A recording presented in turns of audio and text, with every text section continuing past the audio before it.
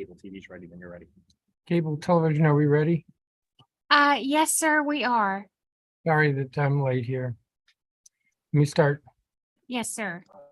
I'm calling to order this hearing. This is a public hearing of the Committee of the Whole of the Council of the District of Columbia. I'm Phil Mendelson, Chairman of the Council and Chair of the Committee of the Whole. Today is Monday, December 12th, 2022. The time is 12:57 in the afternoon.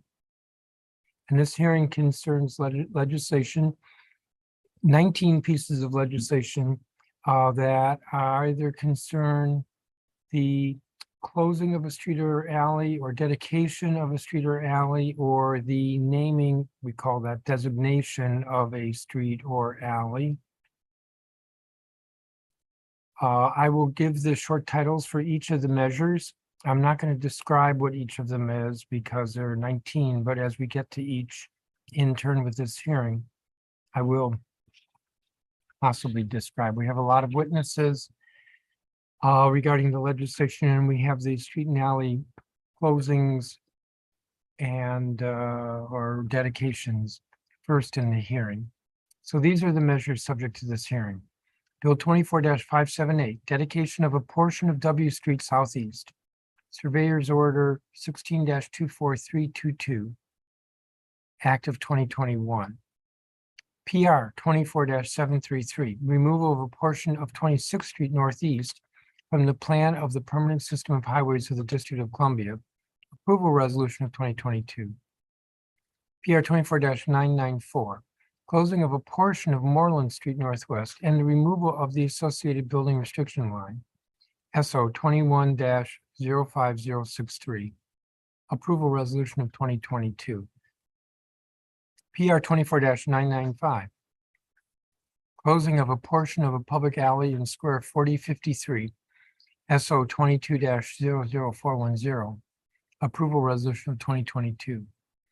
Bill 24-1022, entitled Reed Street Realignment Act of 2022.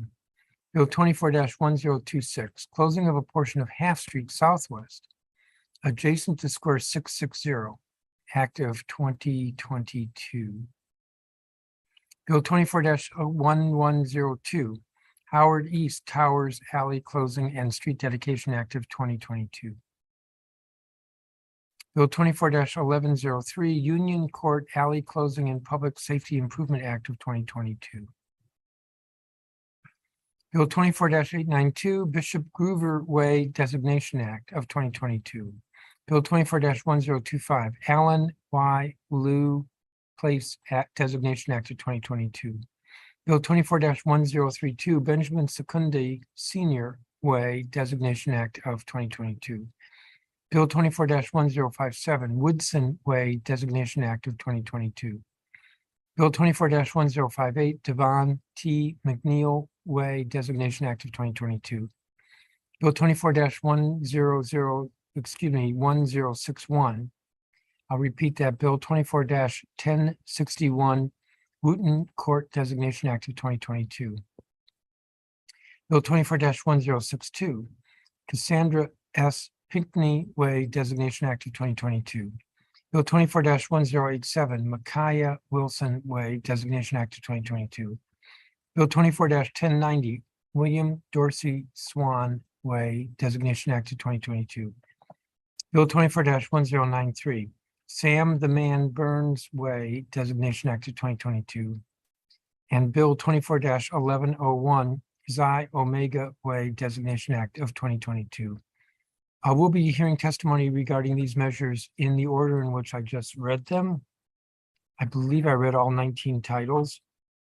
If I left one out, we will get to it anyway. As I said, I'm not going to describe at this point what each one is about. The hearing notice, which was published on the council's website, does give a very brief explanation, extremely brief explanation for each. The testimony in this matter will be, the record in this matter will be open for 2 weeks. That is, it will close at 5 p.m. on Tuesday, December 27th, 2022. The purpose of this hearing is to hear public comment as well as testimony from advocates for the legislation so that the committee of the whole better understands the pros and if any cons to the different measures that are before us. We are having this hearing at the end or near the end of council period 24. And therefore, none of these measures will move in this council period. The council's rules hold that there must be a hearing on any bills, not necessarily resolutions, but bills before they're adopted by the council. And that hearing can have occurred in the immediately preceding council period on the substantially the same measure. So by having this hearing today, assuming that there aren't problems with these measures, we will be in a position to move these measures in the new year, early in the new year. I don't want to make promises how early, but we will be able to move forward without having another hearing scheduled. Where there might be some controversy, that will slow things down, or if there are some questions that need to be resolved, including notice to ANCs and community comment, especially if what's involved with the street naming is and what's called an official naming. I think with that, I will turn to witnesses. Again, the record will be open until 5 p.m. on Tuesday, December 27th, 2022. The first measure is Bill 24-578, dedication of a portion of W Street Southeast, Surveyor's Order 16-24322, Act of 2022. There are two witnesses, Kyrus Freeman, who is an attorney with Holland and Knight, and Keith Turner, who is Senior Vice President of 4 Points LLC. And this measure will be followed by PR 24-733. Why don't we turn to gentlemen, Mr. Freeman go first and then Mr. Turner? Good morning, Chairman Mendelson. If I could do a quick screen share that will serve as an outline of our presentation. As you mentioned, I'm Kyrus Freeman with the law firm of Holland and Knight, here with Keith Turner of 4 Points. Mr. Turner is available to answer any questions that you have. The purpose of this legislation is to implement a proposed widening of W Street. That widening was contemplated as part of a PUD project that included this building. We call this building Building 4. It's currently under construction. It will be delivered in 2024 and will be occupied by the District of Columbia's DC Health and DCIA, which is the DC Infrastructure Academy. The area to be dedicated is on the south side of the property between Railroad and Shannon. And this dedication will result in wider sidewalks, enhanced landscaping treatments, and improved pedestrian realm. The proposed dedication has been reviewed and approved by all relevant agencies and utilities. Here's a couple renderings of the building. Excuse me. And the last slide here shows a section which indicates what's actually happening. So we're widening the W Street right-of-way from 50 to 70 Street by granting an easement on our property. The result of that widening is a wider cartway, a slightly wider tree box, as well as a larger sidewalk for pedestrian access and improvements. So that concludes my presentation. Happy to answer any questions. Mr. Turner is available to answer any questions if you have any. Give me just a moment.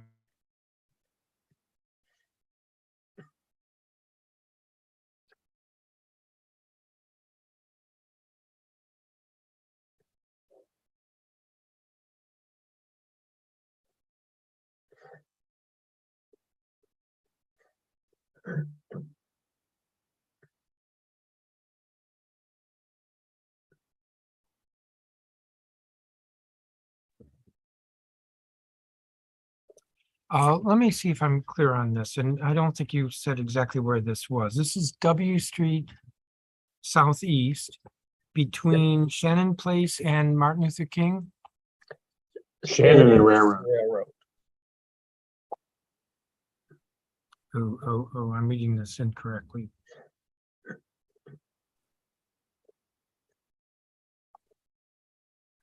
Okay, so as one is traveling on Martin Luther King's southbound toward I'm showing a map. If you're toward traveling, 495 or traveling towards St. Elizabeth's on Martin Luther King, they would turn right on W Street and they would cross Shannon Place and then hit W Street. And it's W between Shannon and Railroad. Correct. And you're saying this is part of the PUD? it was a proffer for the PUD, the widening of W Street. And this is to improve pedestrian traffic or the streetscape? This isn't for an actual widening of the roadway, is it?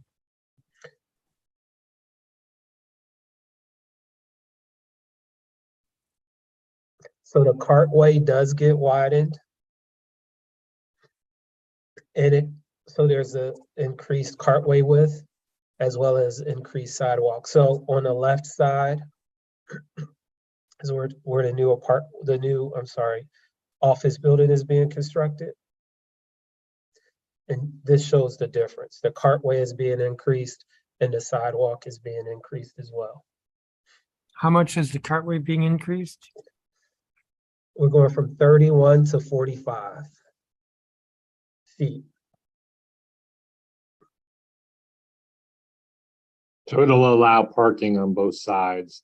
There's a wider section for tree box and wider sidewalk, which will help both for retail, and it's going to be the location of some city bikes.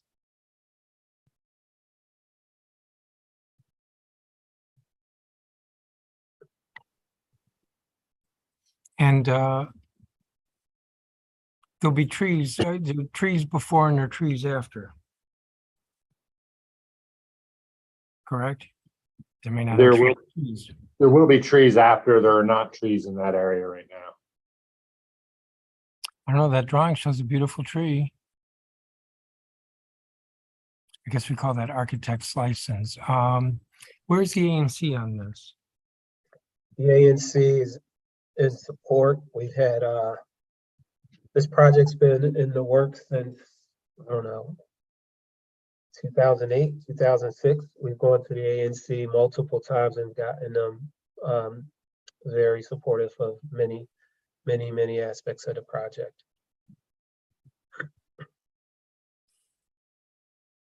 Is there a resolution from them specifically regarding this bill? I don't know if we have that, but we do have their resolutions in support of the PUD. Which included the widening at the time.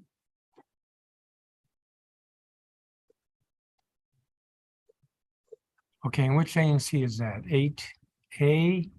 06, 8A06, Well, 06 is a single member district. I'm Yeah, asking about the okay. ANC. 8A. So, Mr. Freeman, it's your testimony that ANC 8A as a commission has been supportive. Yes. Okay. Give me just a second here.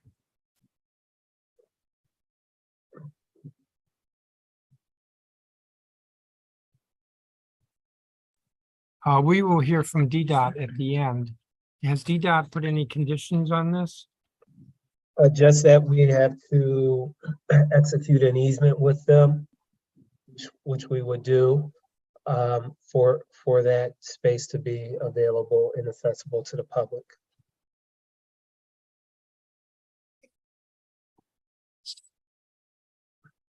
So but the proposed W Street is going to actually be public, right? It is public, yes. So what we're doing is we're granting this widening via easement, not via fee. So we have to record a public easement for the public to actually use the widened space.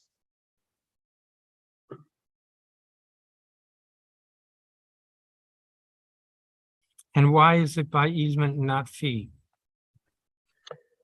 because part of that land is still being utilized for the purposes of PUD calculations such as FAR and other development data associated with the PUD. Is there underground parking below this easement? Keith, remind me, does your parking extend beyond? No, I don't believe it does. So the parking would be even with or inside the footprint of the building itself? Correct. Okay.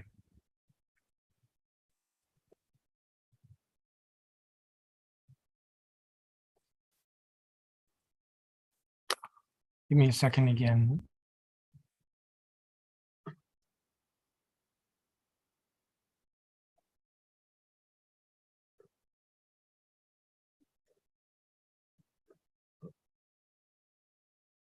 I don't think I have any other questions at this time.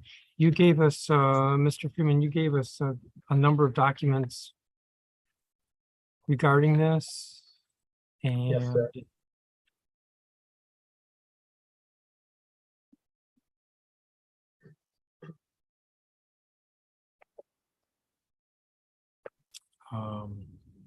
okay, I don't think I have any other questions at this time. Thank you all for your testimony. If we do have some questions, either I or Mr. Stum on my staff on the committee, the whole staff will follow up with you. Thank you, Okay. Chair. Right. Thank you, Thank you all Chairman. very much. Thank you. Bye. We will turn to the next measure, which is PR 24-733. Are you to know them?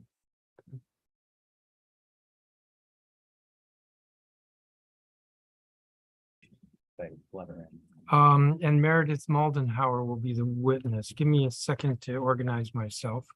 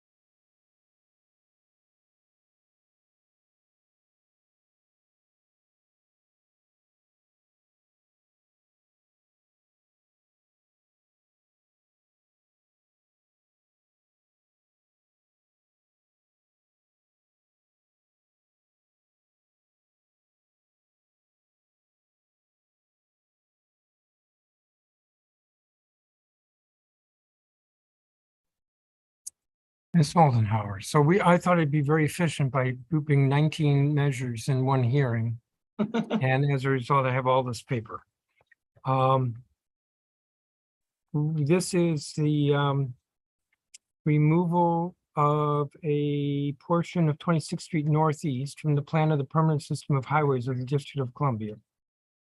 Correct. And you're the only witness that we have for this.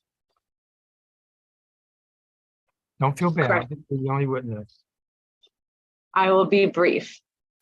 Okay. So good afternoon, Chairman Mendelson and members of the committee, Meredith Moldenhauer from Cozen O'Connor, Land Use Council today for the District of Columbia's Department of General Services. I'm here to testify in support of PR 24-0733 for the removal of a portion of 26th Street Northeast from the permanent system of highways, which intersects the site of the Arboretum Community Center in Northeast DC. Legislation will support Mayor Bowser and DGS's renovation and expansion of the Arboretum's Community Center at 2412 Rand Place Northeast. This renovation is beneficial to the community because the old building at the site was aging and lacked the type of amenities seen at many of the other community centers across the city. In the spring of 2021, DGS began the permitting process for the renovation. In furtherance of this process, DGS submitted an application to the survey office requesting the removal of a 24-foot wide portion of the highway plan along the property's eastern lot line. This section of the highway plan is unimproved, not paved, and runs currently through the existing building. The existing building will be part of the incorporated new renovation for the new community center. The subject property is currently comprised of 2 assessment and tax lots, lot 805 and 812. Pursuant to DC Code 9-103.2, the property cannot be subdivided to a record lot, which is required for DGS to obtain a permanent certificate of occupancy from the Department of Buildings. To that end, DGS recently completed construction of the Arboretum Community Center renovation, and the new center has been opened under temporary certificate of occupancy issued by the Department of Buildings. As such, this legislation will allow DGS to finalize the renovation and permitting process with a permanent certificate of occupancy. As required by the DC law, the applicant has circulated this application by the Surveyor's Office to other agencies and the National Capital Planning Commission for review and comment. Of note, the Department of Transportation stated no objection to the application, finding that this segment of the highway plan, quote, does not have a future transportation need because it is not within the existing DDOT right-of-way, and there are no plans to extend Rand Place northernward. DGS and the Department of Parks and Recreation also coordinated with ANC 5A in May and June of 2021, and the ANC 5A submitted a report stating that it supported the highway plan removal. Additionally, NCPC voted to approve the highway removal plan for the site. In closing, we appreciate the council's time and consideration of this legislation, and we believe that the removal of the highway plan for the Arboretum Community Center is warranted, as the portion of the plan is unimproved street and the city has no plans to utilize it in the future. Therefore, the removal will assist DGS in finalizing the expansion renovation of the Arboretum Community Center. Thank you very much.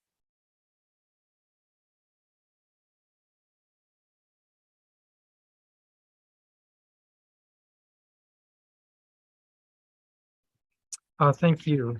I'm a little confused here.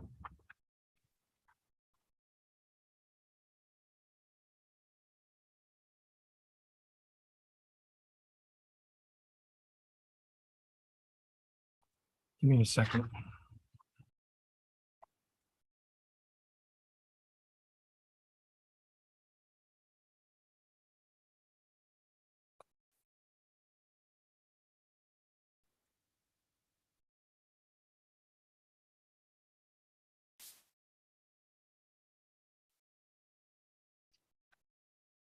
I'm confused because I'm looking at a plat and I'm not seeing, I'm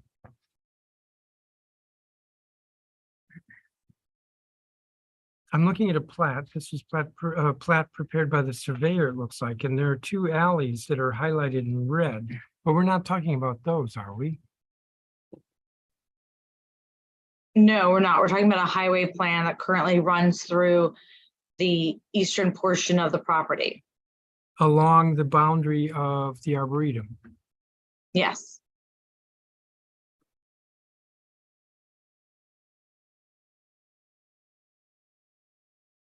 And you referred to Rand Place, but is that just at the very bottom of this highway plan segment? Correct. The highway plan connects to Rand Place. It runs from a public alley on, no, the surveyor doesn't put directions on his plats. I assume the public alley is on the north. And the Rand Place is on the south in the plat?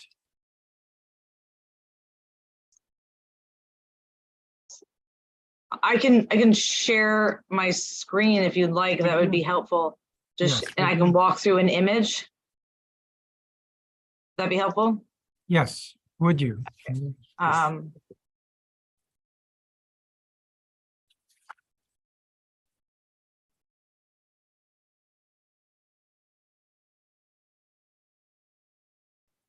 Okay, you can see the image here. Rand Place is on the bottom of the survey plot here. The red portion is the highlighted portion of the survey. That's the 45-foot portion that we're looking to remove. On the right-hand side of the image, kind of where my cursor is, that is the Arboretum, the federal land. On the left-hand side where you can see tax lot 812 and tax lot 805, this is the portion of the property that we want to subdivide into one record lot. And in order to do that, we need to remove the highway plan. But you can see it connects to Rand Place at the south here. And the two alleys are not part of this discussion. It's alley network.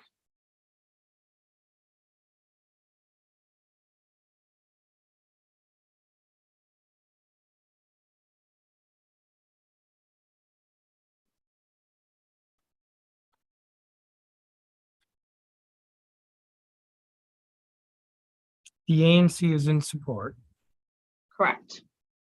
and the purpose is to facilitate improvements for the rec center. Correct.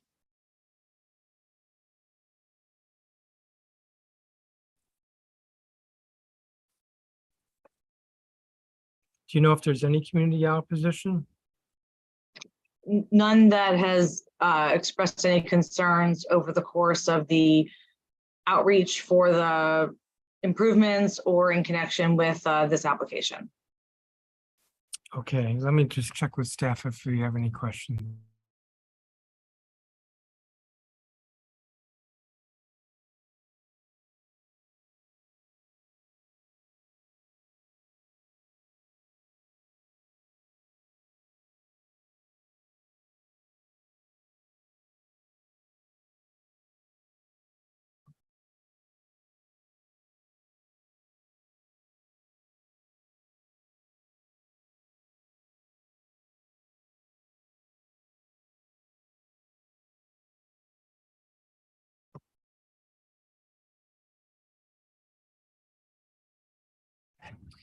I don't think I have any other questions for you. Your testimony is helpful. And if we have questions, we will follow up with you. If there's anything else from you, reach out to Mr. Stumman and the committee, of the whole staff. Thank you very much. Have a good day. Thank you. You too. The next measure is PR 24-994, closing of a portion of Moreland Street Northwest and the removal of the associated building restriction line. I'm going to pause for a moment. The two witnesses, John Hurvitz and Kara Cook, will be let in, and I'm going to sort my papers out.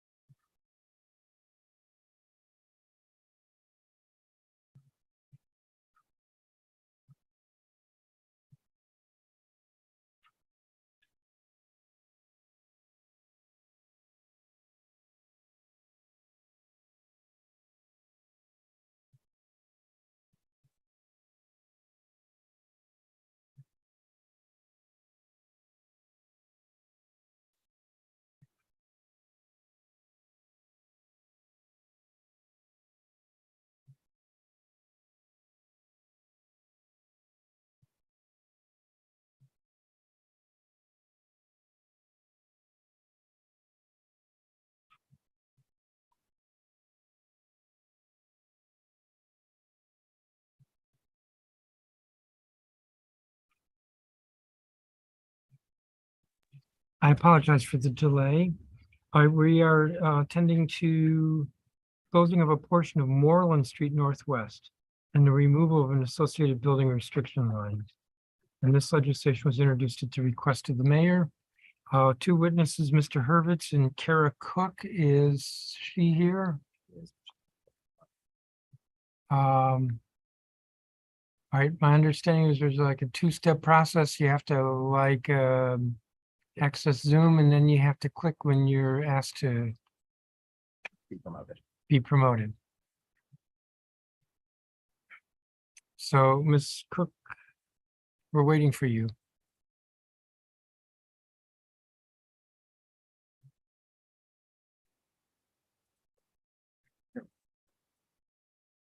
Louder to talk.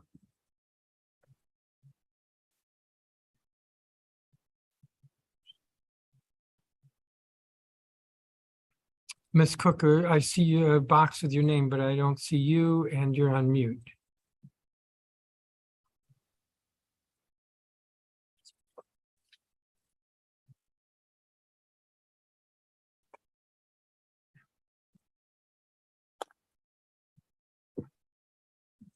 And now we've lost her.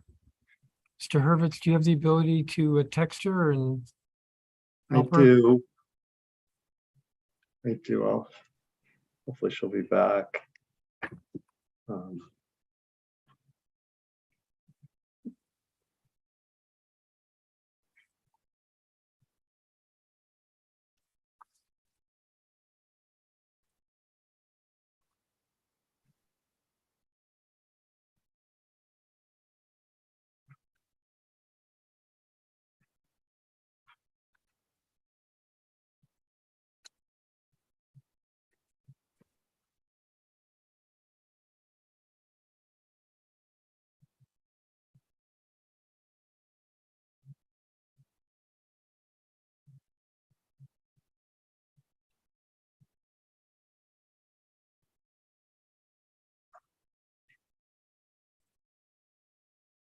Don't have her text, but I sent her an email.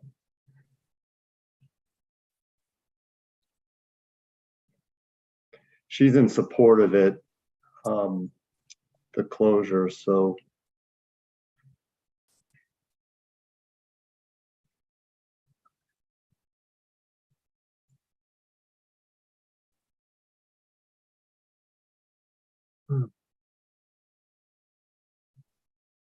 Can you tell if she's back on? I can't. Yeah, we don't see her.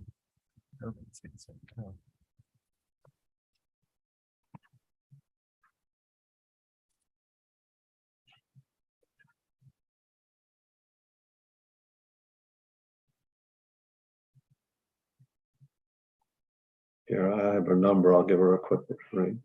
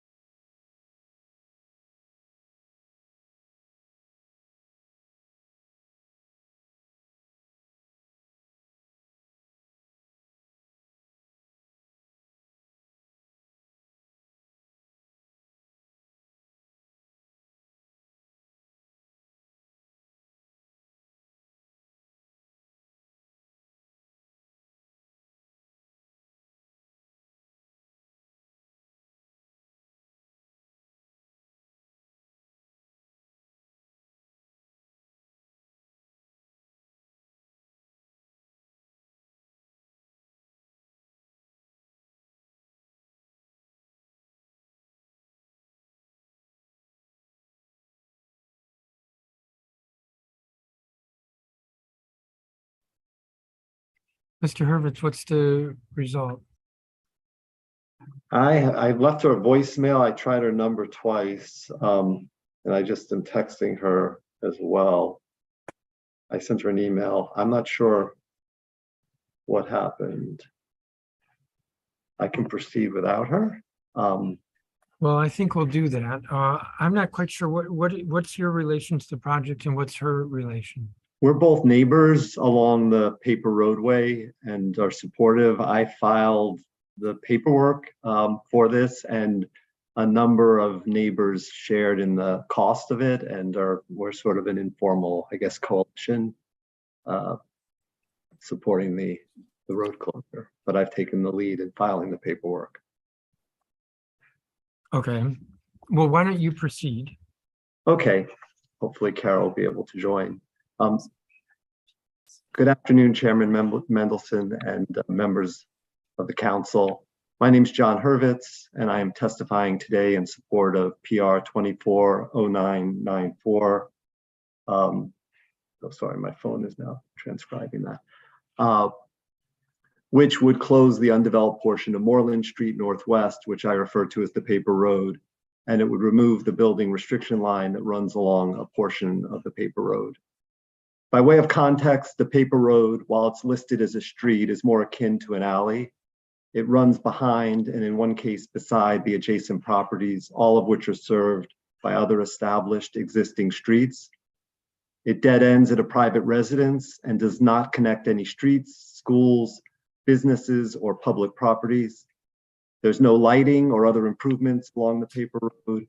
Indeed, it's mostly fenced in by adjacent property owners or covered in impenetrable bamboo, and in some areas used for waste disposal. Even though many of the homeowners adjacent to the paper road have cared for the property as if it were their own for the last half century or longer, there are portions of the land that are not cared for and are overrun with invasive bamboo and that are being used for dumping. The trash creates the possibility of toxic runoff, and despite many of our efforts to eradicate bamboo in our own yards, the bamboo remaining on the paper road renders this effort futile. In addition, there are large dead trees on the paper road that threaten surrounding homes. The paper road is not presently maintained by the city, and neighbors have had to privately pay to have dead trees removed and to manage the invasive bamboo. Several homes along the paper road are plagued by flooding from water that runs off the paper road. With any significant rain, runoff from the paper road creates a lake in our yard with 3 to 6 inches of standing water. Our yard has become a swampy mess, and with large downpours, which are becoming increasingly more common, our attached garage floods with 3 to 4 inches of water. We cannot mitigate the water situation because we have no control over the paper road, which with the accompanying building restriction line extends within inches of the side of our home. As a result of the flooding and the near permanent swamp that results, we are not able to use our yard. The closure has broad support from the neighbors, and indeed only 2 of the 8 property owners along the roadway have voiced concerns. Each of the 2 people who have raised concerns have already fenced in and privately used the portions of the paper road that abut their property. In one case, significantly more than they would have received if the paper road is closed. And each has indicated that they simply wish to maintain the status quo. And one has expressed a concern that they would have to pay property taxes on the land that they already use and control. No one has expressed any interest in seeing the paper road surfaced or otherwise used for public purposes. Closing the paper road and returning it to the adjacent homeowners would improve the stewardship of the land and increase the tax base for the city. Thank you for your time.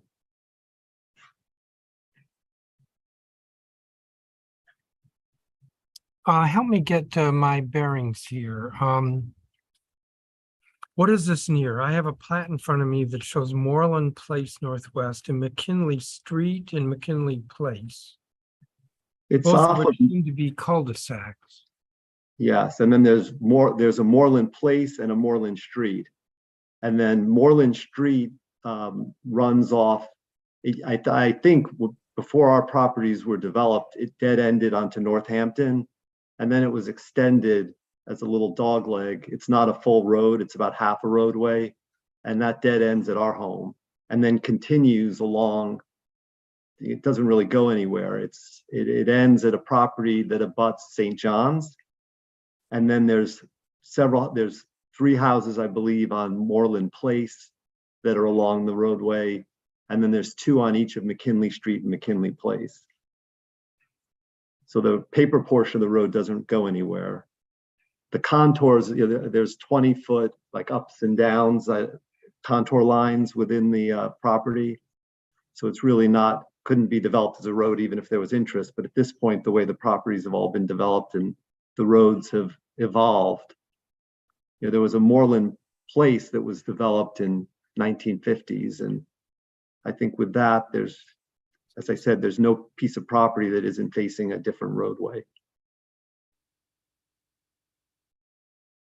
So what's not on the plat is Moreland Street connecting with Northampton. That's correct. That's at the top of the plat there, I think. And on the other end, it is St. John's. At the bottom of it is a private residence that is accessible on Oregon Street.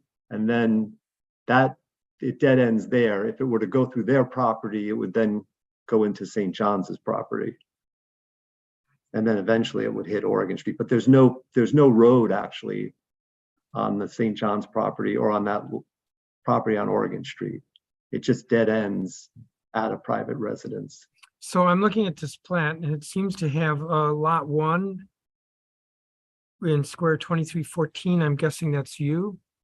No, I think I'm at the top on the I didn't print the plat out, but I'm at the top. I'm at the end of Moreland Street. On the right or left? I'm on the right. I'm the only property that's affected by this that's actually on Moreland Street. Everyone else is on a different street. So I'm the piece of property that has an odd shape. It's like a hexagon or something. Has a sharp angle, and I'm the only property with the building restriction line that runs on a portion of my property. Okay. So I'm assuming that's lot 31. Yes, that's So correct. there 1, 2, 3, 4, 4 lots on that side, and then across this right of way are 4 lots, lots 1, 18, 5, and 6. So the 4 lots that are next to mine are all, with the exception of my home, are on Moreland Place, which is a cul-de-sac. Yeah. And then the 4 lots on the other side are split between McKinley Street and McKinley Place. Yeah.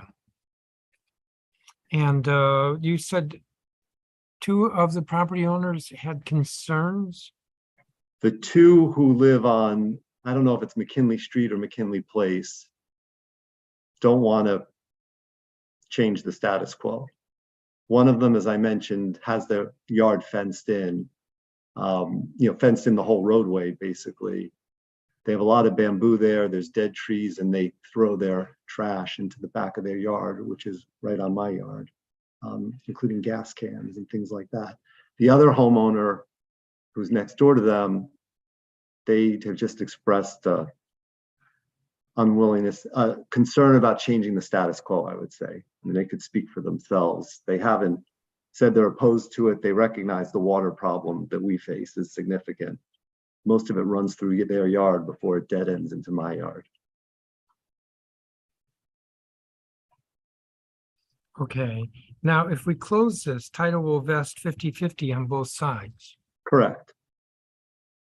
I should also say that the ANC unanimously approved the road closure, and in connection with that, the ANC came out and met with all the neighbors, including the 2 who had raised a desire to maintain the status quo. Can you send us a copy of the ANC resolution? I believe it's in the file that was sent. It was sent directly to you. Let's see. I can try to get it from the ANC, but it was sent directly to the surveyor's office, and it should be in the, it looked like it was in the materials online as well.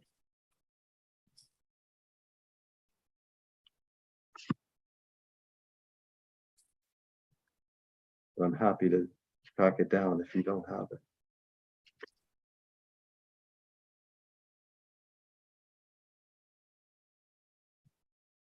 I'm looking right now. Thank you.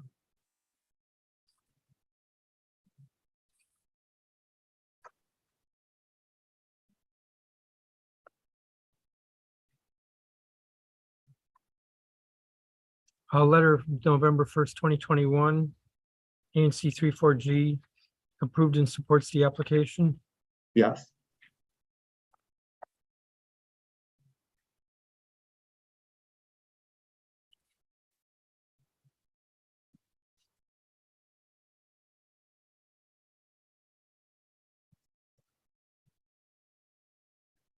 Um, As far as you know, did everybody know about this hearing?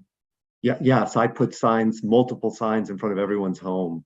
And I reached out to all the neighbors with the exception of one personally. But I put a sign in in front of everyone's home. I laminated them and posted them everywhere. So you've really done quite a bit of work on this. I have. I mean, our house, for us, it's particularly acute just because the flooding is horrible. I mean, it's just a muddy mess in my yard, and I have 3 kids, and they can't really use the yard. Right now, there's like 2 or 3 inches of just mud. You can't go out there. And like I said, when everything in our garage has to be up on risers because the water comes into the garage too. So how are you going to stop the flooding? Well, we had landscape people come and they'll put like a underground cistern thing to catch the water as it comes into the yard. But that property is not ours now. And the building restriction line in the property goes right up to the side. It's like 1 or 2 inches off our chimney. So we can't actually do anything because it's not our land to contain the water. So we would just build like an underground capture bin there. But I can't do that because it's not my property. Let me check with staff, see if we have any questions. Hold on. May I just say one thing? I'm sorry. Yes. Ms. Cook, if she had testified, she was going to testify to the fact that there were these dead trees, and she had called the city numerous times, as had others, particularly on Moreland Place, and they ultimately took down the trees privately and removed the bamboo, or worked to remove the bamboo privately. So they were just going to indicate that the support the proposition that private people are basically maintaining this property now already. Yes, you should remind her or tell her that she can submit her statement, and anybody else can for 2 weeks. I will do so. Hold on a second.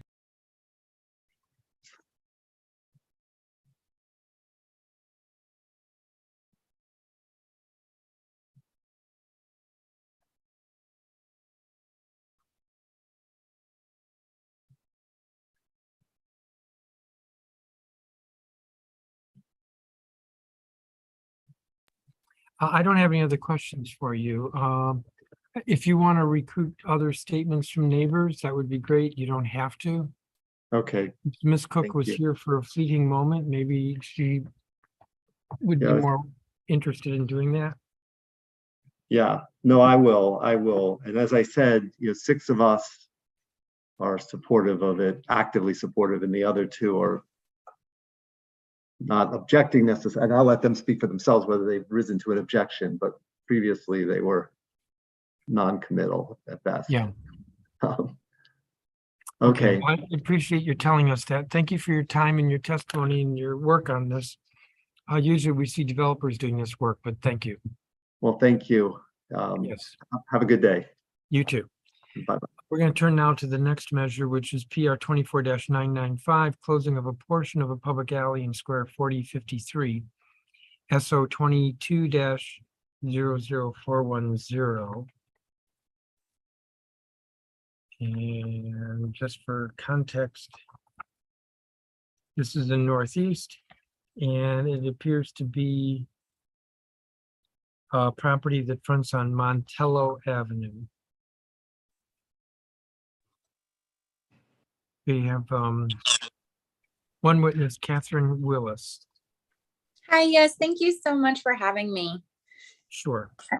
Yeah, so just want to testify to the fact that this would be an increasing our lot and closing a portion, 10-foot wide portion of the public alley, which would be on the back of lots 17 and 16. So, and my lot is lot 16. My neighbor Rhonda Rashid is working today and could not join the hearing. But she paid for half of the application with me. So we've been going this together the whole way. So my husband and I are submitting this application with the support of our neighbors. And the closing of this portion of the alley would allow us to legally have a security structure in the back. So a garage door or a fence to protect the rear of our property. So right now there is no apparent reason of why our two properties jut in 10 feet from the alley versus all the other properties on the street. And so we've been caring for this portion of the alley as our own, including litter removal, lawn trimming, etc., since the purchase of the home. So in the review, the DC surveyor found no historical reason as to why the property lines sort of jut in like this compared to everyone else in the block. And we've received the full support of the ANC surveyor's office and no concerns from any city stakeholders. And so our neighbors and community have been supportive and are happy to see this application go through. The ANC 5D had a unanimous vote of 7-0 in support on January 11th of this year. Just for purposes of the record, I'd like to note why this is so important to myself and my family, is we really feel that enclosure of this portion of the alleyway will be allow us to secure our property and prevent crime. So because this the alley sort of extends and therefore juts in our property line, this portion of the alleyway, which we now care for as our own, has a hidden nature and has been frequently used for drug use, prostitution, as well as human defecation. My husband has had to ask people to leave in the midst of prostitution activities, and we found numerous needles, piles of human feces on the ground. So it's sort of used as a spot for folks who want to avoid the attention of the police or others. So I really hope that the ability to enclose this rear of our property will better help keep my family safe and healthy. So we appreciate your consideration and strongly urge you to adopt PR 24995, the closing of the portion of public alley in Square 4053. So thank you so much and happy to answer any questions. You're on Montello Avenue between Mount Olivet and what's the other street? Rom? Ram, R-U-M? Yes. And we're in a very high crime area. The mayor did one of her walkthroughs in our back alley. It's a frequent site of dumping. We have we've had a fugitive come in our backyard, fleeing the law. We've had gunshots in and out of the property. And so it's just become a very dangerous place. And we feel like this would really help. Yeah, I'm not arguing against that, but I'm just kind of curious. It looks like it's a... So it's very weird. And the surveyor kind of thought it was a really interesting case. He researched it back to the founding of the block, the city block. So we have documents back to the late 1800s, early 1900s. And he has no idea why, but for some reason from the beginning of this, the block and the subdivision, it's always had this jut in.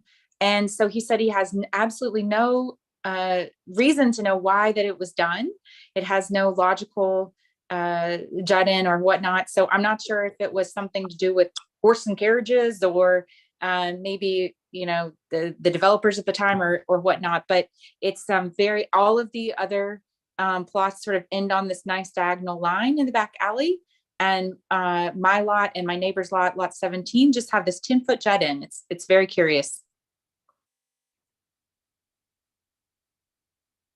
Your neighbor's name is, Rhonda Rashid, and she submitted a letter that just saying that she couldn't attend due to having to work. But she did pay for half of the fees, and so she's been supportive. okay, you're the only applicant listed on the application though, am I right? That's right. I just seemed, I think it was just easier to do one person or something like that. I can't remember. Okay, no, that's okay. But I was gonna say, I'm just kind of curious. This isn't to take away from your arguments, but you're sort of mid-block. Why would So- someone find this little 10-foot niche? It's 10 feet by 36 feet. Why would they find this some attractive place in the alley? So because of the way that you can view the alley on both sides, like if you're a cop like cruising through or going along the side, this is a place where they can kind of come in, do activities and be not seen from the alleyway. So it's really frequently was used for like prostitution activities. And the two spaces are generally used as like a parking pad. So then like the individuals were like hiding behind the cars and things like that. I'll just also say that like personally, this is very meaningful for me because I tried to sell this house back in 2017 and I got all the way to the closing table and the buyer backed out because they wanted that garage door in the back for that parking space. And of course found out that they couldn't because it wasn't actually property that we owned. So when I bought the house, it was marketed to me as having a parking space in the back. And it, of course, doesn't. I don't own that piece of land, but we have been Yeah. caring for it as our own. Let me check with staff. Hold on a second. Sure.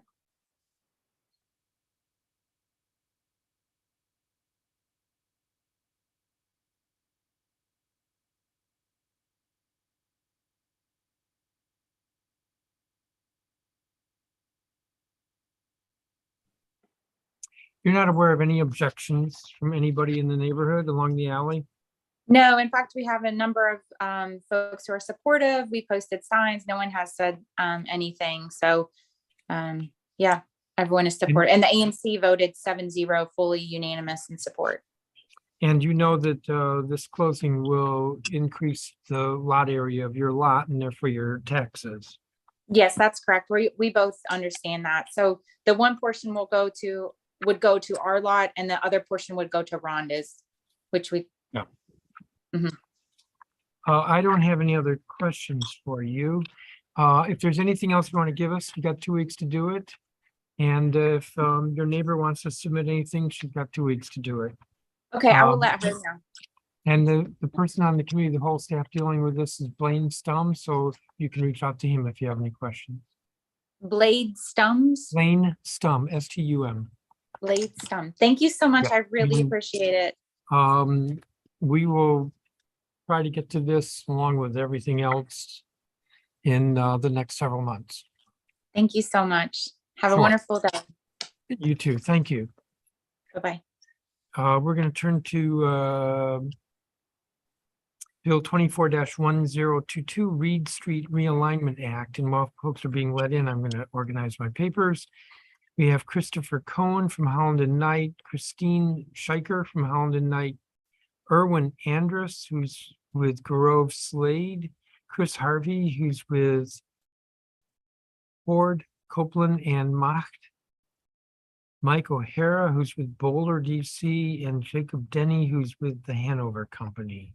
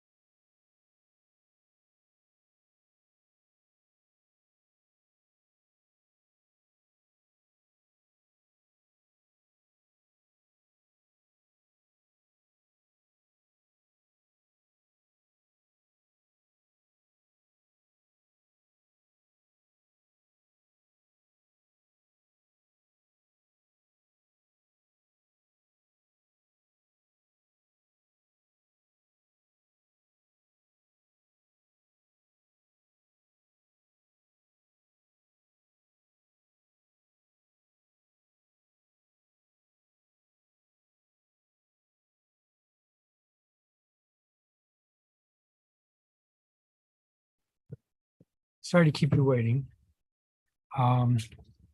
Who's going to start? Chairman Mendelson, good afternoon. Christine Scheiker with the law firm of Holland and Knight. I will take the lead, and then Jacob Denny, who is with Hanover RS Limited Partnership, representing the applicant and the developer, will make a brief statement. The rest of our panel is just here for questions, so they will not be making individual statements. Okay, If we may, we'd like to bring up a brief PowerPoint to go with my statement. Should be able to. try it.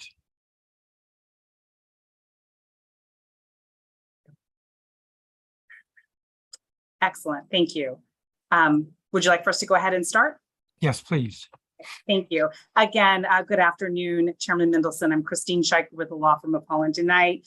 We are here today to present the street and alley closing and dedication for the Reed Street Alignment Act of 2022. We did submit a detailed statement in support that went through how we met the standard of review under the statute, and we're going to just provide a brief update of that, a brief summary for you. Next slide, please. The proposed project is located in the Brookland community in Ward 5, immediately east of the WMATA tracks. The site extends from Franklin Street on the north to the south past Evart Street, and this is along what is known as Reed Street Northeast. The site is located about 1/4 mile from the Rhode Island Avenue Metro station. Next slide, please. Currently, the site includes a variety of public alleys that are interspersed with low-rise industrial buildings. The alleys are primarily used to access these existing buildings, and as you can see on the top, it has a very non-standard entrance from this alley system into the Franklin Street right-of-way. Next slide, please. We have flipped the map on its side, 45 degrees. So you can see in the lower left-hand corner that is the map we were just looking at. We've turned it on its side so that you can more easily see the long site. So in the primary drawing, you can see that we're seeking to close portions of the alley system in order to straighten the roadway, provide a better connection to Franklin Street, and create appropriate development sites for the proposed project. The closure is shown in green and the dedications are shown in orange. Reed Street today is legally an alley, as you see in the lower left-hand corner. Reed Street will, as it becomes straightened, will continue to legally be a public alley. However, the applicant has worked very closely with DDOT and has agreed to improve the alley to DDOT street standards and has agreed to dedicate 10 additional feet adjacent to the project in order to create pedestrian-friendly sidewalks. So the roadway will be 30 feet, and then you'll have the 10-foot sidewalks in addition on all sides of the project. Please note that I'm going to have some questions on the plat, but finish what you were saying regarding this page, and then I want to ask you some questions.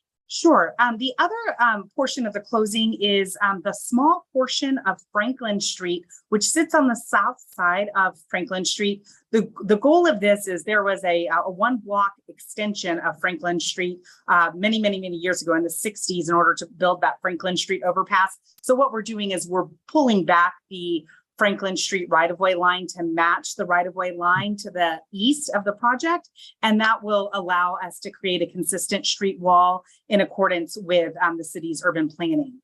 Should I continue and then come to your question? Should I continue with our presentation, or do you want to ask some specific questions?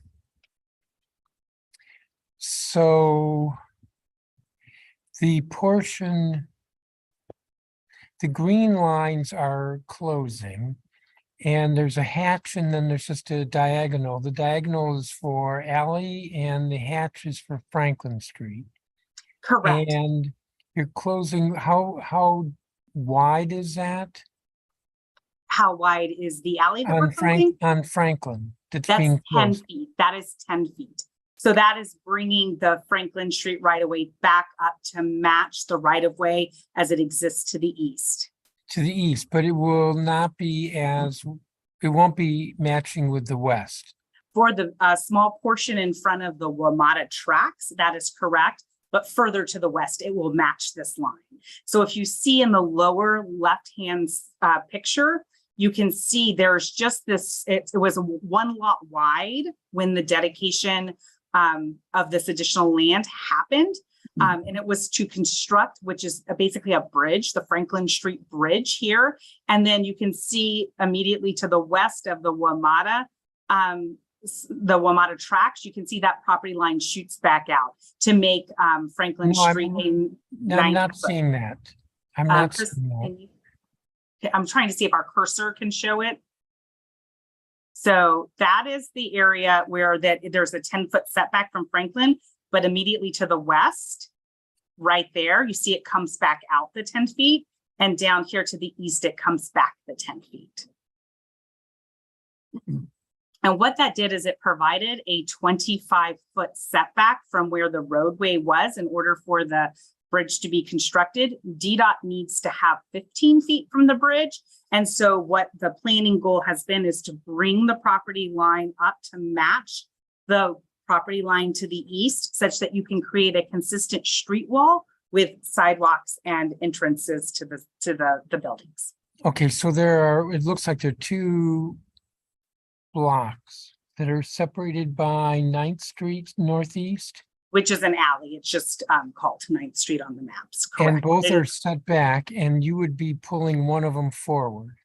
That is correct. We would be pulling the portion forward, as you can see on the plat, the larger plat to the right. Why not the other one? It's over the tracks. Maybe Because- because nobody cares.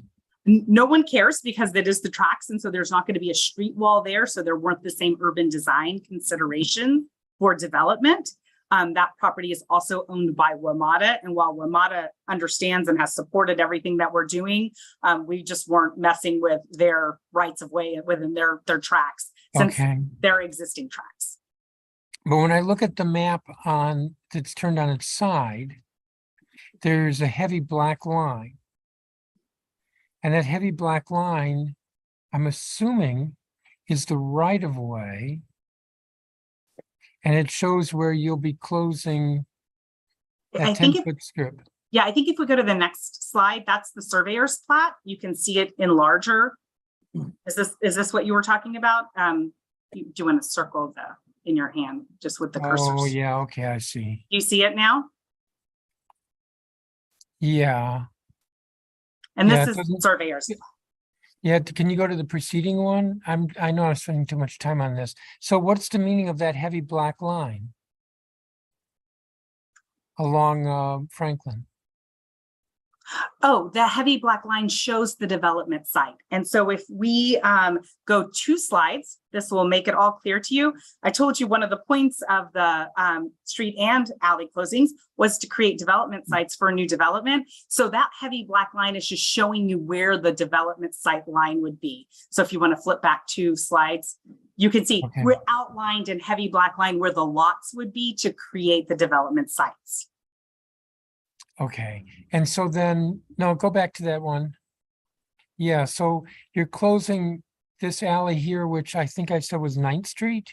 It's called 9th Street on the maps. And It wasn't officially ever designated like by council action 9th Street. It's just what the map's showing us. And then you're closing. I have to figure out, oh, there's a north. Okay, so to the west of it, you're closing a little piece of Reed Street, which I assume is straightening out the alignment. Correct. And then you're closing a east-west alley, which I guess That's makes that lot then developable, and you own both sides of That is that correct. lot. The applicant is the contract purchaser of all of the sites abutting it. Correct.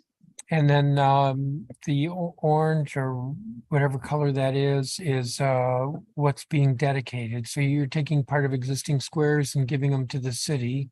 That's correct. And on the west side of Reed Street, that little thin strip, which I'm guessing is about 10 feet. Yes, that is the sidewalk that we'll be dedicating from our property. That portion of Reed Street is currently 30 feet. In order to have the additional 10 feet for sidewalk abutting the property, we're dedicating that from private property. And will this be dedicated in fee simple or is this an easement? Dedicated in fee simple. Okay. I've interrupted you, but why don't you continue where you were? Thank you. If we could go 2 slides, there we go. So as I mentioned, that the result of the realignment is to create a 2-phased residential project. The first phase is shown in kind of the pinky red, will be the residential building on the southernmost portion of the property, along with all of the Reed Street infrastructure. So the entirety of Reed Street will be constructed with the first phase. The second phase will include residential buildings on either side of Reed Street, abutting Franklin Street. Next slide, please. As you can see, the project will establish a pedestrian-friendly streetscape and improved roadway connections. This overall project has been reviewed as a planned unit development by the Zoning Commission. It was approved for proposed action following the public hearing back in July, and then the Zoning Commission took final action to approve it in October. So it has been fully approved by the Zoning Commission. The district agencies and utilities have all reviewed this application, and those responses are set forth in the statement of support that we gave to you. ANC 5B voted unanimously to support the proposed realignment of Reed Street, and that resolution in support is located at Exhibit P. There's 2 responses that I want to point out from the agencies. First, DC Water did object to the alley closing, conditioned upon the applicant agreeing to an easement agreement. We have negotiated that easement agreement with DC Water, and we have executed it, as has WMATA, and that is in your exhibit at I-2. It is currently in process to be executed by DC Water, so we have not been able to get that objection just released just yet because we're waiting for them to sign it so that we can have it recorded. But we would agree, obviously, to a condition that the surveyor could not record the alley closing and dedication plat until such time as that easement agreement is recorded, because that is our agreement with DC Water. In addition, DDOT objected to the application subject to 4 specific conditions. I will note that we've worked very closely with DDOT, and we've actually fully negotiated and agreed to the horizontal public use agreement, which governs the construction of the Reed Street improvements. That has been approved and is getting executed as we speak. We have submitted a letter into the record agreeing to the conditions that DDOT has, and I believe that when DDOT testifies today, we communicated as early as this morning that we're fully in agreement that the only 2 remaining conditions for this are, 1, that we record that horizontal public use agreement that we have fully negotiated already. We do that before dedication plat and the closing and dedication plat is recorded, and that we pay a fee of approximately $3,000 and change for the alley street light removal. And we would agree to that as a condition. So at this point, I'm going to turn it over to Jacob Denny from the applicant to give you a brief update on just the project. And then our whole team would be happy to answer any questions that you have. Thank you. All right, before Mr. Denny speaks, Sure. so you have no objection to DDOT's objections? No, sir, we do not. We have agreed to that horizontal public use agreement. It's, as I said, getting executed. It will be recorded prior to a dedication plat, and we will also pay that fee. The other 2 conditions they had, one related to a heritage tree that's off-site, and that is what we were talking with DDOT this morning about.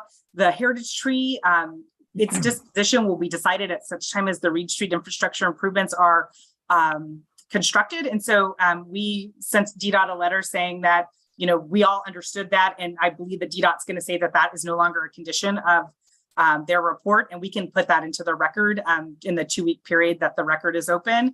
And similarly, they had a condition regarding submission of a traffic signal warrant. And this is for the traffic signal that would go at Franklin Street, where Reed Street will connect into it.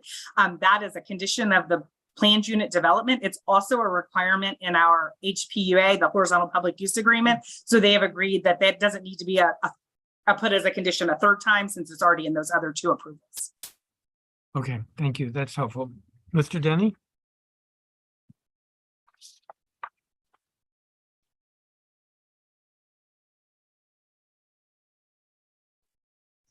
Okay, next slide. There you go. Good afternoon. My name is Jacob Denny. I'm the Regional Development Director for the Hanover Company. Hanover is a family-owned and operated private real estate investment services company out of Houston, Texas, that specializes in the development of high-quality multifamily properties. Last August, we opened Hanover 8th Street, a planned unit development also located in Ward 5. The Hanover Reed Street project is a mixed-use development to be constructed in 2 phases, consisting of 683 new residential units with approximately 22,159 square feet of GFA devoted to makerspace, including 3 affordable artist live-work units in the first phase. 15% of the residential GFA has been committed for affordable housing at various levels of affordability, ranging from 80% to 30% MFI. The 2 phases will be split across 3 buildings that you see here, oriented along a redesigned Reed Street. To that end, facilitated by this legislation, the project will consolidate and reconfigure the narrow alleys, making them wider, safer, and improving the experience for both pedestrians and vehicles. Seasonal farmers markets, and we can go to the next slide. Seasonal farmers markets will enhance and activate the new Reed Street. Working with the district-based nonprofit Fresh Farm, Hanover has committed to installing the appropriate infrastructure and funding 5 years of operations. Additionally, the project includes a variety of other public benefits and amenities, environmental and sustainable benefits such as LEED Gold and solar, and uses of special value to the neighborhood and the District of Columbia as a whole, including contributions to various neighborhood organizations and nonprofit entities to support specific items and services. I'm proud of the community process we've conducted on this project. Our team has worked very closely with the community in planning for and designing this project, engaging both with immediate neighbors and residents living more broadly in the ANC. As a result of an iterative design process that responded to the community input, I'm pleased to say we have unanimous support from ANC 5B for the Reed Street realignment, and we continue to work closely with and have the support of the single-member district representative. The Brooklyn Neighborhood Civic Association also voted to unanimously support this project. Approval of this legislation will enable a major redevelopment of what is currently an underutilized site. The resulting project will provide new housing and new affordable housing, activate the streetscape, and stimulate the district's economy. That concludes my testimony. Thank you very much for your time and consideration of this proposal. We're happy to answer any questions you may have.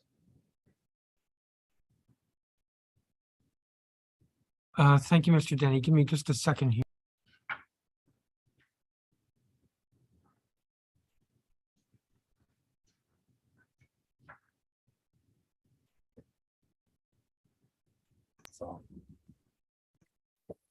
Mr. Denny, can we have a copy of your statement? I don't think we have that. I believe that we submitted it, but we're happy to provide an additional copy. I have a lot of paper here on your project alone. So yeah, if you could submit or resubmit it. And Yeah. also, could you provide us with a copy of this PowerPoint? Yes, we will re-forward the email that had these attachments to it. There's a lot of paper on this one, I understand. You're making me look. I don't think. We're happy to resubmit it. It's not a problem at all. Excellent, excellent. Say a little bit more about this horizontal use agreement. So this is what DDOT is requiring. That's correct. It basically lays out the requirements for how the roadway will be designed, reviewed, approved, inspected, and delivered to become public space. And it is the standard type of agreement that anytime the city accepts a dedication, the DDOT requires of an applicant to enter into it. You typically do not have it entered into this early, but we were able to get it all negotiated and have it ready to go. And the reason why this case is unique is that you typically don't have these for alleys.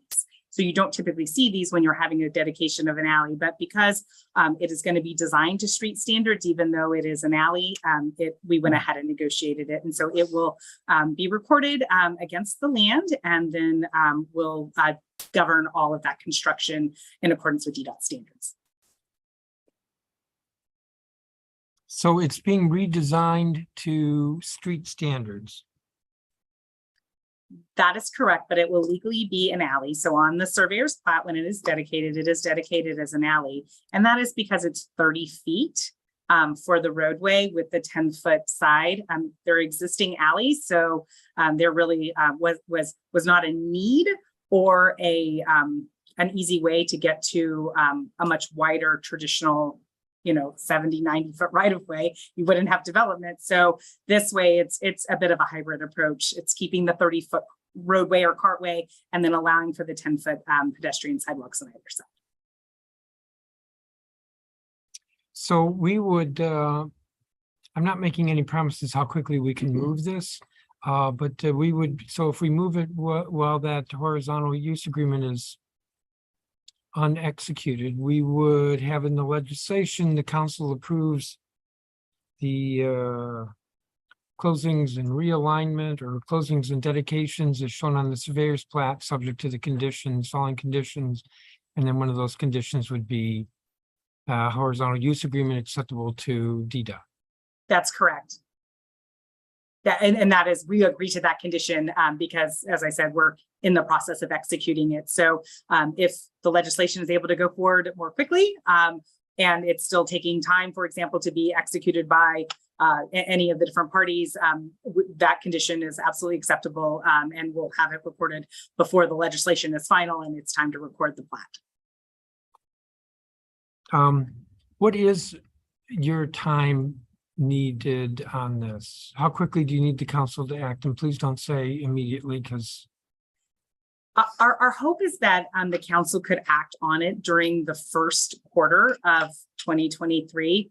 Our goal is to move forward with our construction drawings, and this obviously is a very important part of our entitlement process.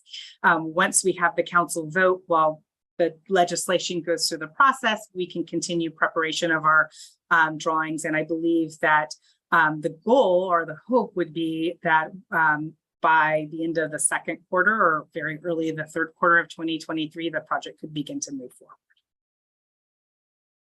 that by the second or third quarter, what?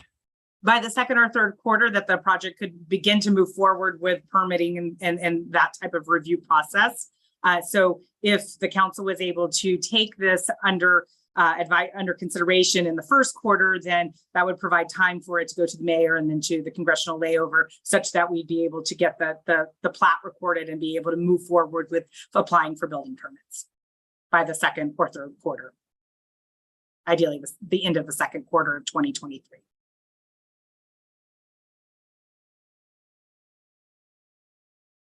Okay. I don't have any other questions for you. So you'll provide a copy of the PowerPoint and Mr. Denny's statement, and you'd like us to act on this first quarter means before the end of March. That would be our request if it was possible. Thank you. Okay. Thank you all very much. If there's anything else you want to submit, 2 weeks to do that. Thank you. The next measure is Bill 24-1026, closing of a portion of Half Street Southwest adjacent to Spur 660. I have 3 witnesses, Shane Detman, Christine Roddy, and Scott Mosley.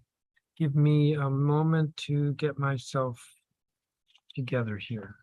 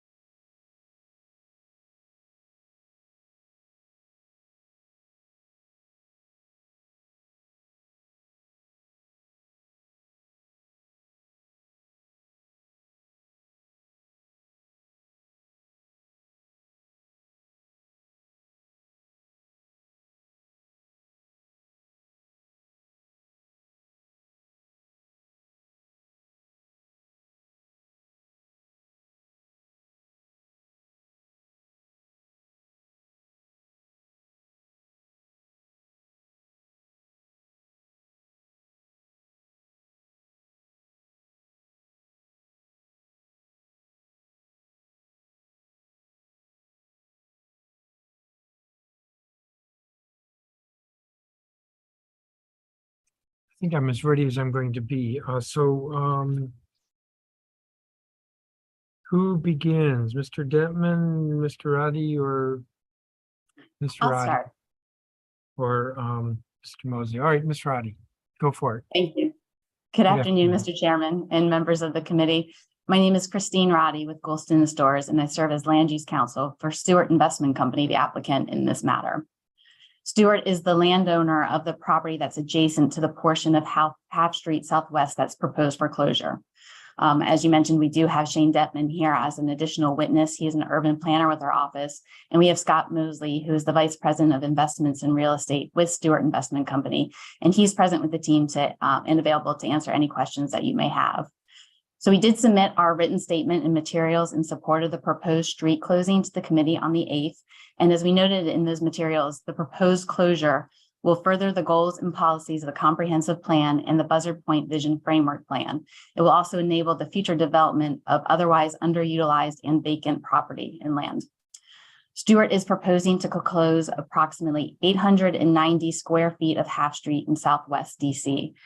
That property is no longer necessary, and in fact, it is no longer used for transportation purposes, and it can be closed without disrupting vehicular access for any surrounding properties. This land area was previously private property that was dedicated to the district by plat in 1935. And given that the property no longer supports transportation purposes, Stewart is seeking to close that portion of the street so it can be utilized in the future development of its own property. So in that way, returning that modest sliver of land to private ownership will help restore the original L'Enfant street plan and further streetscape profile anticipated in the Buzzard Point Vision Framework Plan. Importantly, each affected agency and utility has approved or has stated no objection to the partial street closure. So I will turn it to Mr. Detman now, who has a presentation and can walk through the application and discuss in more detail the request. Thank you, Ms. Roddy.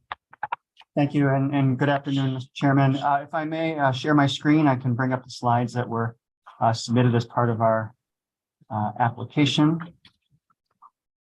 And just to confirm that you can see my screen there. Yes. I Again, see. good afternoon. For the record, my name is Shane Detman, an urban planner with Golston Stores, assisting Stewart Investment Company with the proposed street closing application. Stewart Investment is a longtime property owner and developer in the District of Columbia, including in the burgeoning Buzzard Point neighborhood. As shown in the slide before you, for decades, Stewart has owned a substantial amount of property in Buzzard Point that is immediately adjacent to the new South Capitol Street Oval, Frederick Douglass Memorial Bridge, and the Anacostia River. In barely a decade, the neighborhood around Stewart's property has seen significant redevelopment, including a major new Major League Soccer stadium, several new mixed-use projects, and numerous waterfront improvements. As such, over the last 5 years, Stewart has been working through an internal master planning process that looks at future highest and best use for its substantial land holdings in Buzzard Point, given everything that's happening in the surroundings. The proposed street closing is an important part of Stewart's master planning efforts, and in fact is a result of early discussions with DDOT, who had suggested closure of this sliver of right-of-way to reestablish the original geometry of the intersection. Of note, while Stewart is still master planning its property in Square 660, it recently obtained Zoning Commission design approval for the first phase of a multi-phase mixed-use project to the south in Square 662, which is a couple renderings shown on the slide here before you. That project will contain approximately 400 new dwelling units, including approximately 35 IZ units and approximately 18,000 square feet of ground floor retail use. Turning attention to the proposed street closing, the image here shows the street closing plat prepared by the surveyor. The portion of Half Street proposed to be closed is a triangular sliver of right-of-way located right at the corner of Half Street and Potomac Avenue, measuring approximately 889 square feet in area. The only abutting property owner is Stewart, who owns Lot 12 in Square 660. The area proposed to be closed was dedicated by plat in 1935 by the owners at the time. While the plat indicates a dedication for highway purposes, the dedication was done to accommodate the extension of the Navy Yard streetcar line into Buzzard Point. Looking at the surveyor's plat, it appears that the area proposed to be closed as part of the vehicular travel lane along Half Street. In fact, it is located inside the sidewalk, stranded between the sidewalk and Stewart's property, as you can see on this slide with the sliver highlighted in yellow. You can also see in this image the new streetscape that was put into place as part of the overall construction for Audi Field along Potomac Avenue and Half Street. Before you leave that slide, Yes, sir. or if you could go back to it. So what you're saying is you think that that dedication was done in the 1930s to accommodate a streetcar?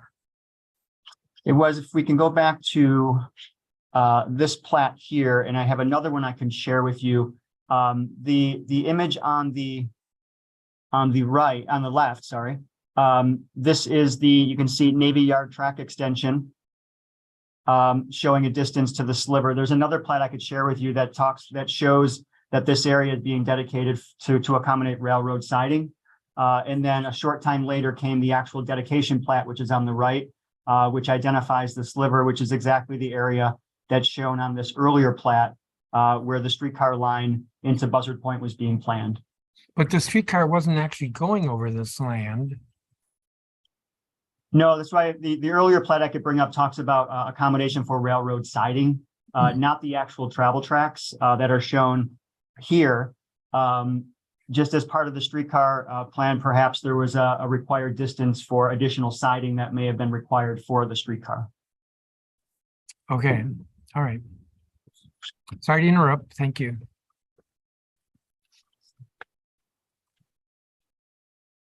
The images here show the existing condition of the area proposed to be closed, which is inside the fencing you see in the images.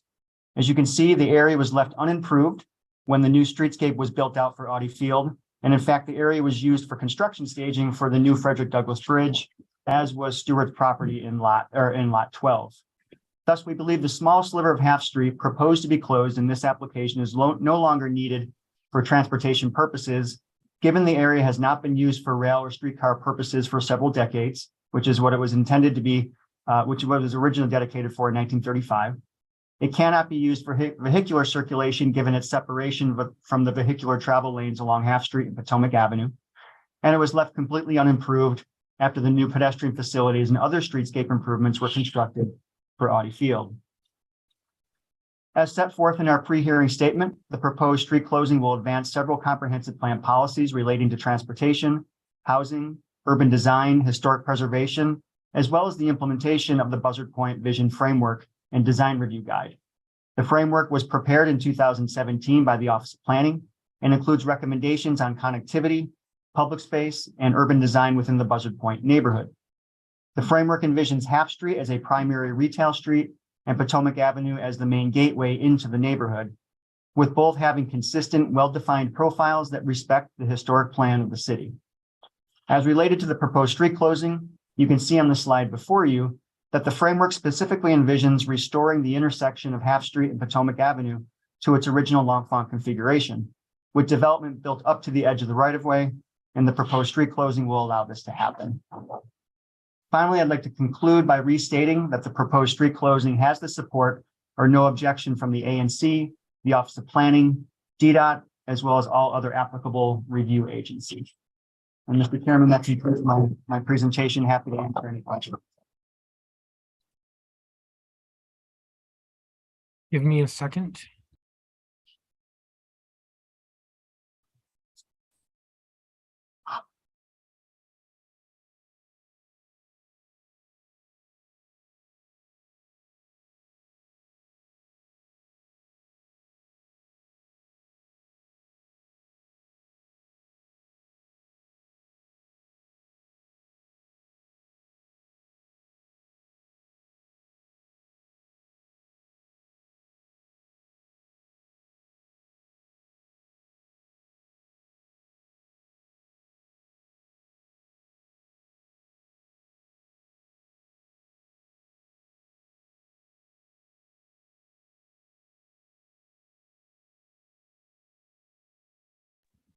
Give me a second here.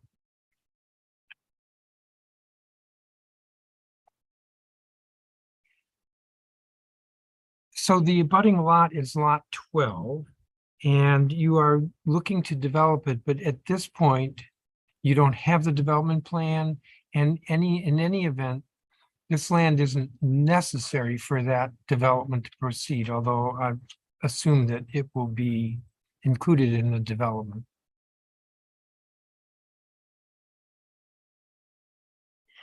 That is correct. There is no current development plan. Stewart is in the process of doing a master planning process for its holdings in the area. But there is no set plan. The zoning for this parcel does require that it undergo a review process with DDOT-OP and ultimately the zoning commission once a plan is defined.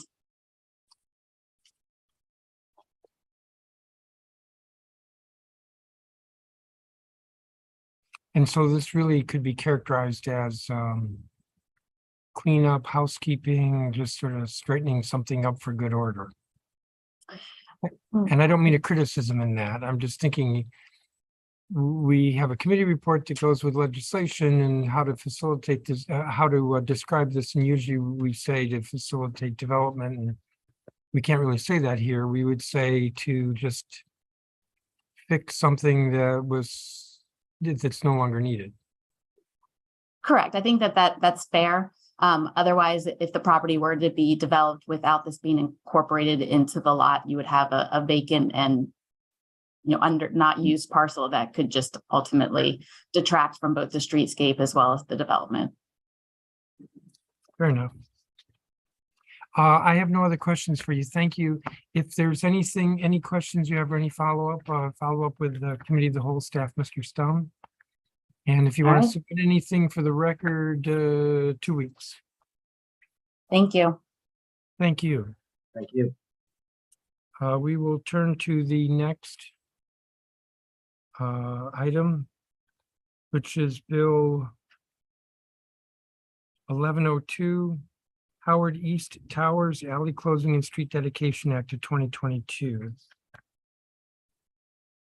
And we've got David Evitable from Goldston and Stores and Lex Lefebvre who's Senior Vice President of Lowe. Give me just a moment to straighten myself out here.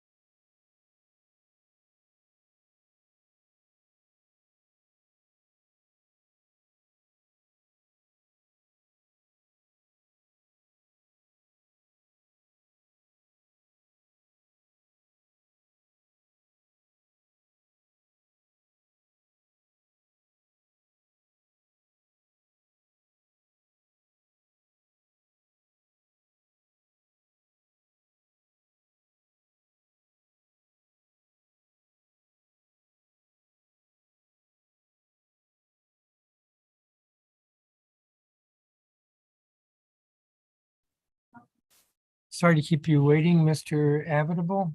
And am I Yes. pronouncing your name right? Yes, that's correct. Thank you, Chairman Mendelson. Very good. And if I may share my screen, please. We have a presentation for you It might today. be good for, yeah, there you go. There we go. Thank you so much. All right. May we begin? Yes. Great. Thank you. Good afternoon, Chairman Mendelson and members of the committee. My name is David Evitable with Goldston and Stores, and I serve as Land Use Counsel for Lowe, one of the development partners leading this project of this proposed mixed-use development to which this application pertains. We have one witness this morning to present testimony in support of Bill 24-1102, Lex Lefebvre, Senior Vice President at Lowe. We submitted our written statement of materials in support of the proposed alley closing, street dedication, and building restriction line establishment to the Committee of the Whole last week on December 8th. As we noted in our statement, this application satisfies all applicable requirements of the DC Code. It will further the goals and policies of the comprehensive plan and the Duke development framework for this area, and will enable a new mixed-use development with approximately 500 residential units and over 17,000 square feet of retail on what is now a surface parking lot. This application and the proposed project are a partnership between Howard University and the developer team. And with this application, the applicant is proposing 3 legislative actions for Square 2873. And I have on the screen the somewhat complicated and detailed alley closing plat that we've worked carefully with the surveyor to prepare. First, we're proposing to close a 16-foot wide public alley cutting at a right angle through the square, and that is the hatched area sort of in the center of the drawing, the existing and to be closed public alley. Second, we request the establishment of a 20-foot wide building restriction line on the area of the closed alley along the newly established W Street. You may remember that you all created and dedicated W Street, I think within the last year, including a building restriction line. And DDOT has asked us to make sure the building restriction line also continues across this closed portion of the alley. And then third and finally, we're proposing to dedicate this section of property on the west for public street purposes to extend the existing 9th Street right-of-way. This package of requests will facilitate the construction of the project. Mr. Lefebvre will speak shortly and provide additional background on the project, our community outreach, and the benefits of the project that it will bring to the surrounding area and to the district. Before doing so, I wanted to just summarize the state of the record. Each affected agency and utility have generally approved or stated no objection to the actions. As a part of our outreach with DDOT for the project for this application, we have agreed to 2 easements related to the site. I'm going to scroll ahead here. Here's a drawing that shows conceptually our development site, which is the blue area, the new street dedication, which is the purple area, and then the 2 easements include 1, a public access easement for a privately controlled roadway, Bryant Street, that's this area hatched in red. And then second is the areas in yellow, which are going to be widenings of the existing 8th and 9th Street sidewalks. Both of these we've agreed to do with DDOT's recommendation to facilitate transportation around the site. In its report, DDOT formally reserved objection to the application, subject to 4 conditions being met. We've agreed to all these conditions and communicated with DDOT staff accordingly. I don't need to go through them, but I'm happy to address questions about them.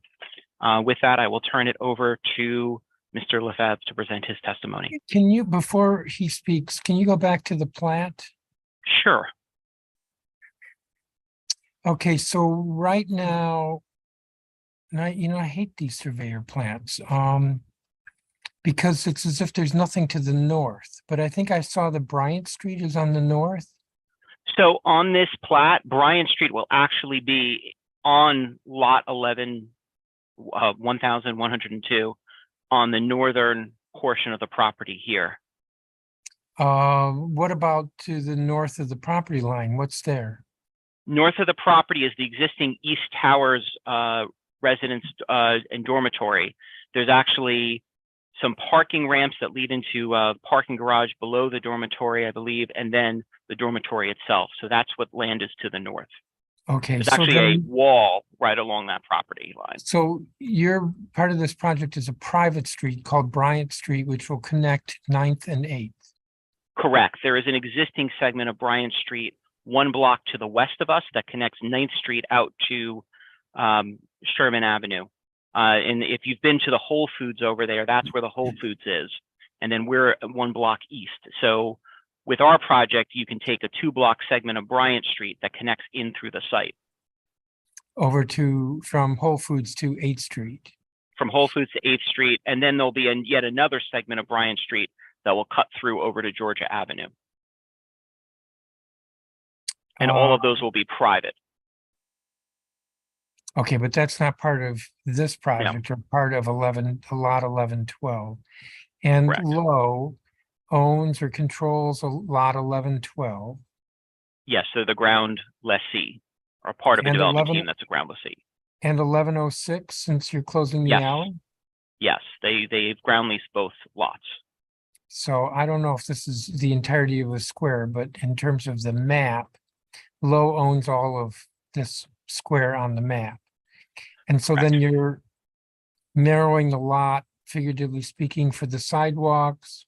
You're extending 9th Street up to where the private Bryant Street will be so that there's circulation access. Correct. That is exactly right.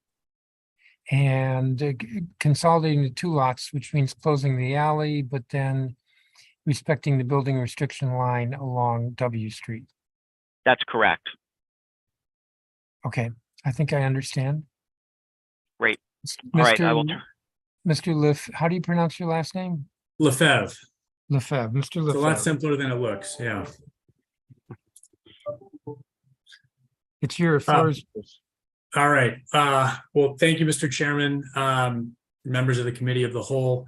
Thank you for the opportunity to present testimony in support of Bill 24-1102. My name is Lex Lefebvre, and I'm a Senior Vice President with Lowe, a member of the developer of the mixed-use development for which this alley closing and street dedication are requested, along with FLGA and Davenport, our development partners, and of course, Howard University, the landowner with whom we have worked hand in hand on this project. The site is located in Shaw, 2 blocks north of U Street, on the west edge of Howard's campus, and was formerly part of the university's Zoning Commission campus plan approval prior to being extracted from the plan in 2017 in order to help further implement the goals of the Duke Development Framework for this portion of the Shaw neighborhood. The project consists of a 10-story mixed-use building with approximately 500 multifamily residential units and just over 17,000 square feet of retail space. And it will also include the creation of a publicly accessible plaza along the newly established extension of W Street Northwest to the south of the property. The project also embodies a number of key mission-oriented objectives that we have developed in concert with the university and include important benefits to the public. First, committing to hire at least 50 Howard University student interns during the development period for the project is an important opportunity for these young people to gain valuable professional experience while also participating in the improvement of their campus community. Second, committing to good faith efforts to raise 20% of the total project equity from minority investors, which is in addition to the developer partnership itself being 30% minority owned. Third, committing to undertake a series of public infrastructure and open space improvements to reconnect the street grid, widen sidewalks, creating the publicly accessible plaza space on W Street that we mentioned previously. Fourth, committing to engage certified business entities and diverse business targets to meet 35% of the project budget. And lastly, creating new affordable housing as part of the overall project, which will include approximately 40 IZ units, approximately 13 of which will have 2 or more bedrooms. In addition to the IZ units created by the project, Howard and the developer have agreed to explore a low-income housing tax credit capitalization that would, if successful, allow us to increase the affordable housing component of the project by up to 50% for a potential total of 60 affordable units. We have engaged ANC 1B, the affected ANC, throughout the pre-development process for the project, including regarding this application. As a result, ANC 1B has provided a letter in support of the application. We have also coordinated with numerous district agencies, including the Office of Planning and DDOT, throughout this pre-development process. Each of the affected agencies and utility companies has approved or has no objection to the application, except for DDOT's reservation of objections that Dave mentioned, which are subject to 4 conditions, all of which we have agreed to, and we understand that with acceptance of these conditions, DDOT is fully supportive of the proposed alley closing, street dedication, and building restriction line establishment. With that, I'll conclude my remarks, and I am available to answer any questions that the council may have. Thank you for the opportunity to testify. Thank you, Mr. Lefebvre. Do you know of any community opposition to this? We do not. We have had numerous meetings with both the ANC and a number of their various subcommittees, and the response has been, I would say, universally positive. People are excited about all of this, Duke District development that's coming, in particular this project. Well, you mentioned, Mr. Lefebvre, that you, among other things, have agreed to hire at least 50 Howard student interns and to raise good faith efforts to raise 20% of total project equity from minority investors. Who did you negotiate with for those conditions? That was part of our negotiation with Howard as part of the ground lease. Oh, so I forgot that. So you don't own the land. We don't leasing. own, that's right. This is a long-term ground lease that we have signed with Howard. So Howard is the landowner, as typical of their ground lease joint ventures with private developers. There are a number of additional considerations, and we call them mission-oriented objectives associated with these projects. And we worked with Howard on this fairly comprehensive list of non-financial benefits that this project could provide. And the internships was one we thought was really a great way to get students involved in this. Is that 50 at one time? So this is between Lowe, our capital partners, and all of the project consultants. So architects, engineers, it's probably a 4-year process from pre-development through stabilization. So this is, multiple semesters, multiple summers. And so amongst all of the consultants plus ownership, we have a roadmap here to get to at least 50 internships that will on average be 10 to 12 weeks each. Okay. Give me a second here.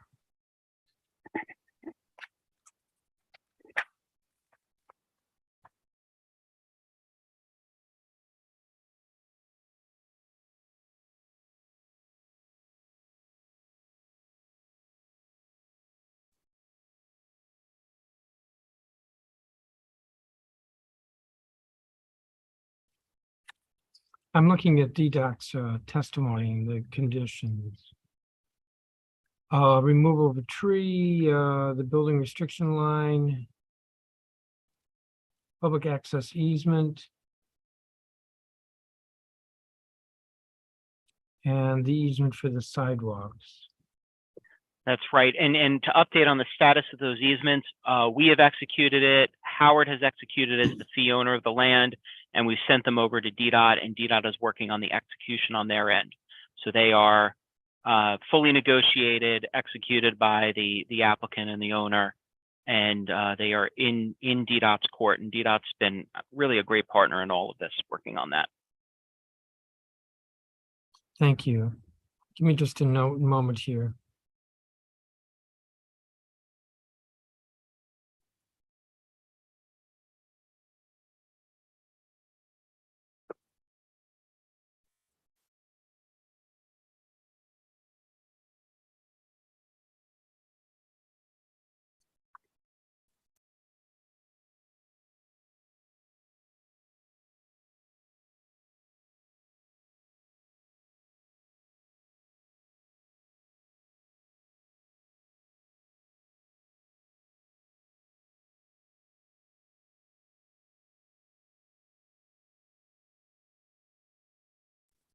So Bryant Street will be a private street.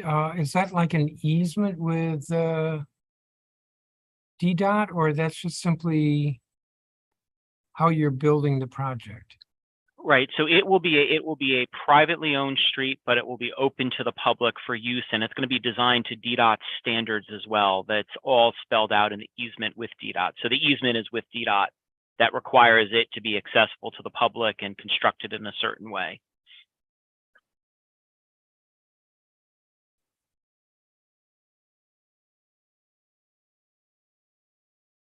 I don't have any other questions. If there's anything else you want to submit, 2 weeks to do so, please. Oh, I should ask timing on this.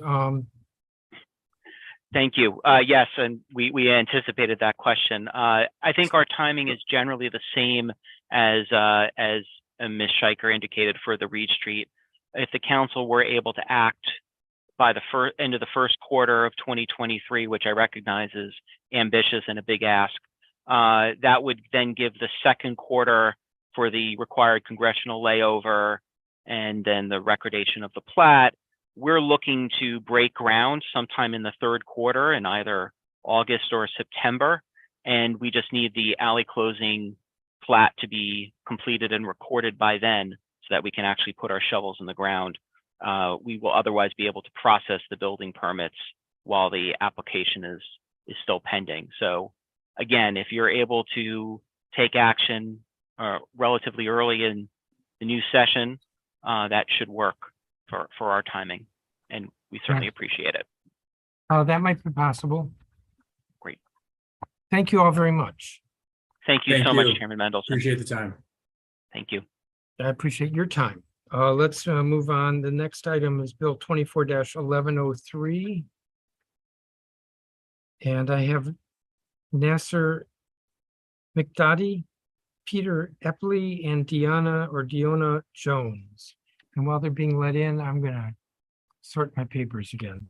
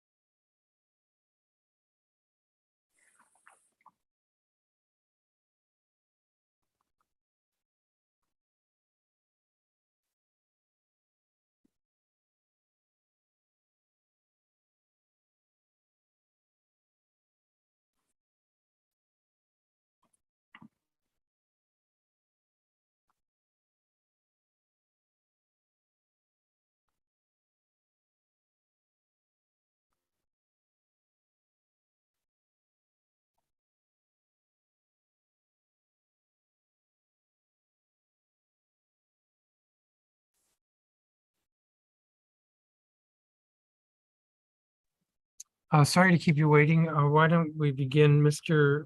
McDaddy? Yep, that's me. And I don't have a copy of your statement. I apologize. I can submit that. If you would, please. I do have Mr. Epley's. Okay, I can go ahead and Please submit proceed. that after this. Yes. Okay, thank you for your time today. I'm here to speak on behalf of some of my neighbors in support of the Union Court Alley Closing Public Safety Improvement Act of 2022.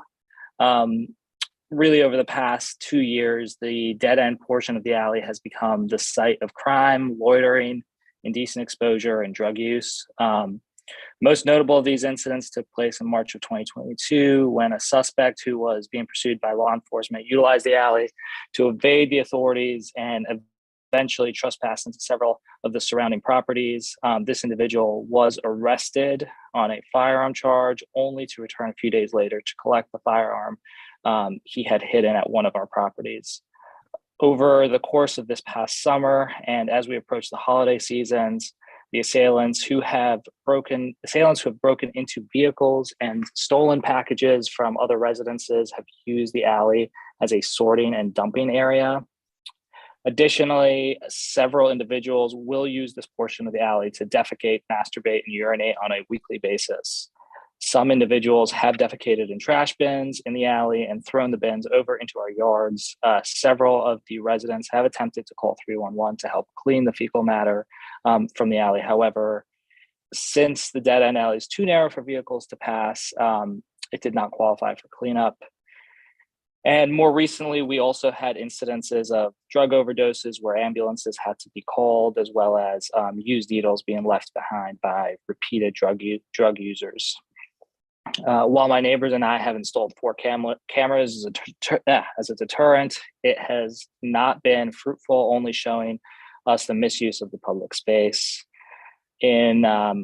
Over the course of the year, I've been in contact with Councilmember Nadu's office to help us with a solution to this matter. And the best course of action that we came up with jointly was to have a closure of the alley, as it does not necessarily serve a public use. This alley specifically leads up into a dead end. It is too narrow for vehicles to pass, and there was no other use for the space that we could think that could serve the public need. Additionally, we reached out to the Department of Transportation. They had no objections to closing the alley, and we do have ANC support. Again, on behalf of my neighbors, we would like to thank you for your consideration in this matter.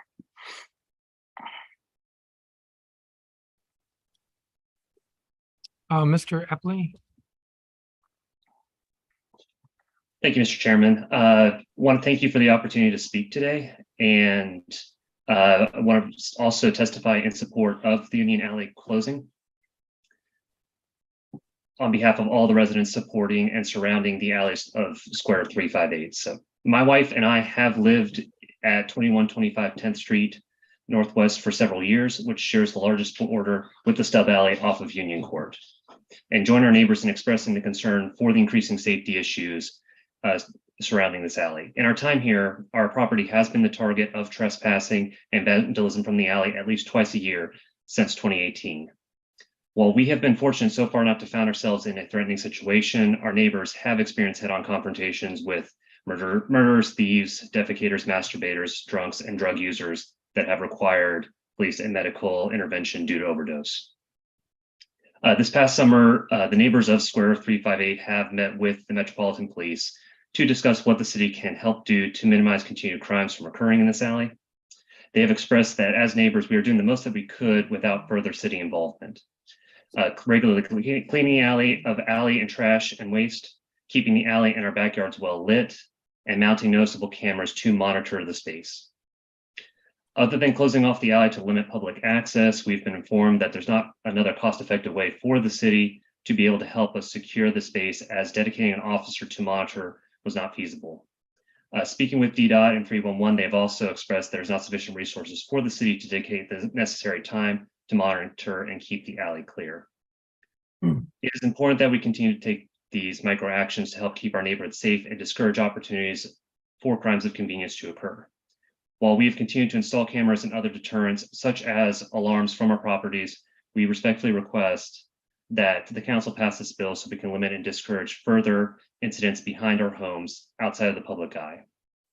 I want to especially thank Councilmember Nendo for sponsoring this bill as part of her focus on reducing crime in the U Street corridor under the U Street Safety Initiative, and David Meny, who has worked tirelessly with us to help understand the problem, connect with us to the multiple agencies of the DC government, and coordinating this bill to the attention of the council. Thank you for your time. Thank you. Give me just a minute and then I'll have some questions. Sure, no problem.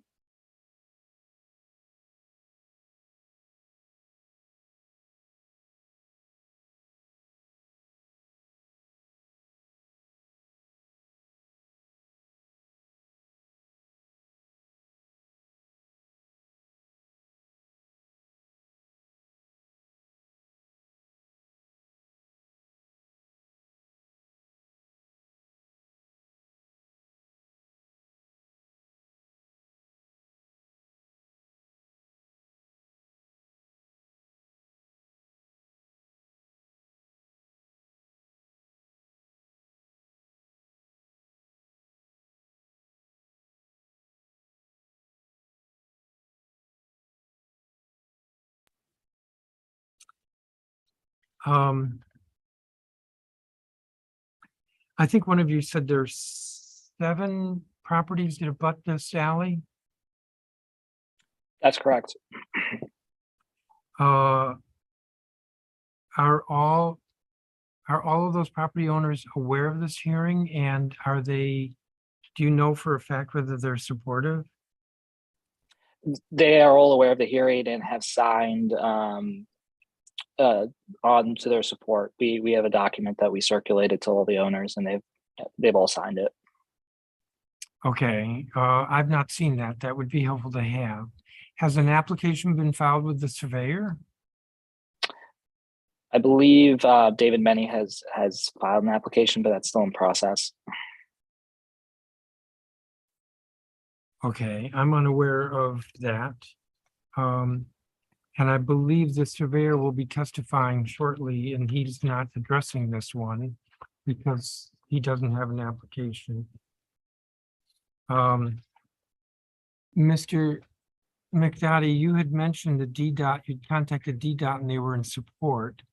Their testimony actually is DDOT has not yet been asked to evaluate the impacts and identify DDOT assets, as there is not an associated surveyor's order that has been referred to DDOT. As such, DDOT objects to the closure until this evaluation can take place, and the surveyor's order can be filed and referred to DDOT. The agency would also like to note that since no surveyor's order has been filed, utility companies have also not had the opportunity to review the proposed closure. Do any of the property owners use the alley for parking?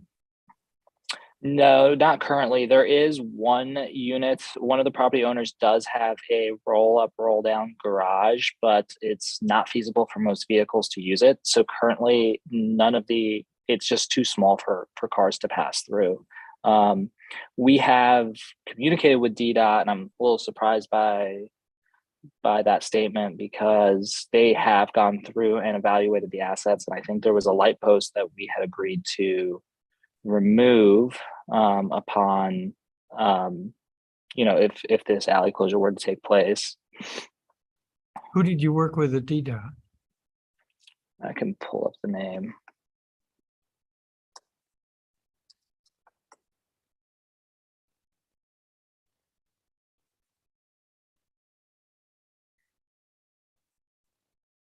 I have that information, Mr. Chairman. It's Aaron Zimmerman.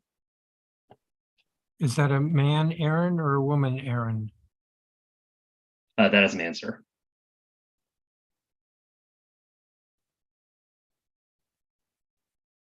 Aaron Zimmerman. Do you know where he works at DDOT?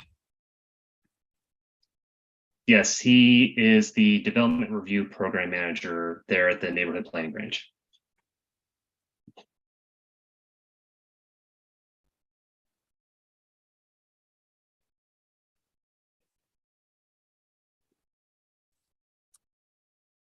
I don't always agree with DDOT, but I take seriously that with any of these street and alley closings or dedications, that I want to know what all the objections are from DDOT and other agencies. I looked at what the Office of Planning report is. I want to know if fire has any concerns with EMS or fire access. And I'm unaware of the ANC having taken a position. Has the ANC taken a position? I believe we have several correspondents in support of the measure from our ANC member. Okay, member is not the same as the ANC. It has to be the ANC. I don't want to sound difficult here, but we're not required to give great weight to individual commissioners. And so it's what the commission does. All of which is to say, I think there's a lot of work to be done here. And again, I'm not aware of an application, but Mr. McDowdy, I think you said that Councilmember Nadeau's office was going to file that. Chairman. Councilmember Nadeau, yes. Hi, Chairman. Sorry, I got here a little late. You were moving along quickly. If it's okay with you, I think that the statement I prepared actually speaks to a number of your questions. Please. Thank you, sir. So I introduced this legislation on November 8th, 2022, and I do admit this is somewhat of a non-traditional alley closing proposal, so I want to make sure the intent is clear before we do hear from our government witnesses today. I know you already have their written testimony. So this bill is the result of my team working with neighbors around 10th and W Street, two of whom are here today, who came to me with concerns about trespassing and public safety in the alley behind the residence. And after repeated attempts to step up enforcement in the alley that only made temporary impacts, we began to look at how the public environment could be improved to positively impact safety. So the alley within Square 358 is referred to as Union Court. Jutting out from Union Court is the northwest corner of Square 358, is an unnamed dead end segment of the alley, which is proposed to be closed in this legislation. Because the dead end portion is very tucked out of the way, it's a frequent site of illegal activity, including drug use, public urination, and defecation. And on at least one occasion, someone hopped a fence to avoid police.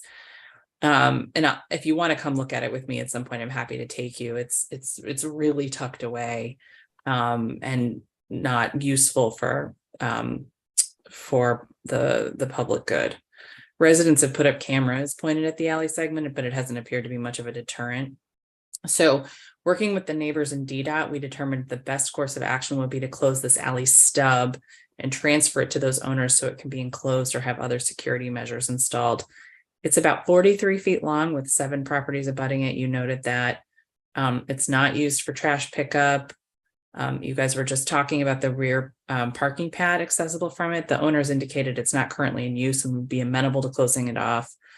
DDOT did make a site visit. They indicated that residents would need to pay for removal or relocation of a streetlight, which was mentioned earlier, but otherwise signed off on a proposed alley closure as a means of improving public safety and quality of life.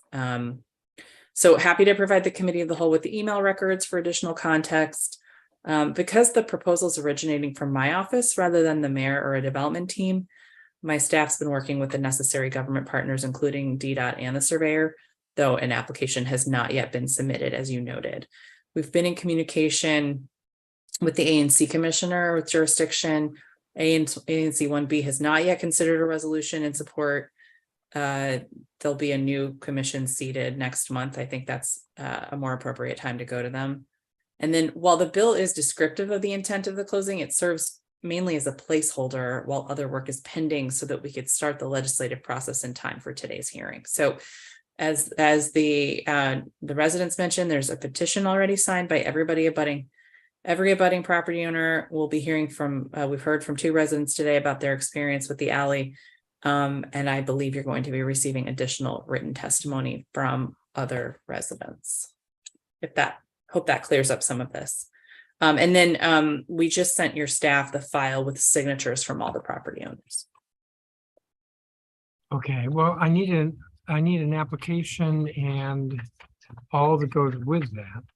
And when I say all Yes. that goes with that, when an application is filed, the surveyor then sends notice and gets comments from the utilities and the different district agencies. And I really need that before I can go forward with this. So that would be OP comments, Office of Planning comments, fire and EMS with regard to fire access, I want to say egress. And DPW, you said there's no trash pickup there, so that shouldn't be an issue, but I need to hear from all those agencies. And the way I hear from them is through the surveyor who coordinates that. As well as it sounds like DDOT's going to have a condition, which is the streetlight, and so I'll need to know how that's going to be satisfied. Understood. And it's not at all surprising to me that the government testimony is what it is, given the fact that the application hasn't been filed yet and they haven't gone through their official processes. But we've done the legwork in advance, knowing that the hearing was coming up today and that there was not enough time to get the application filed. So we feel confident that upon reintroduction next year and the filing of the application, this should be able to move forward, and then having already had the hearing behind it.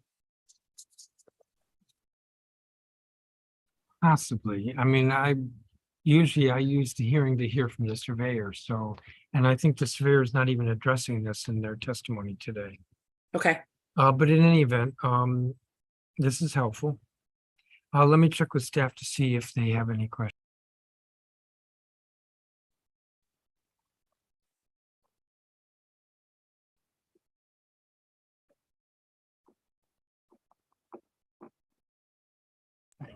I don't have any other questions. Mr. McDotty or Mr. Epley, do you have any questions?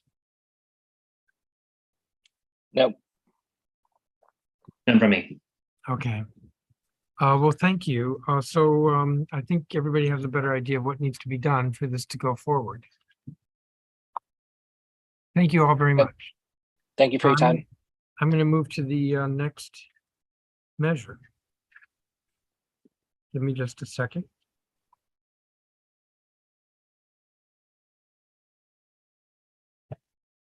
You done with me? Oh, you're the chair. Chair Cook, and then over the checker, and No, I'm gonna do it. Okay. you can do whatever you want.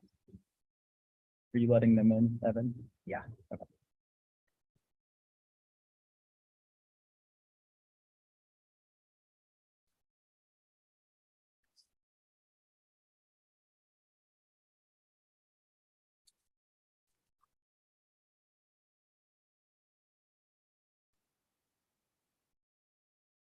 All right, the next measure is Bill 24-892, Bishop Groover Way Designation Act of 2022. This is a symbolic naming of the 700 block of Quebec Place Northwest as Bishop Clarence Groover Way. We have a bunch of witnesses, so I'm going to call them all, and if they're here, they'll be let in.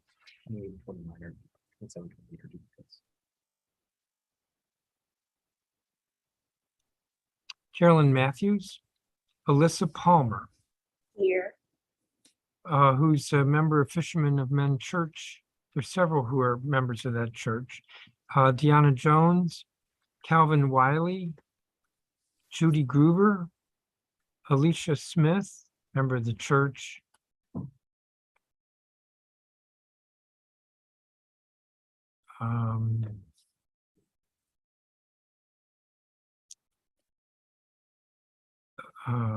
We have some duplicates on the list. Kiara Jenkins. I'm Natase Whittington, who's a member of the church. I think it's pronounced James Hamilton. Brian Waller is a senior IT officer with World Bank. Ronald Bradford, Roy Russell, and Brenda Young. So whoever is here, let me see, is Carolyn Matthews here? Alyssa Palmer? Yes. Please, why don't you speak? You'll be the first one on this. Okay. Let me know when you're ready, sir.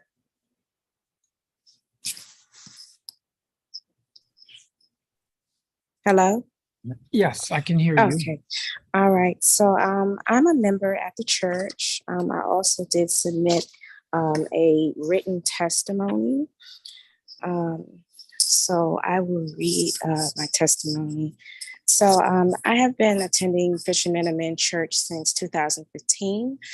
I will refer to Fishermen of Men Church as FOM Church for the sake of wordiness. After marrying, my husband, I was seeking a new faith for myself.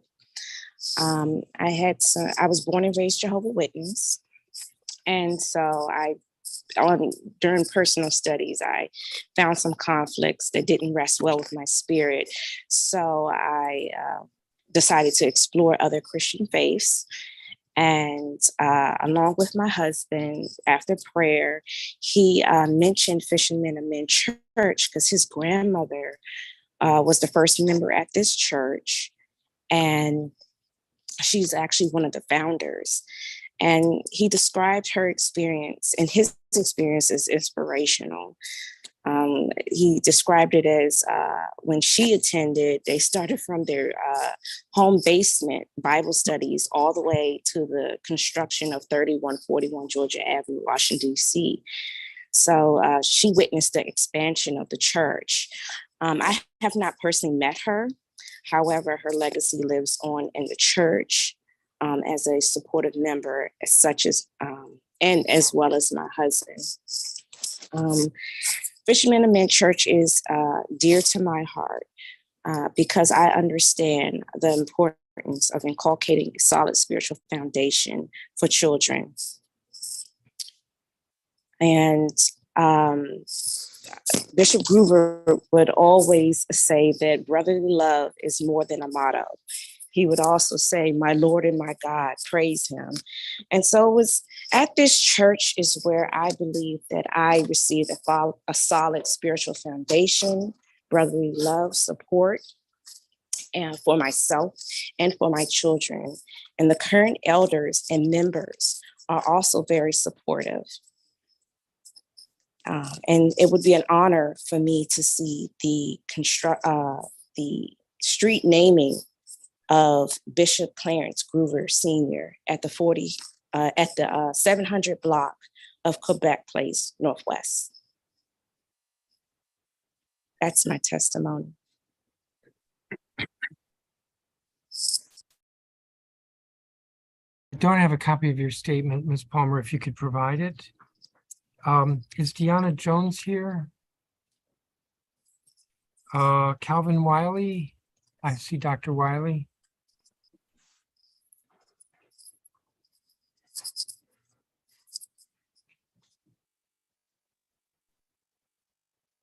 Yes, sir. Can you hear me?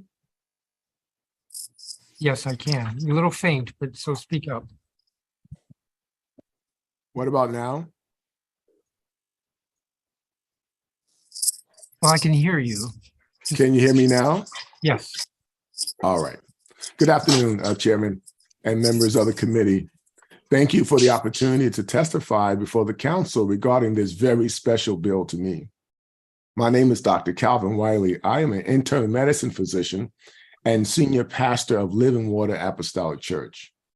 I express my full and enthusiastic support of Bill 24892, the Bishop Clarence Groover Way Designation Act of 2022. As a pastor and physician who served under the leadership of Bishop Clarence Groover, I appreciated his diligent dedication to healing the brokenness of our fellow citizens. Bishop Clarence Groover exemplified great compassion for improving the lives of residents within the District of Columbia and beyond through faith-based initiatives. More than a house of worship, over 40 years, Bishop Groover provided a community center of excellence, life empowerment, and economic development. Many community youth who were challenged by the dangers of the inner city streets were encouraged to pursue a better path. Fortunately, many accepted his guidance and enrolled in centers of higher education. Bishop Groover supported many essential community initiatives, including women's health and breast cancer awareness, violence and crime reduction, as well as grief and domestic violence support. Additionally, Bishop Groover provided a significant contribution to a local and regional project that addressed the needs of returning citizens from incarceration. Bishop Groover's message, influence, and impact crossed ethnic, religious, and cultural boundaries. His diligent service to mankind reached beyond Ward 1 into cities, counties, and countries around the world.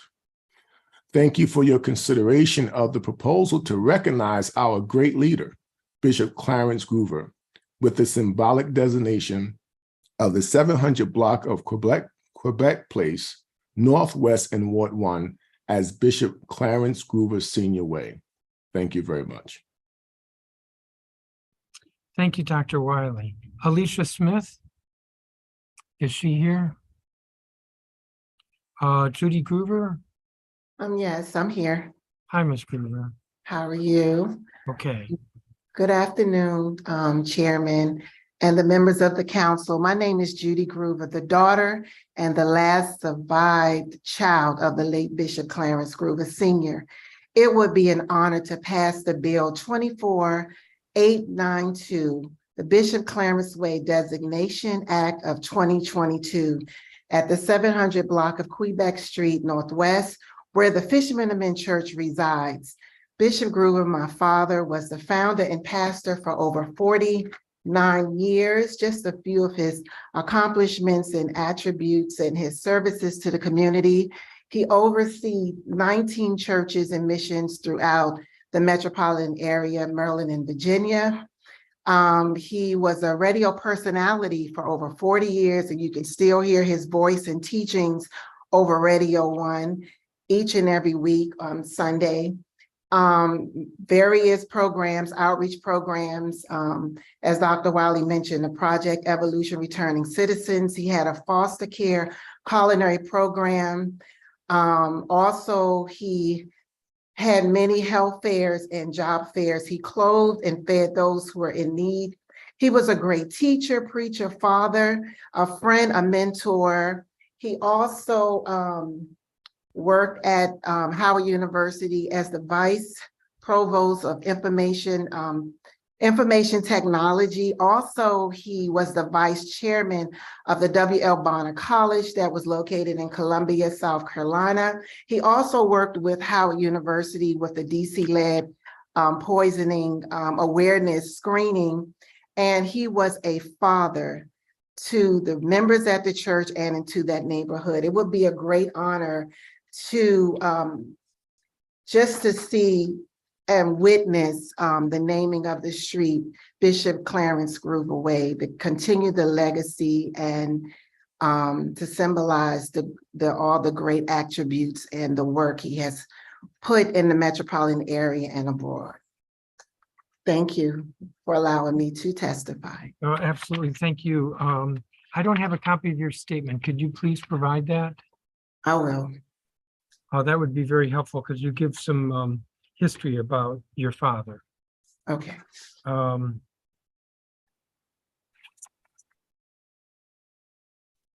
Kiera Jenkins. Is it pronounced Natase Whittington? Miss Whittington? Yes, sir. Hi, can you hear me? Yes, I can. Yes, thank you. Good afternoon, Mr. Chairman and members of the committee. Thank you for the opportunity to speak today. My name is Dr. Natase Whittington. I'm a member of the Fishermen of Men Church. I've been in contact with Councilmember Nadeau and David Minnie on behalf of the church with the goal of honoring our late pastor and founder, Bishop Clarence Groover of the Fishermen of Men Church. With this symbolic street designation, Bishop Groover passed away in 2019, and I, along with several others, have worked together to bring this goal to fruition to honor his work and his legacy. I wanted to express my full support of Bill 24-892, the Bishop Clarence Groover Way Designation Act of 2022. I've known Bishop Groover and his family since 2009, and in that time, I found Bishop Groover to be a man of great integrity, intelligence, innovation, and inspiration.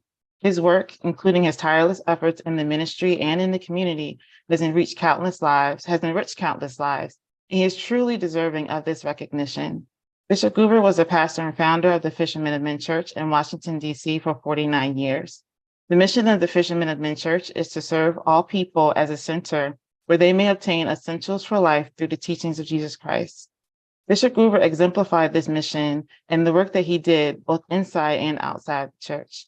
Through his weekly radio broadcast, which has been on the air for over 40 years, Bishop Groover was able to touch countless lives and minister to those in the community who could not come to the church for whatever reason. Though he has passed, his words continue to live on through his radio broadcasts and through the work of the Fishermen of Men Church ministry. During the COVID-19 pandemic, his wife, the late Mother Nettie Groover, was instrumental in taking our in-person services online to continue the legacy and ministry of Bishop Groover and to enrich the church members and the community.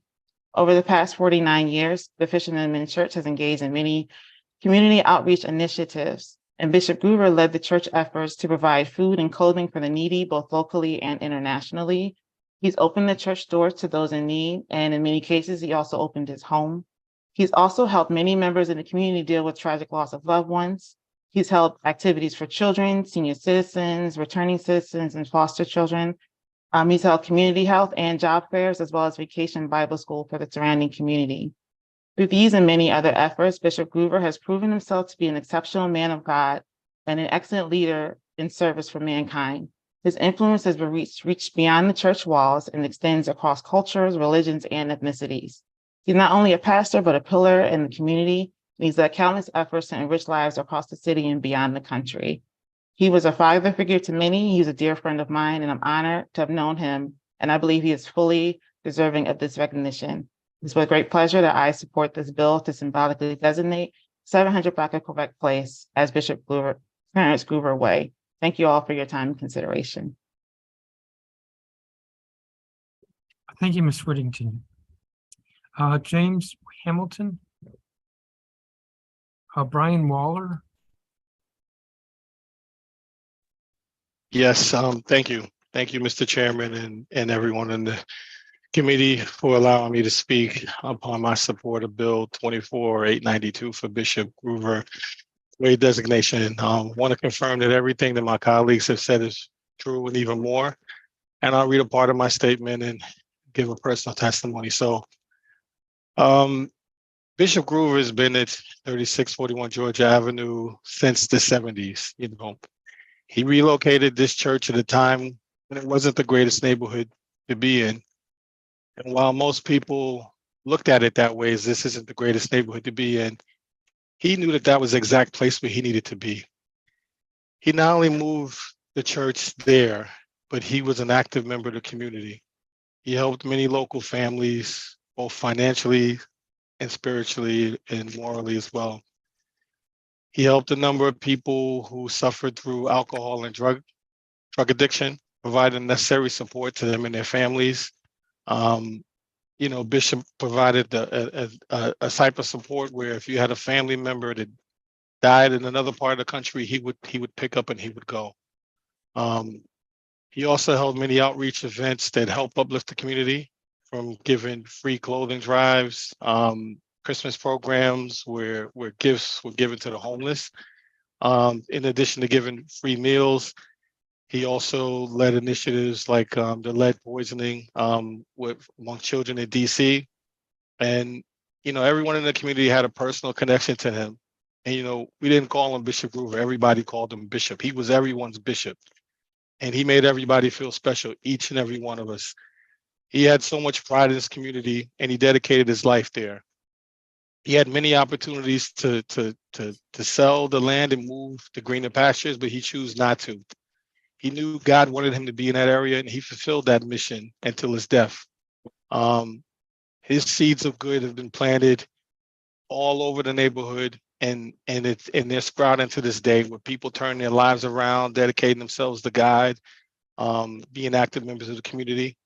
And Bishop, you know, he's created a legacy that will live on forever. And I think that 700 Quebec Place deserves to be renamed to Bishop Groover Way. So I'd like to thank everybody for the opportunity to give my testimony, and thank you. Thank you, Mr. Waller. Ronald, and I have a copy of your statement, so thank you. Ronald Bradford. I don't see him. Roy Russell. I don't see him. And Brenda Young. I don't see her.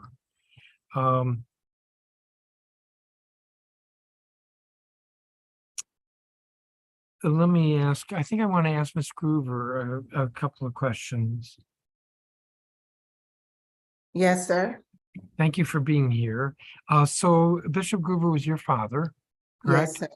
And when did he pass? May the 6th, 2019. And why the 700 Block of Quebec Place? Because that's where our church is, and we had we did a whole lot right there on that block. We did a whole lot of outreach.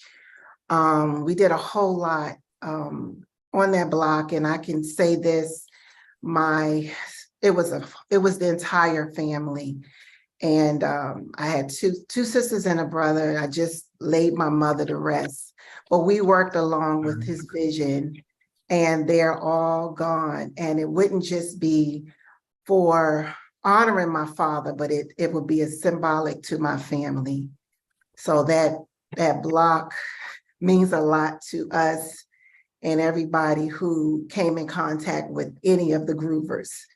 It just means a whole lot to us. I understand. The church was on the block or at the corner of Georgia Avenue and the block? Yes, it's right on the block between Quebec and Princeton. We have the whole block. No, it is Quebec. Yes, on the side, and then the other side is alongside Georgia Avenue. Quebec Street between Georgia and Warder. Yes. And the church was on Quebec, or was it on Georgia at the corner? At the corner, it falls on between two, the angle is. This side of the church is Quebec, and then Georgia Avenue is in front of the church. Okay. Yes, sir. Do you know if the ANC has taken a position on this? I'm not sure. We went straight to the council. And your father was pastor for 49 years? Yes, pastor and founder. Yes, sir. You see if there are any other questions. Councilmember Nadeau was here, but it looks like she dropped off. Hold on a second.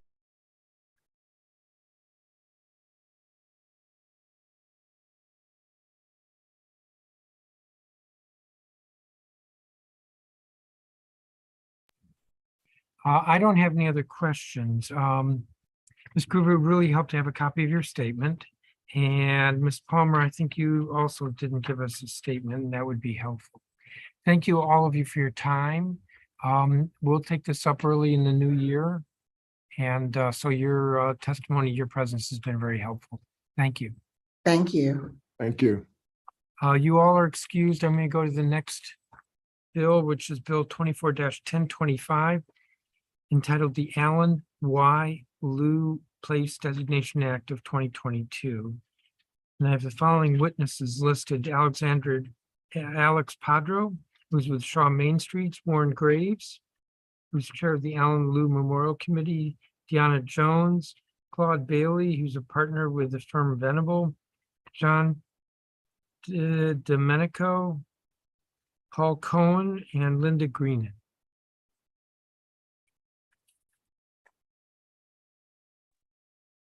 And I should add, this bill was introduced by Councilmembers Vince Gray and Brooke Pinto, and would be an official naming of, I believe it's Mount Vernon Place, which is directly in front of the Walter Washington Convention Center.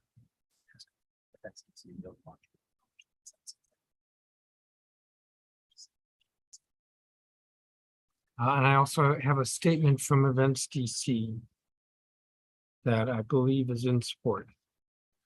Mr. Padro, good afternoon. Why don't you begin?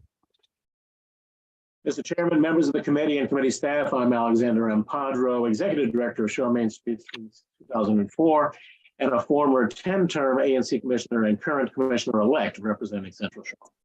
As the historic preservation organization serving Central Shaw's commercial corridors, Shaw Main Street supports Bill 24-1025, the Allen Y. Liu Place Designation Act of 2022, which would officially rename Mount Vernon Place to honor the late Allen Liu.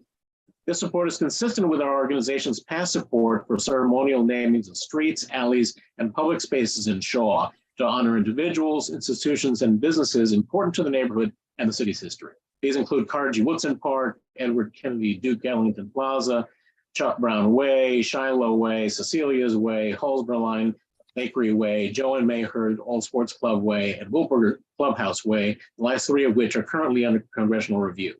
The proposal to permanently rename Mount Vernon Place in honor of Allen Liu is particularly significant to me, as for the first time I'm able to support honoring someone I knew personally. In my early days as a Shaw neighborhood activist and advisory neighborhood commissioner. I had the pleasure of knowing Mr. Liu as director of the Washington Convention Center Authority. In my dealings with him, I always found Mr. Liu to be approachable, straightforward, and responsive to community concerns, and relentless in ensuring that his magnum opus, the convention center, was completed on time. His other DC accomplishments, including building the National Stadium, renovating DC public schools, and service to the city administrator notwithstanding, it is a connection to the convention center, a community anchor in the middle of our neighborhood, that makes naming the street whose address the convention center bears important to Shaw. Having a DC street permanently named for Mr. Liu was a fitting tribute to a man who contributed much of his professional career to building and improving our city's built environment. It will also help Shaw residents and visitors alike learn more about the honoree and his accomplishments and his relevance to our neighborhood. Shaw Main Street's hopes that when residents and visitors alike learn that the Walter E. Washington Convention Center's address is 801 Allen Y. Liu Place, Northwest, they will search the internet for the answer to the question, who was Alan Liu and why is this street named for him? Thank you for the opportunity to express Shaw Main Street's support for this legislation. I am available to answer any questions you may have for me now or after the hearing. Thank you, Mr. Padro. I'm going to call the other witnesses and then I'll have a few questions. I understand Warren Graves is in the waiting room, but he hasn't clicked what he needs to click in order to be let in. Is Deanna Jones here? I don't see her. Claude Bailey, I don't see him. Mr. Chairman. Yes, Mr. Gray. Good afternoon, sir. I'm delighted to be here and to testify on behalf of Alan Liu. I was honored and absolutely delighted to be able to introduce the Allen Y. Liu Place Designation Act of 2022, along with Ward 2 Council Member Brooke Pinto, to officially designate the 800 block and 700 blocks of Mount Vernon Place Northwest as Allen Y. Liu Place Northwest. I knew Alan, as did you, Mr. Chairman. I knew Alan personally. As mayor, I appointed Alan to be the city administrator, and he managed our budget and capital initiatives such as the flood control project, the beginnings of the streetcar system in the District of Columbia, and undergrounding, which is a major accomplishment, undergrounding power lines to improve power reliability in the District of Columbia. As a city administrator, Alan Liu also directly oversaw the district's agencies. He notably shepherded the district government through the October 13 federal government shutdown, in which the district government remained open. Employees, contractors, and vendors were paid on time, and there was no break in service at all to district residents. Alan Liu's time as a public servant and city leader in the District of Columbia can truly be described as transformative due to his track record of making things happen and strengthening the unforeseen fabric that holds neighborhoods together. Unfortunately, Alan Liu succumbed to complications associated with the novel coronavirus COVID-19 on June 23rd, 2020. Today, Alan is remembered for his warmth, his generosity, his devotion to staff, attention to detail, and contributions to the District of Columbia. I want to acknowledge the work of the Alan Liu Memorial Committee, also, Mr. Chairman, for identifying this official naming as an appropriate way to honor Alan Liu for the contributions he made to the District of Columbia and to recognize his lasting impact and his work and the impact he had on the cultural, business, and district life of the District of Columbia. I want to thank the Allen Lieu Committee, people who devoted their lives for the past months to Allen, and I want to personally thank them. So thank you, Mr. Chairman, for giving me the opportunity to testify today, and thank you for the opportunity to say something on behalf of a man who I know and love, and he was such a great guy, and he will never be forgotten, certainly not by me and by most other people in the District of Columbia. So that is an important part of his life, an important part of Allen's life, and we will do whatever we can to make sure that if this legislation is enacted, which I hope it will, Mr. Chairman, but I hope it is enacted as quickly as possible so that we can do what we need to do to make sure that the public, the populace of the District of Columbia and around the country as well, know who Allen Lieu was and what a great impact he had on people in the District of Columbia. So again, thank you, Mr. Chairman. I appreciate it. Thank you, Councilmember. Next, we'll hear from Warren Graves.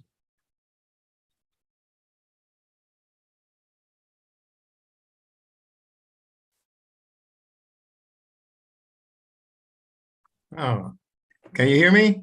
Yes, please proceed and good afternoon. Good afternoon, Chairman Mendelson and members of the Committee of the Whole.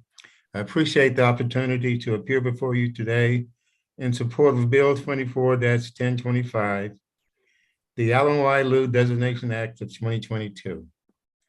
I'm here representing the Allen Lieu Memorial Committee, which numbers some 100 members and is composed of Allen's friends, colleagues, and consultants and contractors that work with him on various projects around the city. I also worked with Allen from 2004 until 2015. During this period, I served as his chief of staff when he served as executive director of the District of Columbia Entertainment Commission, when he served as executive director of the Mayor's Public Education, Office of Public Education Facilities Modernization, and when he served as city administrator. As former Mayor Gray and Councilmember Gray said, Allen succumbed to complications associated with COVID on June 23rd, 2020. And his passing was a shock to all who knew him and left a void in the lives of his many friends and colleagues.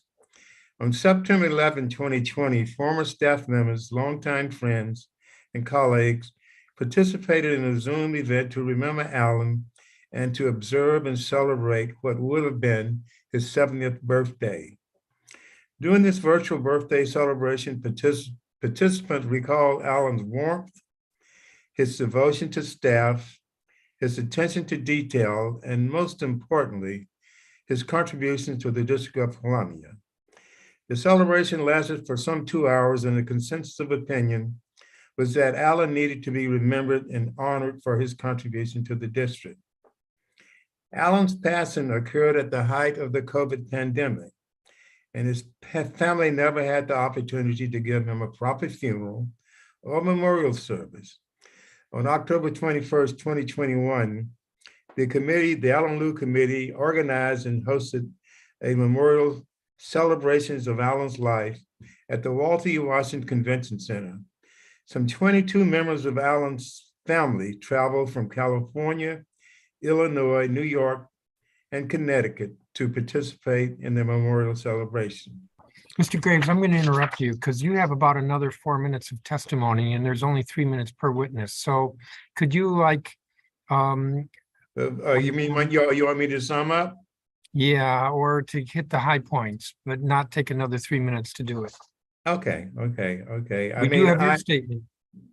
Well, I have submitted my statement, you have it, and all I can say is that Allen, as city administrator, tackled and solved a 100-year flooding problem in the LaDroit Park and Bloomingdale neighborhoods.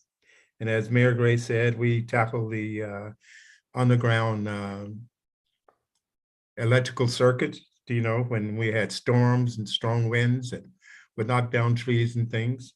So a lot of the things that Alan did were unseen by the public, but the buildings that he built are monuments to his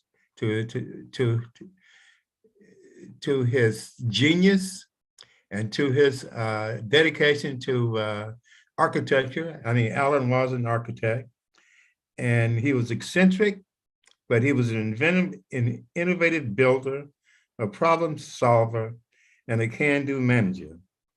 Alan changed the city, and he changed it for the better. Alan deserves to be remembered and honored for the contributions he made. He deserves an official and permanent memorial. Naming a street symbolically does not do honor to his name. I urge the council to pass Bill 24-1025 unanimously. Thank you, Mr. Graves. Thank you. Let me see, Claude Bailey is not here. John Domenico, I do see him. Yes, thank you. Thank you very much, Chairman Mendelson and the committee for allowing me to testify in support of Bill 24-1025. My name, as you said, John D. Domenico. I'm an architect, an urban designer, and a board member of the Washington Architectural Foundation. When an individual, through their actions, initiates an extraordinary change in a city, change affecting you and I and all of us, look and the quality of life of the community, that individual has permanently changed the physical and social landscape and merits recognition in a permanent designated street name. Alan and I were colleagues for 50 years. I had the privilege of working with Alan on the convention center and as part of the DC schools modernization. Alan had a talent, the magic for complex projects, getting them done. He was hard driving, no nonsense.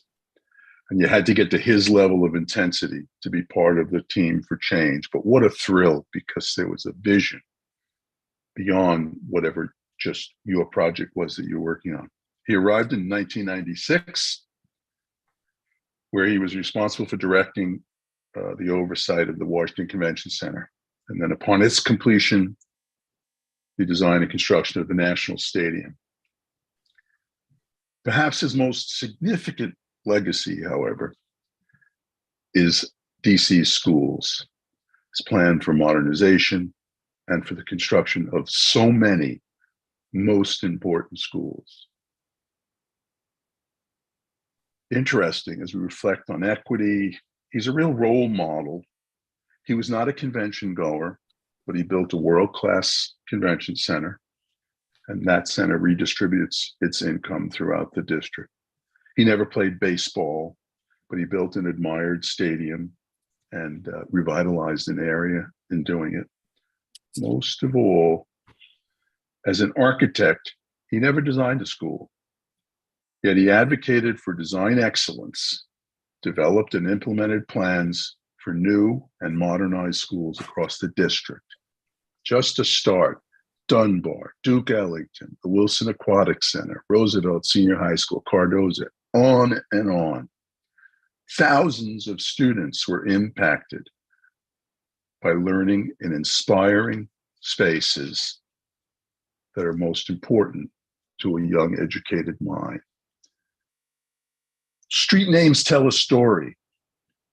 Through his actions, Alan Liu shaped across the city iconic places for assembly, recreation, and education. The story of district-wide change should be told at this prominent location, where local and international audiences come together. This can happen with the renaming of Mount Vernon Place to Alan Y. Liu Place at the Washington Convention Center. I urge you, thank you for the opportunity to speak, and as I say, urge you to pass Bill 24-1025. Thank you. Thank you. Thank you, Mr. Domenico. Paul Cohn or Linda Greenan, I don't think I see either of them. Let me ask a couple of questions of Mr. Graves, I think, because you are the head of the committee. Do you know if the ANC has taken a position on this? We have contacted all of the ANCs in the area. We have not gotten a resolution from the ANC itself, but we have not met any opposition and they support it. And do you know if there are any addresses that are affected? I think the convention center's address might be affected, but they're in support. The convention center is the only address on presently Mount Vernon Place, so it would be the only address that would be affected. The convention center's address is 801 Mount Vernon Place Northwest, and if the bill is passed and everything, the convention center's address would be 801 Allen Y. Liu Place Northwest. What about the Apple Store? Would they be affected? Their The address? Apple Store is in the library, and the library's address officially is on New York Avenue on the other side of the library. Thank you. I don't have any other questions. Mr. Gray, do you have any questions? I do not, Mr. Chairman. I'm just, I'm delighted that we're going to do the right thing. And this is the right thing to do, to be able to honor a man who gave his life to improve the outcome of the city. When you talk about schools, I went to the high school that Alan had a major role in helping to rebuild. So I just want to say thank you so much for giving us this opportunity. I want to thank Warren Graves, and I want to thank Brooke Pinto and everybody else who contributed to bringing us to where we are today. And I will be happy the day that we name this the Allen Y. Liu Place, and it's going to be a great day for us to be able to do that, Mr. Chairman. Thank you, Councilmember. I'm going to proceed then to the next bill, which is Bill 24-1032, Benjamin Secunde Senior Way Designation Act. Is Deanna Jones here? This bill was introduced by Councilmembers McDuffie and Nadeau, and it would symbolically designate the 1500 block of Channing Street Northeast as Benjamin Secunde Senior Way. I don't believe we have any witnesses here for this. The next bill is 24-1057, Bill 24-1057, entitled the Woodson Way Designation Act of 2022. This is also a symbolic designation, and it would designate the 500 block of 55th Street Northeast as Woodson Way. We have three witnesses: Deanna Jones, John Cotton, and Aona Jefferson. Aona Jefferson is the former principal of H.D. Woodson High School. I want to note that Deanna Jones seems to have signed up for about 8 different bills, but has yet to be here. Let me see, is John Cotton here? Yes, I have you listed first, although I see Miss Jefferson. Mr. Cotton, why don't you proceed? Okay, good afternoon, Councilman Mendelson. I do want to excuse myself. I've been here a long time, since 12:30, waiting for this moment. But I will start my testimony. I have submitted a written one, and it say, good afternoon, Councilman Mendelson and members all of the DC Council. My name is John F. Cotton, and I'm a lifelong Washingtonian and current resident of the District of Columbia, who have educated from preschool through college in the District of Columbia public school system. I am a 1981 graduate of the Howard Delworth Senior High School, and I'm currently executive board member of the Alumni Association, as well as a coach, mentor, and volunteer. I am before the DC Council to strongly recommend that the council vote favorably in renaming the 500 block of 55th Street Northeast, where the H.D. Woodson High School is located, the Woodson Way. I ask the council to do this to honor the academic, athletic, and public service achievements of thousands of students who have attended H.D. Woodson and went on to achieve a level of success that make H.D. Woodson and the District of Columbia proud to call them our own. It would also be a sign of encouragement and inspiration for current and future H.D. Woodson students to strive for that same or higher level of achievement and success. I could use this time. It would not be enough for me to highlight the numerous achievements of past and present H.D. Woodson alumni and students and administrators, but it is more important for me to give a little time to explain the significance of the motto of the Woodson Way. The motto of the Woodson Way was first mentioned by our first principal, Napoleon Lewis, and then made a way of life by our second principal, Dr. James Curry. And the meaning of that, it was everything you do must be done with the highest level of effort, integrity, and respect. To this day, along with our school mascot, the African warrior, and our school colors of red, black, and green, the Woodson Way brings an insurmountable amount of pride and tradition to students, teachers, and administrators, past and present, and will also be an inspiration and hope for all future warriors. So as we celebrate our 50th year anniversary, what more of an honor and a privilege would it be to have our block designated as the Woodson Way as a token of appreciation from our city in which we have dedicated and given so much of ourselves to. The Woodson Way is not just a mantra, but a way of life for those students, teachers, and administrators who have contributed to the success of H.D. Woodson. I would like to also thank Councilman Gray's office for helping us get us to this point. And I was asked that the council itself just take this in consideration, and it'll be a great start for bringing school spirit to these DC public schools. And that's respectfully submitted by John F. Cotton, H.D. Woodson, class of 81. Thank you, Mr. Cotton. Ms. Jefferson.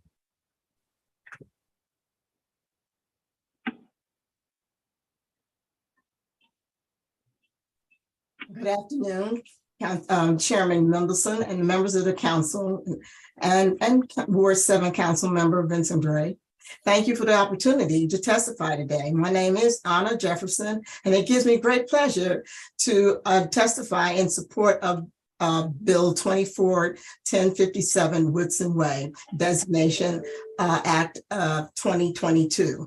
I was one of the charter teachers to open Woodson Senior High School in August 1972 and a former principal of Woodson. I am currently the faculty advisor to the H.D. Woodson Alumni Association. Howard Dilworth Woodson Senior High School was named for a resident who was a civic leader and a civil engineer. Mr. Woodson was born April 1876 in Pittsburgh, Pennsylvania. He graduated from what is now the University of Pittsburgh in 1899 and was one of the first Black engineering students or graduates from that school. Mr. Woodson dedicated his time to ensuring the far northeast section of Washington, D.C. would become an area of growth, offering a better life for its residents. Urging community involvement through citizens associations, he advanced programs that would better the community, serving as delegate to the Federation of Civic Associations and Far Northeast Council, and he founded the Northeast Boundary Civic Association and was its first president. Mr. Woodson was successful in making significant improvements in the overlooked section of the city by helping to organize schools, flood relief systems, single-family zoning parks, areas, streetlights, public transportation, and employment. He also sponsored a movement to build the East Capitol Street Bridge, the widening and surfacing of Benning Road, the Dean Avenue and Grant Street project, a 4-lane highway from Kenilworth Avenue east to the district line. Mr. Woodson was also instrumental in securing additional rooming space for Burville Elementary School, which was then a 4-room school, and singly locating Kelly Miller, the site for Kelly Miller Junior High School. It was only fitting that the citizens of the far northeast area dedicated their new modern facility and name it H. Howard Dilworth Woodson Senior High School in 1972. It was the first high-rise high school in the country. It consisted of 7-floor tower, a greenhouse on the roof, elevators and escalators. Initially, the building size and shape ran into obstacles with the planning boards. However, his son, Granville Woodson, was he was the chief of the buildings and grounds for DC Public Schools during the time, and he argued for the approval. And they approved the opening of the school.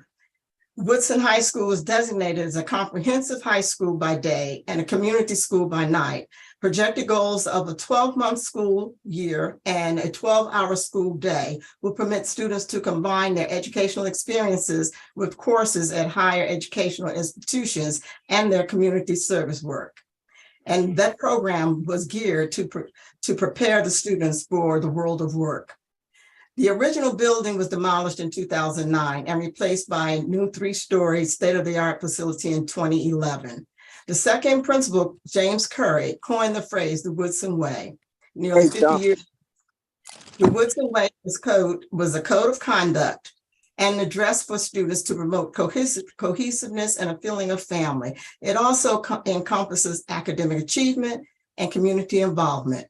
The H.D. Woodson Senior High School family, past and present, feel honored that the DC Council, especially Ward 7 Council Member Vincent Gray, plan to rename the 500 block of 55th Street Northeast as Woodson Way.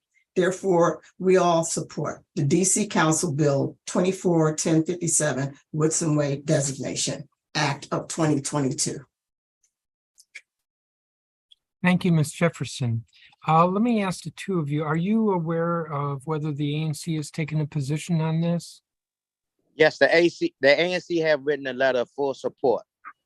ANC 7D. Ms. Victoria Clark is the chairman of the ANC, and we have the full support unanimously of the whole ANC, single member district, and the ANC 7C as a whole. Do you have a copy of the letter, and could you send it to us? Yes, I could send it to you as well, because it was sent to Councilman Gray's office, but I'll definitely have another copy sent to you as well. And are either of you aware of any community opposition? We have none at this point in time. None at all. I wouldn't think so, but I thought I would ask. I'm going to see Mr. Gray. Do you have any questions? Mr. Chairman, I want to thank Councilmember Christina Henderson and Councilmember Kenyon McDuffie and Council members Robert C. White and Janice George, and frankly, Councilmember Anita Bonds, all of whom have joined with me and others to move forward this effort today. H.D. Woodson High School, as is indicated, is located at 540,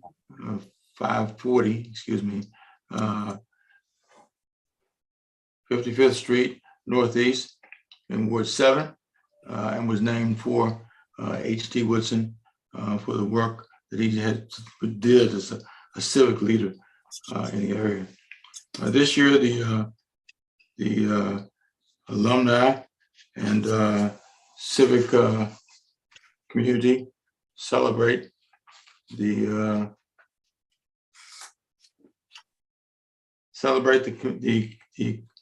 committee, the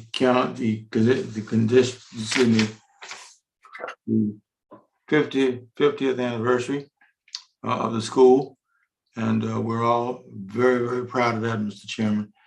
Fittingly, this bill will symbolically designate the 500 block of 55th Street Northeast as the block in which the school sits as Woodson Way.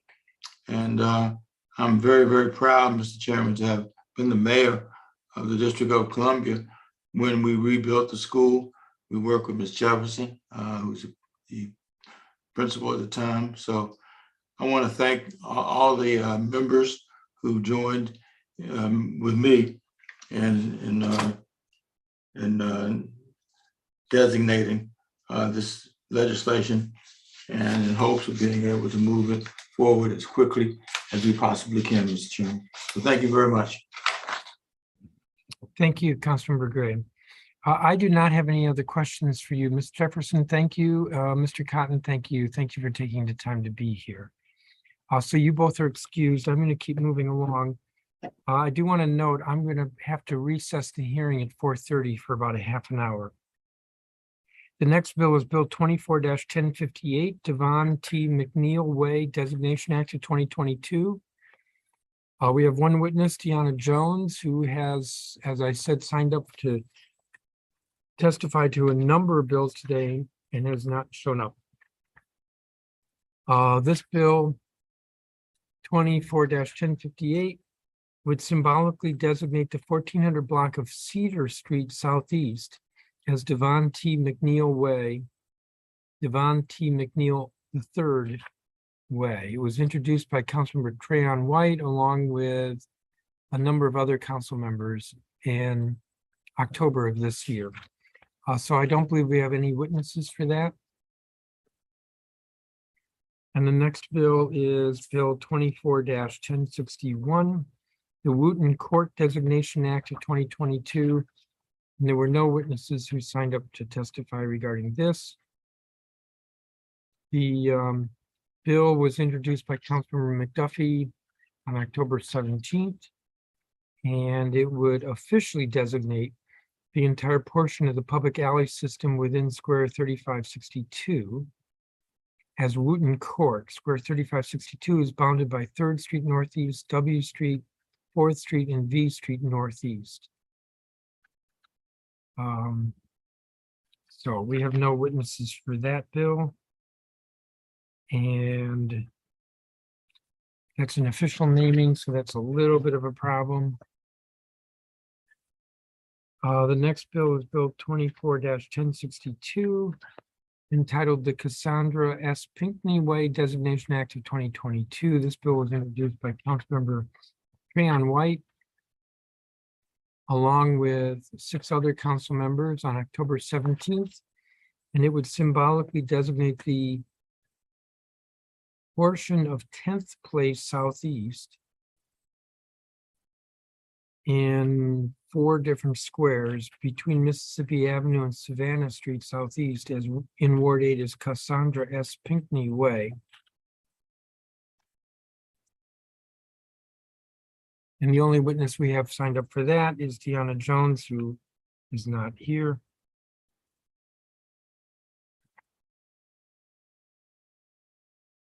And the fact that there's no witness does not mean that therefore the bill just automatically moves. It's an official naming. That's a bit problematic, and even with symbolic, that could be an issue. The next bill is Bill 24-1087, Micaiah Wilson Way Designation Act of 2022. This bill was introduced on October 27th by Councilmember Vince Gray and 7 other council members. And it would symbolically designate the 300 block of 53rd Street Northeast as Micaiah Wilson Way.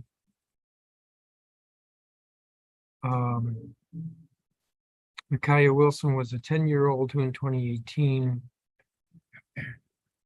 was murdered. We have one witness for that bill, and that's Deanna Jones, who has not shown up. It was authored by Councilmember Vince Gray, who's here, so I'll recognize him if he wants to say anything, and then we'll move to the next bill. Thank you, Mr. Chairman. I was happy to be joined by, excuse me, council members Brianne Nadeau, Elissa Silverman, Janice Lewis George, Christina Henderson, Robert White, and Kenya McDuffie, as well as council member Anita Bonds, in introducing the Micaiah Way Wilson Way Designation Act of 2022. On July 22nd, 2018, neighbors were outside socializing, and children were playing near their homes in the 3000 block of 53rd Street Northeast between Cloud Place and Clay Street in the Clay Terrace neighborhood of Ward 7. A group of masked men in a black car drove up, jumped out, and fired a barrage of bullets into a courtyard.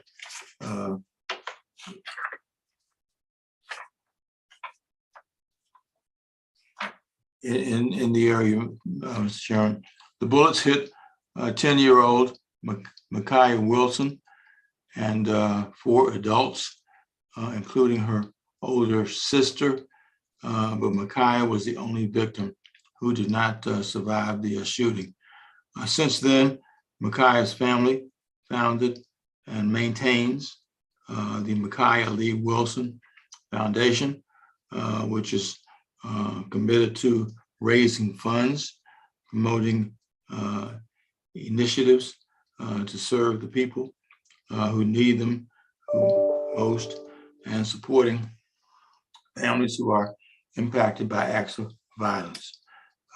This bill will symbolically designate the 3000 block of 53rd Street Northeast as Micaiah Wilson Way in honor of Micaiah. Mr. Chairman, I will remember, as you may too, I remember being at the hospital with her family when she was shot, and just with as much thought and commitment as we could gender at that point. We worked as hard as we possibly could to have her committed to being able to support her and where she is. So thank you, Mr. Chairman. And I just want to urge the council to move as quickly as possible to support this legislation and allow it to move forward as the Micaiah Wilson Way designation. So thank you, Mr. Chairman. Thank you, Mr. Gray. Do you know if the ANC took a position on this? Mr. Gray? I think the commission has taken a position. I can get you the letter if you want, Mr. Chairman. Please. Okay, we'll be happy to do that as Yeah, quickly. because I'm not inclined to move bills that don't have witnesses. You're speaking to it helps, but I'd like to know where the ANC is, so that would help. Okay, we'll do that, Mr. Chairman. Thank you. The next bill is Bill 24-1090, the William Dorsey Swan Way Designation Act. We have 3 witnesses listed, Channing Joseph, Brenda Young, and Mike Silverstein. I want to note that the bill is introduced would symbolically designate Swan Street between 14th Street and 19th Street as William Dorsey Swan Way. Our staff is I'm thinking about this being an official naming. The street is already named Swan, but it's named after a different swan. And so I'm just making it clear for the record that we may look to convert this bill to a official naming. Mr. Joseph, I think you're first. Good afternoon. Good afternoon, Mr. Chairman. My name is Channing Gerard Joseph. I'm pleased to testify today as an expert on the life and times of William Dorsey Swan. I'm currently a Ferris Professor of Journalism at Princeton University. And for nearly 18 years, I've been researching the history and culture of early African Americans who experienced same-sex desire or violated the rigid gender norms of the 18th and 19th centuries. William Dorsey Swan was a resident of the District of Columbia, whose early achievements in support of queer freedom, resistance, and community building are worthy of being honored. He was born William Henry Yunker in Washington County, Maryland in March 1860. Enslaved in childhood by a Maryland resident named Anne Murray, he moved to the District of Columbia in the years after emancipation in search of greater economic opportunities to help support his parents and 12 siblings. He found work as a janitor at a local college, and his employers, the educators Henry and Sarah Spencer, remarked that he sent his relatives all he could spare from his earnings. They described him as industrious, refined, courteous, and with a sensitive nature. As early as 1882, Swan began to host a gathering called a drag. The event featured food and drink, folk songs, and popular dances, and it was attended by men in traditionally feminine clothing. Because of this, it was repeatedly targeted and raided by the police. Swan's group defied the authorities, becoming the earliest known queer resistance organization, a noteworthy achievement given the era's rigid notions about sex and gender. In 1896, he received a 10-month sentence after being convicted on a false charge of keeping a disorderly house, a euphemism suggesting that he had been running a brothel. Though that charge was baseless, the prosecutor admitted that it was imposed as punishment for his sexual relationships with other men and his so-called evil example in the community. Furious, Swan organized a community petition and demanded a pardon from President Grover Cleveland. Those are acts that made him the first known American activist to take legal action to defend the queer community. Though poor jail conditions threatened his life, Cleveland denied the pardon. Swan was a pioneer in the struggle for LGBTQ+ equality. Today, more than a century later, the houses of the contemporary ballroom scene maintain the same basic format as Swan's. They feature competitive walking dances with exaggerated pantomime gestures, and they're organized around family-like groups led by mothers and queens. His legacy is a positive and inspiring one to members of the LGBTQ+ community and to many others. In the years after the Civil War, Swan's brave actions helped lay the foundations of self-acceptance, solidarity, courage, and confidence that eventually made Stonewall, Pride, and marriage equality possible. By contrast, Swan Street in Northwest Washington is currently named for Thomas Swan, a slaveholding politician who served in a variety of offices in his lifetime, including as governor of Maryland. He opposed racial equality and stood against expanding voting rights to Black Americans. In an 1868 speech, Governor Swan proclaimed, "This government was never intended by its founders to be shared by the African race. It was a white man's government exclusively," unquote. It is my hope that the council will choose to honor the world's first drag queen and redesignate Swan Street as William Dorsey Swan Way. That's my testimony. Thank you. Thank you, Mr. Joseph, and I have a copy of your statement. Thank you. Brenda Young, are you here? Mike Silverstein?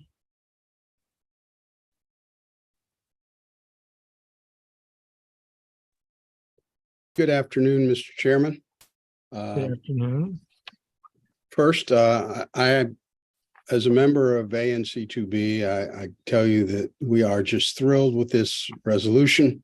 Everyone is in support of it. It's wonderful. It really, in a way, underscores who we are as a community. And I think it's just great. I came here to testify on the Sam the Man Burns way and send in testimony on that. If I could do that now, we could kill two birds with one stone. Yes. Kill two birds with one stone, but then I'm going to have to recess after we're done with you. Okay. And that's going to be a little unfair to the Xi Omega folks, but I have to do that. You're done with me in more ways than one. This may well be my last time testifying before council as a sitting commissioner after 20 years. And it's really a pleasure to do so in support of a resolution to name a section of 18th Street in my single member district in honor of Samuel Andre Burns. Our neighborhood has a great history and fabulous architecture, but it's the people who give it life. And I'm not talking just about famous politicians and generals. The people include those among us who bring fun and joy and celebration to our lives. And by honoring one of our own, we give my neighborhood and our city a sense of pride and a sense of place. Sam Burns was to dance music and to DC what Chuck Brown was to hip hop in DC.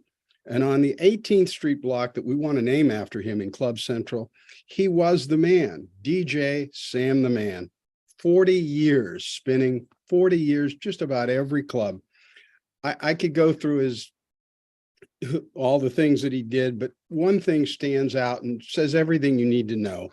When his family and friends organized a celebration of his life last May, Phil, it drew 5,000 people and 50 video tributes from all over the world. You and I are maybe a little too old to be in that social ramble, but this man was a giant and he represented DC and represented our neighborhood. And by honoring Sam the Man Burns, we honor all those from all 8 wards who call the District of Columbia our home. We honor ourselves and we honor the city that we all celebrate and love. Thanks for all your help for so long, and thank you. I guess you can take your break now. Not yet. I have to ask a few questions. So, Commissioner, you were testifying, you were on our list as testifying in support of William Dorsey Swan, but other than a couple of sentences saying you support, you're not really testifying to that. Correct? Wait, you're talking to me? Yes, I am. Well, I can testify to both. I was on the ANC and we did support it, and we supported it because Swan Street is, as you know, was somewhat famous for its anti-war activities, its progressive politics, and its inclusionary beliefs, especially during the period of unrest in 2020, where it became world famous. And to have a street like that named after a person who ran for office under the Know Nothing Party, who ran as a redemptionist saying that he wanted to return white man's government, does not represent us. Does not and to in the opportunity to name it after an LGBT person in an area that's part of the epicenter of the gay community is a marvelous opportunity. We're very much in favor of it. The ANC supported it unanimously. I've yet to find a neighbor who had any problem with it at all. Thank you. If you could give us a copy of your statement on the Sam the Man Burns. I have done so. I sent it to Evan Cash. It was sent over the weekend. Okay, because that would be helpful. Thank you, sir. Let me ask before you disappear, and I have a question for Mr. Joseph, so I'll ask each of you. With regard to Swanway, actually, one of my questions is whether the ANC is in support, and I have a letter from ANC 2B in support of the Swan Street bill. What about Sam the Man? Yes, sir. Unanimous you? support. Can you get us a copy of that letter? Yes, I will. Absolutely. With regard to both bills, Mr. Joseph, are you aware of any opposition? I am not aware of any opposition. I understood that the ANC was unanimously in support of the proposal. Commissioner Silverstein, are you aware of any opposition on Sam the Man? Not anything locally. No. No. All right, just a moment. Okay. I don't have any other questions for you all. So I want to thank you. You each are excused. I'm going to make a quick phone call to see if my 4:30 appointment is ready. Hold on.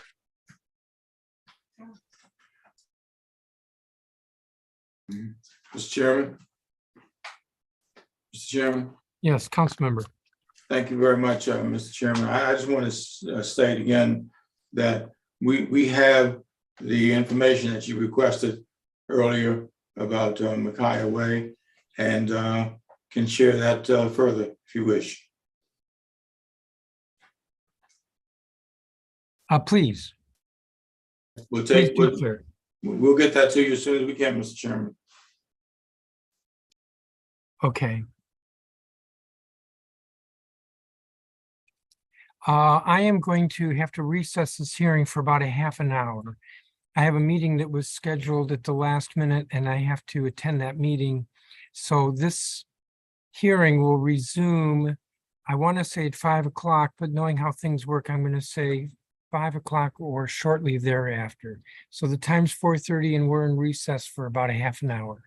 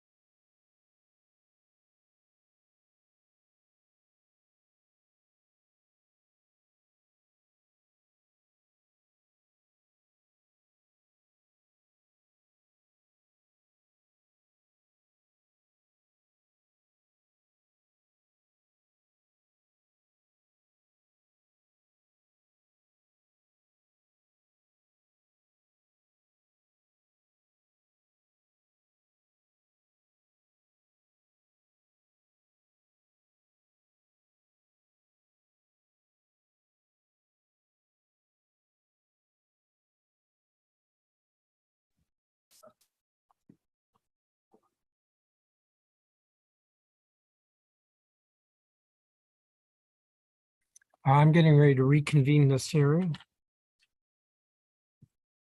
I want to apologize to the witnesses who were all ready for Xi Omega Way.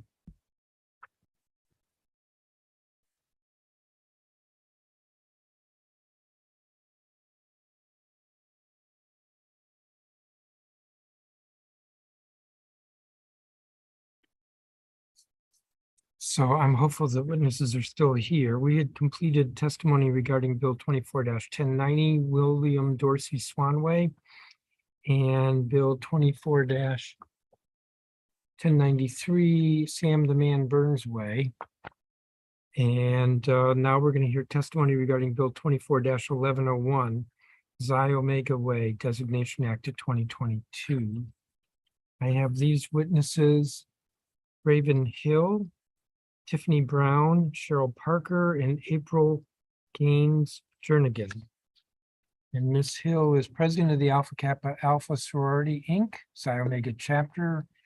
Tiffany Brown is a member of the Xi Omega chapter. Cheryl Parker is former president of the Xi Omega chapter, and April Gaines Jernigan is, it just says with the chapter. So let's see who all's here. Okay, they're all here, great. And this legislation would symbolically designate 14th Street between Allison Street and Arkansas Avenue as Xi Omega Way. And with that, Ms. Hill, you want to begin? And I apologize for keeping you waiting. There was an appointment with some federal folks that got scheduled yesterday and there was no other time available. I was hoping the hearing would be over by now.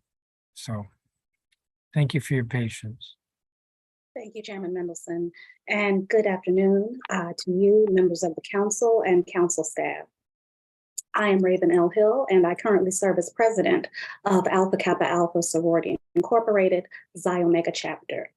I appreciate the honor and privilege to speak before you today in support of B24-1101, Xi Omega Way Designation Act of 2022, introduced by council members Louis George and Henderson on November 4th, 2022. This bill will symbolically designate 14th Street Northwest between Allison Street Northwest and Arkansas Avenue Northwest in Ward 4 in honor of Xi Omega chapter's legacy as we prepare to mark 100 years of service to the Washington, D.C. community. Founded in 1908 at Howard University, Alpha Kappa Alpha is the first sorority established for African-American women. Xi Omega chapter was chartered as the first graduate chapter in Washington, D.C. by 20 visionary women on December 23rd, 1923. Today, Xi Omega stands 685 members, pink and green, proud and strong, as one of the largest AKA chapters in our global sisterhood. In addition, our leadership impact extends to Alpha Kappa Alpha members at Howard University, the University of the District of Columbia, and American University as their supervising graduate chapter. Over the last 100 years, Xi Omega chapter has sought to leave a lasting legacy as sisters in service to our community. We provide our youth with academic support, leadership training, and scholarship assistance.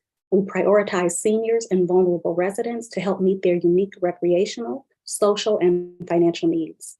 We leverage social action for community awareness and upliftment, and we invest economically in the district with targeted spending at Black-owned and women-owned businesses. Since 1981, we have carried out much of this work at Xi Omega Center, located at 4411 14th Street Northwest.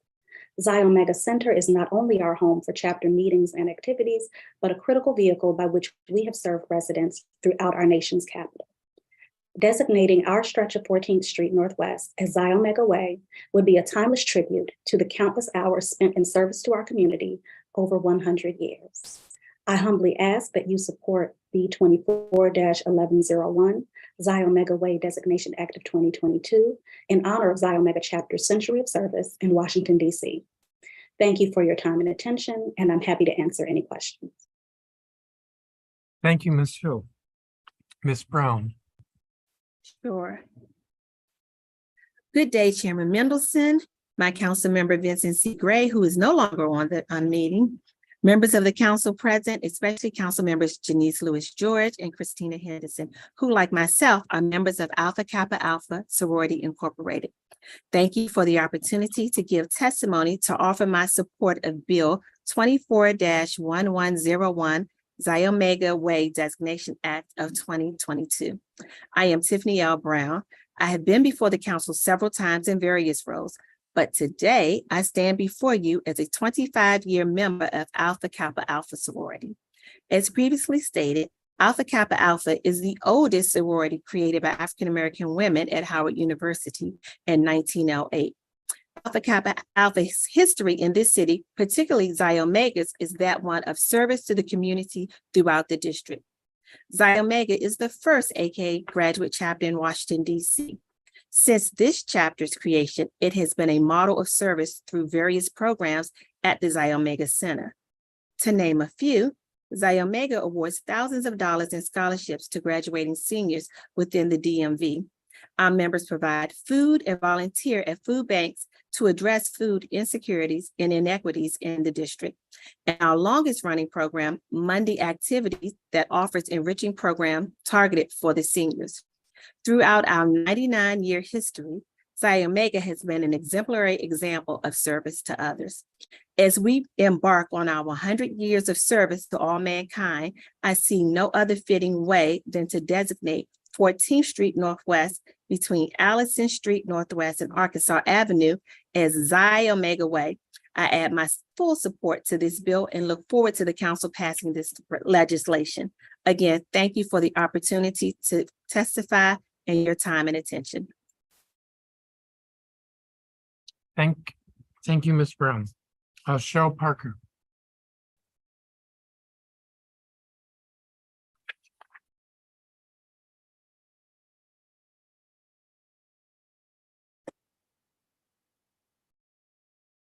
Okay, there. Good evening, everyone. My name is Cheryl Parker, and I'm a resident of the District of Columbia, especially I reside in Ward 1. I have been a proud member of Alpha Kappa Alpha Sorority Incorporated for 54 years and an active member of Xi Omega chapter for 46 years. I joined Xi Omega to be involved in a chapter that was making an impact in the community.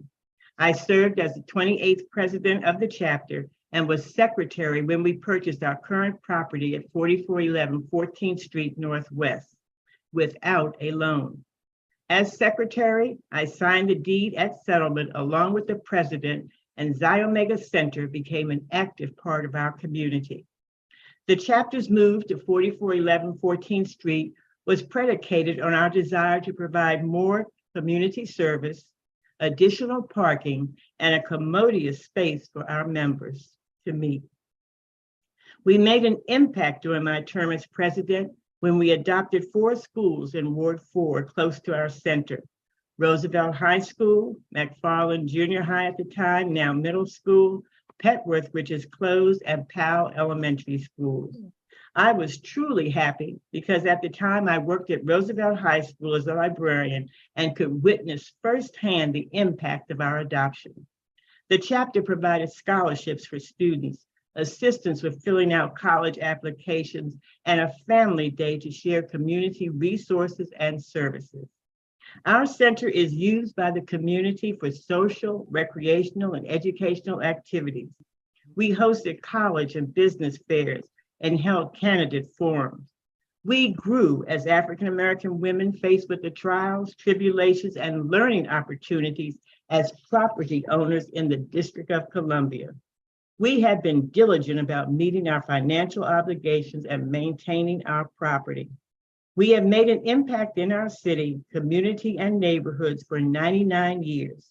Through the upcoming years, as we expand our programs and services to the community, our delivery will be enhanced if we had a sign that said Xi Omega Way.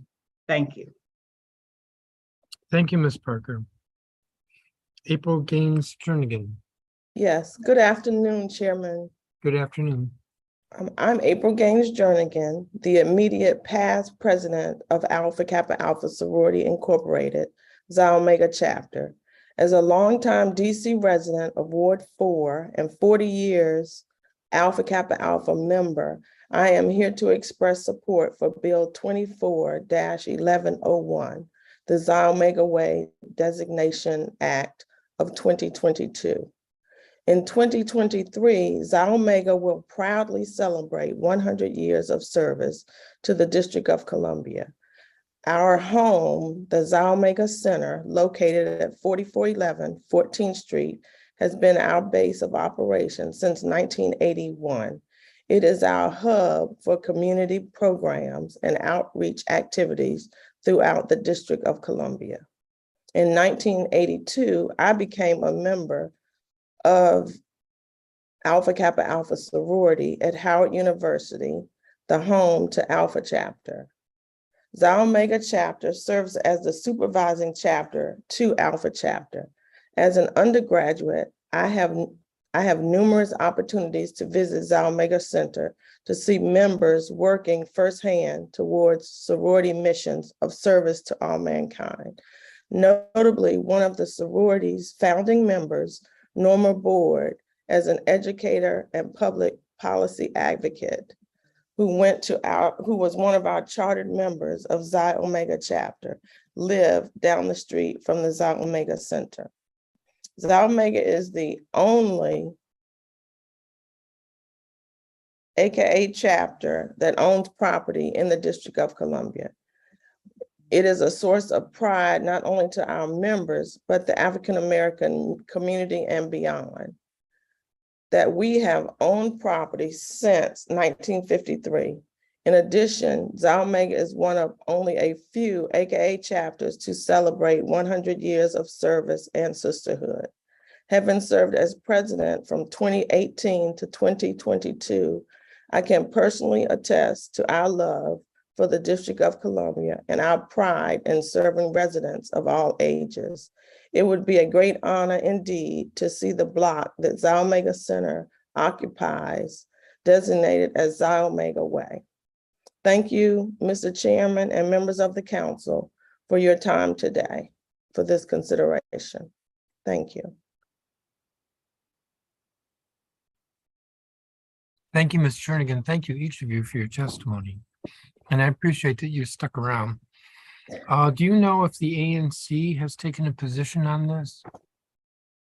Chairman Mendelson, Xi Omega Center's address is moving from ANC 4C05 to ANC 4E05 in January. I did reach out to Commissioner Campbell to let him know that we will be seeking a resolution of support from the ANC in early 2023. Okay, I think that's helpful. It's not critical, but we like it when an ANC tells us that they're in support. So are you aware of any community opposition? No, I'm not aware. I wouldn't think there would be. We've done something like this for a few other sororities or fraternities, so and I'm trying to think, there's always just good feeling around doing it. So I expect that will happen this time. The bill will need to be reintroduced. I didn't say this to anybody else earlier, but we're at the end of the council period. And the reason why we're having this hearing is assuming that the bill's reintroduced, we don't then have to have a hearing on next year. So we could proceed, and I would expect probably get this acted on in the next several months. Even though you only be in your 100th year as opposed to having been in existence for 100 years. It's still pretty remarkable. Let me see if there are any questions from staff.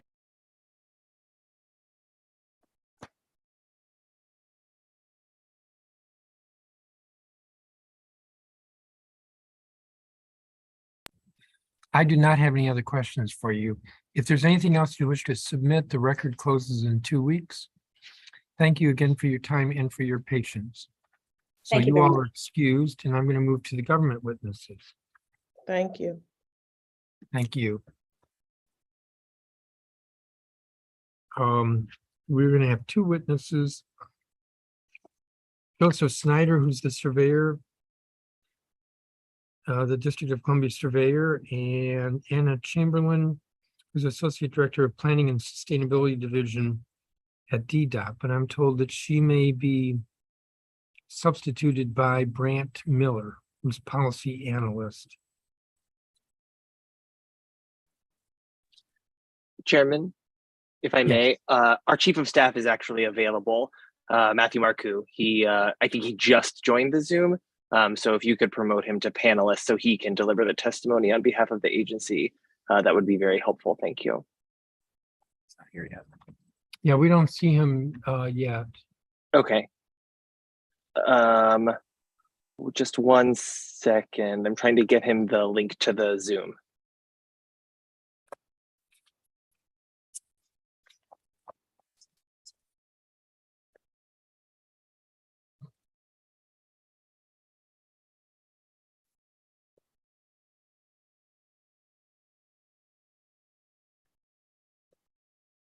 Why don't we do this? Why don't we start with the surveyor, Mr. Snyder? Why don't you go through your statement and then I'll probably save questions until we hear from DDOT as well. Did we get enough bills into one hearing? Yeah, and some of them had a few moving parts too, so it was getting it to the finish line. I apologize if you got some of those plats kind of late in the game, the easements and some of the other stuff. We were finalizing some of the reversions and things like that. So Can why you don't hear you me okay? begin? Yeah. Okay. Good afternoon, Chairman Mendelson, council members and staff. I'm Joseph Snyder, surveyor for the District of Columbia at the Department of Buildings. I appear before you today to testify on 6 measures before you. B24-578, PR24-733, PR24-994, PR24-995, B24-1022, and B24-1026. To begin with B24-578, it's a dedication of a portion of W Street Southeast, SO number 16-24322, Act of 2021. It was introduced by Councilmember Trayon White. And the purpose of this bill is to widen a portion of W Street Southeast between Railroad Avenue and Shannon Place Southeast by establishing a non-restrictive easement to the District of Columbia for the rights to that portion of the private property located adjacent to W Street Southeast in Square 5784. The applicant for this application is 4 Points LLC, who's represented by Holland and Knight. Office of the Surveyor notified the relevant executive branch agencies of this application on September 25th, 2018, and received no objections. I'd like to pause here. DDOT did have a recommendation that it be noted on the plat as a surface easement. In the upper left-hand corner, and the surveyor's certificate is noted as such. Continuing, the surveyor's office notified the National Capital Planning Commission of this application on September 25th,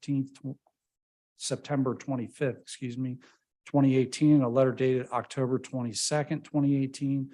NCPC staff determined that the proposed project falls under an exception listed in Chapter 8. And in particular on that, they met 2 conditions. The street or alley is not adjacent to federal property. The street or alley does not provide access to a federal property or affect other federal interests.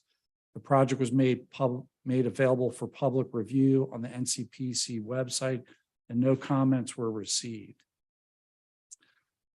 Lastly, the ANC 8A was notified of this application on September 25th, 2018. The Office of the Surveyor did not receive any comments from ANC 8A. They may exist, but we do not have them in our files.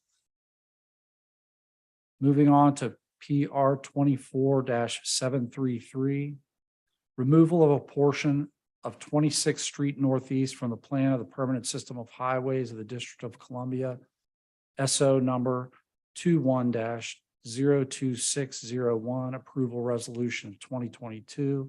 It was introduced by Chairman Mendelson at the request of the mayor. Purpose of this bill is to approve the removal of a 45-foot wide portion of 26th Street Northeast along the east line of lot 805 and Square 4396 and lot 812 in square 4408 from the plan of the permanent system of highways for the District of Columbia. The applicant for this is the DC Department of General Service, who is represented by Cozen and O'Connor. Surveyor's office notified the relevant executive branch agencies on March 17, 2021. They did not object to this application. Notification of the utility companies is not required. Surveyor's office notified NCPC of this application on March 17, 2021. In a letter dated May 10, 2021, NCPC approved the highway plan amendment for this application.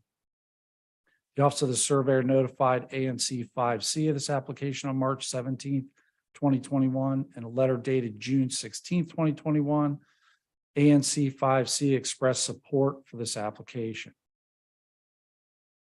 Next is PR 24-994, closing of a portion of Moreland Street Northwest and the removal of the associated building restriction line, SO number 21-05063, approval resolution of 2022, was introduced by Chairman Mendelson at the request of the mayor.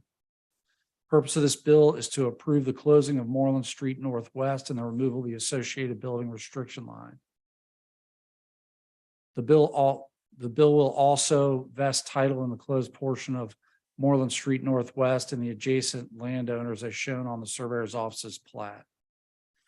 Portion of Moreland Street Northwest abutting squares 2307, 2308, and 2314 was created by subdivisions shown in the records of the Office of the Surveyor in Subdivision Book 107 on page 187, Book 114 on page 30, Book 141 on page 40. Title to the closed street cannot be determined to be held by the District of Columbia or United States. The most probable estimate of value as of January 1st, 2021, which represents tax year 2022 for the portion of Moreland Street to be closed in squares 2307, 2308, and 2314 is $1,610,810. The applicant for this application is John Hurwitz of the Moreland Street Closure Project. Surveyor's office notified the relevant executive branch agencies and utility companies this application on July 27, 2021. Neither the executive branch agencies nor utility companies objected to this application. The Office of the Surveyor notified NCPC of this application on July 27, 2021. In a letter dated August 12, 2021, NCPC staff determined that this proposed project falls under an exception listed in Chapter 8. Specifically, includes street and alley closings located outside the boundary of the L'Enfant City Plan. The street or alley is not adjacent to federal property. The street or alley does not provide access to a federal property or affect other federal interests. The project was made available for public review on the NCPC website and no comments were received. Surveyor's office notified ANC 34G of this application on July 27, 2021. In a letter dated November 1, 2021, ANC 34G expressed support for this application. Next up is PR 24-995, closing of a portion of a public alley in square 4053 SO 22-00410, approval resolution of 2022. Was introduced by Chairman Mendelson at the request of the mayor. Purpose of this resolution is to approve the closure of a portion of a public alley in square 4053 in Northwest Washington, D.C. in Ward 5. Portion of the alley was created by a subdivision shown in the records of the Office of the Surveyor and Subdivision Book County 11 on page 96. Title to the closed alley could not be determined to be held by the District of Columbia or the United States. Most probable estimate of value as of January 1st, 2021, which represents tax year 2022, for the public alley closed in squares 4053 is $72,510.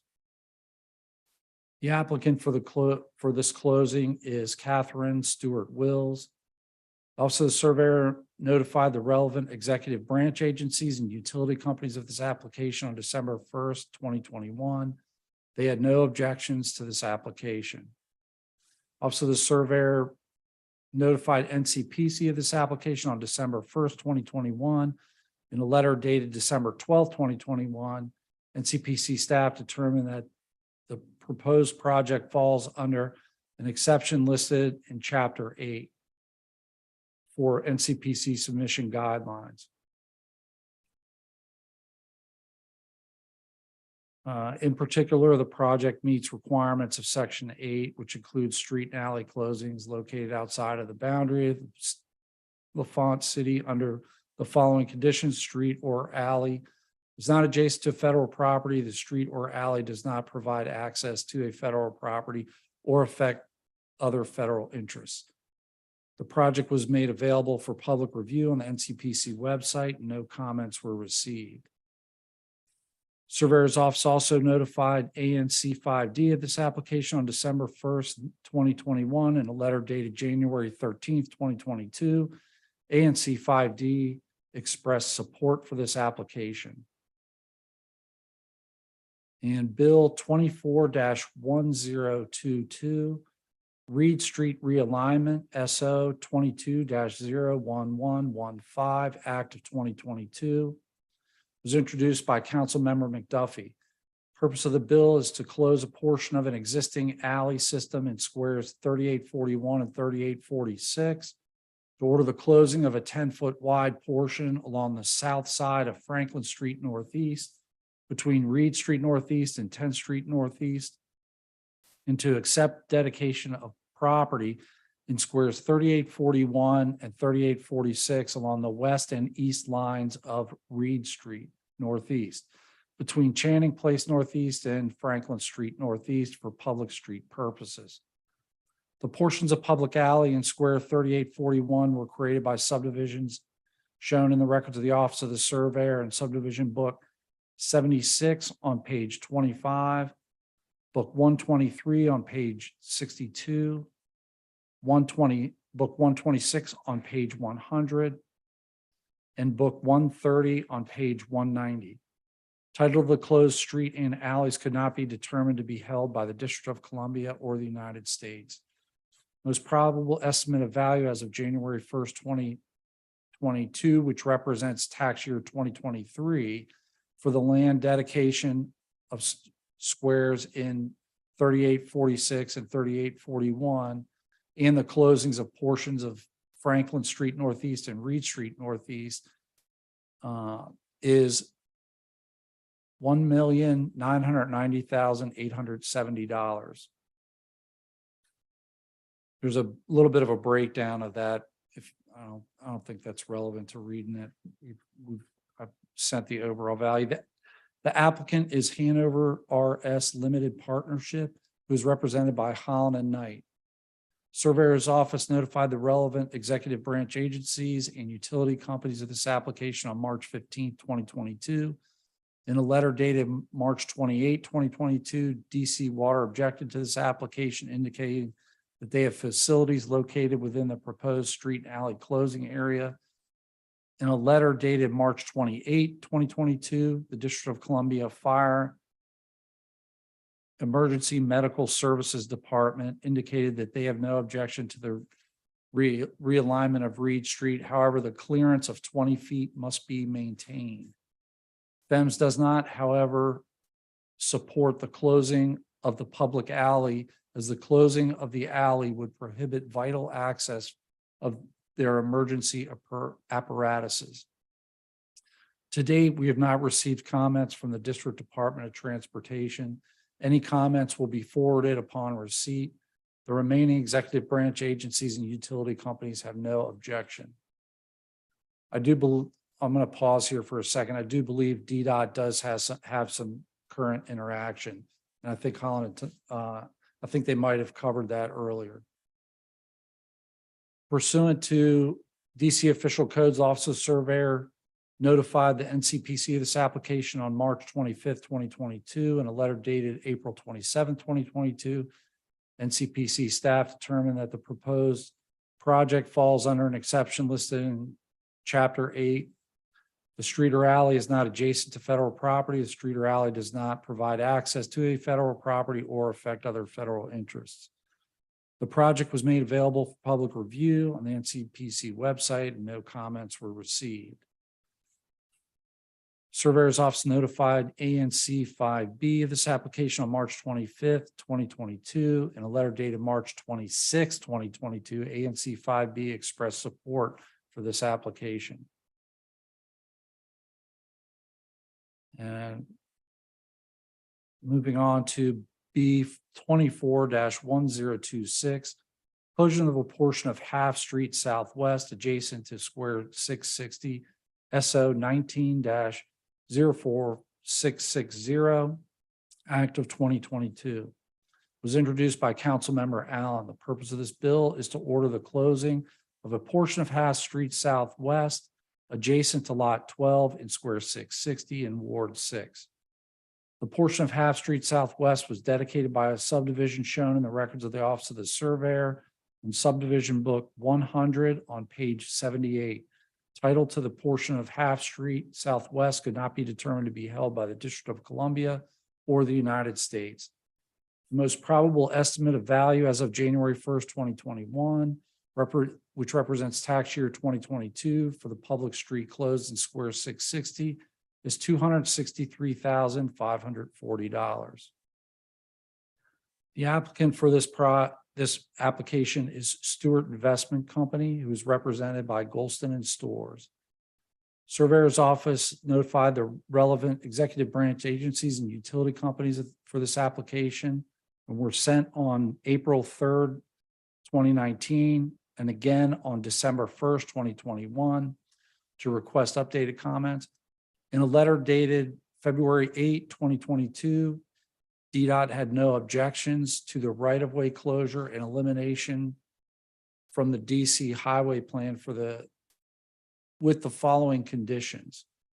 The closure plat will not be recorded until the Office of the Surveyor has been notified in writing by the DDOT director that the construction vehicles have permanently vacated the staging area.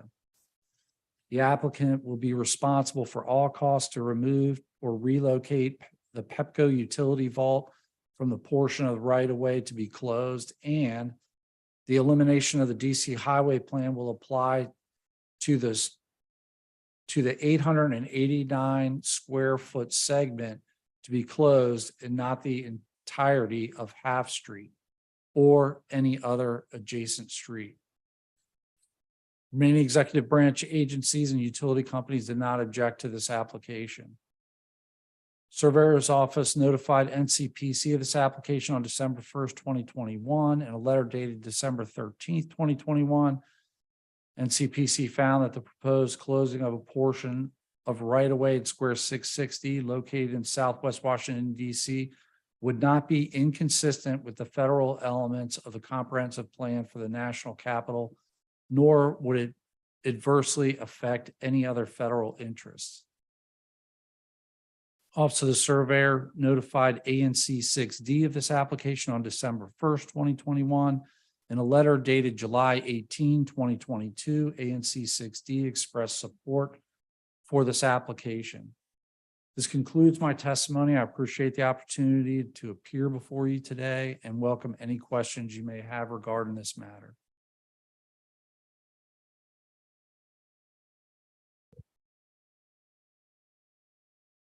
Thank you, Mr. Snyder. I do have a few questions, but I think I'll hear from DDOT and then ask some questions. Mr. Marcoux? Good afternoon, Mr. Chairman. Good afternoon. The floor is yours. Thank you. I don't know if the procedure is to normally swear in witnesses in these hearings. So I just want to make sure I'm following protocol. Oh, you're too used to other council members. I haven't sworn in anybody since I chaired judiciary. Thank you, sir. Well, then I will jump right into DDOT's testimony, and I appreciate the opportunity to appear before you for the first time in my new role. Good afternoon, Chairman Mendelson, Good members of the afternoon. council, and district residents. My name is Matthew Marcoux. I'm the Chief of Staff at the District Department of Transportation, commonly referred to as DDOT. I am here today to present testimony on behalf of Mayor Muriel Bowser and DDOT Director Everett Lott regarding the following 16 bills and 3 proposed resolutions. Bill 24-578, the dedication of a portion of W Street Southeast, Surveyor's Order 16-24322, Act of 2021. Proposed Resolution 24-733, the removal of a portion of 26th Street Northeast from the plan of the Permanent System of Highways of the District of Columbia, Approval Resolution of 2022. Proposed Resolution 24-994, the closing of a portion of Moreland Street Northwest and the removal of the associated building restriction line, Surveyor's Order 21-05063, Approval Resolution of 2022. Mr. Marcoux, I'm going to interrupt you. Yes, sir. You don't need to list every title here because I assume you're going to list it again as you go through your testimony. Absolutely. Happy to jump straight to the testimony then, sir. So why don't you jump to yes? Absolutely. So the stated purpose of Bill 24-578, the dedication of a portion of W Street Southeast, Surveyor's Order 16-24322, Act of 2021, is to order the widening of a portion of W Street Southeast between Railroad Avenue Southeast to the northwest and Shannon Place Southeast to the southeast, and to provide for the establishment of a non-exclusive easement to the District of Columbia for surface rights to that portion of private property located adjacent to W Street Southeast in Square 5784. DDOT filed a report with the Office of the Surveyor on December 27, 2018, relating to Surveyor Order number 16-24322. DDOT has no objection to the public access easement identified in the proposed easement area under the condition that the Office of the Surveyor update the official plat to remove the term surface from both the title and block of text in the upper left corner. The easement should be non-restrictive rather than a surface easement. The stated purpose of proposed Resolution 24-733, the removal of a portion of 26th Street Northeast from the plan of the Permanent System of Highways of the District of Columbia Approval Resolution of 2022, is to approve the removal of a 40-foot wide portion of 26th Street Northeast along the east lot line of Lot 812 in Square 4408 and Lot 805 in Square 4396 from the plan of the Permanent System of Highways of the District of Columbia. DDOT filed a report with the Office of the Surveyor on April 19, 2021, related to Surveyor's Order number 21-02601. DDOT has no objection to the elimination of the segment of Rand Place Northeast from the DC Highway Plan as identified. This segment does not have a future transportation need. The stated purpose of proposed Resolution 24-994, the closing of a portion of Moreland Street Northwest and the removal of the associated building restriction line, Surveyor's Order 21-05063, Approval Resolution of 2022, is to approve the closing of a portion of Moreland Street Northwest and the removal of an associated building restriction line as shown on the Surveyor's plat in Surveyor's Order 21-05063, and to vest title in the closed portion of Moreland Street Northwest in the adjacent landowners. DDOT filed a report with the Office of the Surveyor on October 7th, 2021, related to Surveyor's Order number 21-05063. DDOT has no objection to the proposed closure of unbuilt Moreland Street Northwest and removal of the building restriction line on Square 2307, Lot 31. DDOT requests that the building restriction line removal only occurs in conjunction with the right-of-way closure.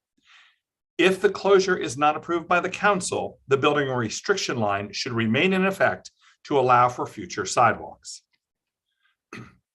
The stated purpose of proposed Resolution 24-995, the closing of a portion of a public alley in Square 4053, Surveyor's Order 22-00410, Approval Resolution of 2022, is to approve the closure of a portion of a public alley in Square 4053 in Northeast Washington, D.C. in Ward 5 as shown on the Surveyor's plat filed under Surveyor's Order 22-00410.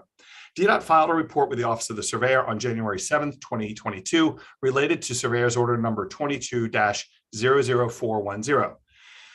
DDOT has no objection to the proposed closure of the 10-foot strip of alleyway behind lots 16 and 17 in square 4053 as proposed. The proposed closure will have no impact on the overall transportation network or remaining alley networks. The stated purpose of Bill 24-1022, the Reed Street Realignment Act of 2022, is to order the closing of portions of an existing public alley system in squares 3841 and 3846. To order the closing of a 10-foot wide portion along the south side of Franklin Street Northeast between Reed Street Northeast and 10th Street Northeast, and to accept the dedication of property in squares 3841 and 3846 along the west and east sides of Reed Street Northeast between Channing Place Northeast and Franklin Street Northeast for public street purposes. DDOT filed a report with the Office of the Surveyor on December 1st, 2022, related to Surveyor's Order number 22-01115. The agency has no objection as long as the following conditions are satisfied. The applicant must enter into a horizontal public use agreement, HPUA, with DDOT and record it with a recorder of deeds to provide the foregoing conditions have been satisfied and that the public space improvements in the public right-of-way and subject to a transportation online permitting system or TOPS permit have been constructed to DDOT standards and specifications, and that all statutory warranties have been provided and DDOT has agreed to accept the public space improvements. The applicant must reach an agreement with the Urban Forestry Division's ward arborist regarding the disposition of the large tree at the western fence line of 900 Everett Street Northeast, and specifically whether the tree should be removed. Prior to the issuance of a building permit for the first building within the planned unit development, the applicant shall prepare and submit a traffic signal warrant analysis for the intersection of Franklin Street and Reed Street Northeast to DDOT's Transportation Engineering and Safety Division for review and approval. If approved by the Transportation Engineering and Safety Division, the applicant shall complete a memorandum of agreement with DDOT and then design, fund, and install the traffic signal prior to issuance of the first certificate of occupancy for the first building within the PUD. And the applicant must compensate DDOT in the amount of $3,387.20 for the streetlights in the existing alley network. The stated purpose of Bill 24-1026, the closing of a portion of Half Street Southwest, adjacent to Square 660 Act of 2022, is to order the closing of a portion of Half Street Southwest adjacent to Lot 12 in Square 660 in Ward 6. DDOT filed a report with the Office of the Surveyor on February 8th, 2022, related to Surveyor's Order number 19-46610. DDOT has determined that there will no longer be a transportation need for the 889 square feet, for the 889 square feet of Half Street Southwest right-of-way once DDOT construction vehicles have vacated the staging area. As such, DDOT has no objection to the right-of-way closure and elimination from the DC Highway Plan with the following conditions. The closure plat will not be recorded until the Office of Surveyor has been notified in writing by the DDOT director that construction vehicles have permanently vacated the staging area. The applicant will be responsible for all costs to remove or relocate the Pepco utility vault from the portion of the right-of-way to be closed, and the elimination from the DC Highway Plan will apply only to the 889 square feet segment to be closed, not the entirety of Half Street Southwest or any other adjacent street. The stated purpose of Bill 24-1102, the Howard East Towers Alley Closing and Street Dedication Act of 2022, is to order the closing of a portion of an alley in Square 2873, abutting lots 1106 and 1112 in Ward 1, to establish a 20-foot wide building restriction line on the closed alley area, and to dedicate a portion of lot 1112 for public street purposes. DDOT filed an initial report with the Office of the Surveyor on September 22nd, 2022, related to Surveyor's Order number 22-03181. While DDOT objected to the dedication and alley closure as then proposed, DDOT filed a supplemental report on December 1st, 2022, indicating that it was supportive of the now proposed closures and dedication under the condition that the applicant coordinates with the Urban Forestry Division's ward arborist and submits a special tree permit for the removal of the Bradford pear tree. The applicant establishes a building restriction line on the portion of the alley fronting W Street Northwest. Prior to the closure of the alley, the applicant records in the Recorder of Deeds a public access easement approved by DDOT for the portion of the alley to be used as Bryant Street Northwest and constructs the transportation improvements within the public access easement, including a 7-foot sidewalk, a 4-foot tree box, and two-way travel lanes consistent with DDOT standards and specifications. That's a specific reference to DDOT standard specifications for highways and structures, as well as our design and engineering manual and other relevant guidelines. And prior to the closure of the alley, the applicant must record in the Recorder of Deeds an easement for the 8th and 9th Street Northwest sidewalks in a form approved by DDOT. The easement shall encumber the portion of the property to be improved by an 8-foot sidewalk and a 5-foot tree box, subject to public space permitting. The applicant shall be responsible for maintenance of the sidewalk and tree boxes until DDOT has accepted them. Pardon me, the stated purpose of Bill 24-1103, the Unicorn Court Alley Closing and Public Safety Improvement Act of 2022, is to order the closing of a portion of an alley in Square 358, abutting lots 53, 54, 55, 56, 60, 61, and 803 in Ward 1. DDOT has not yet been asked to evaluate the impacts and identify DDOT assets, as there is not an associated surveyor's order that has been referred to DDOT. As such, DDOT objects to the closure until this evaluation can take place and the surveyor's order can be filed and referred to DDOT. The agency would also like to note that since no surveyor's order has been filed, utility companies have also not had the opportunity to review the proposed closure. I will now discuss the bills related to official and symbolic street and alley namings. The stated purpose of Bill 24-892 is to symbolically designate the 700 block of Quebec Place Northwest in Ward 1 as Bishop Clarence Groover Sr. Way. For visualization purposes, I have attached to this testimony a copy of a DDOT-generated map highlighting the 700 block of Quebec Place Northwest. In fiscal terms, the cost of each installed sign for this designation is approximately $190, which includes $65 for sign fabrication and $125 for sign installation. Sufficient signage requires 2 total signs totaling $380. The stated purpose of Bill 24-1025 is to officially designate the 700 and 800 blocks of Mount Vernon Place Northwest as Allen Y. Liu Place. For visualization purposes, I have attached to this testimony a copy of the plat of the designated blocks. Sufficient signage requires 4 total signs, totaling $760. The stated purpose of Bill 24-1032 is to symbolically designate the 1500 block of Channing Street Northeast in Ward 5 as Benjamin Secundi Sr. Way. For visualization purposes, I have attached to this testimony a copy of a DDOT-generated map highlighting the 1500 block of Channing Street Northeast. Sufficient signage requires 2 total signs, totaling $380. The stated purpose of Bill 24-1057 is to symbolically designate the 500 block of 55th Street Northeast as Woodson Way.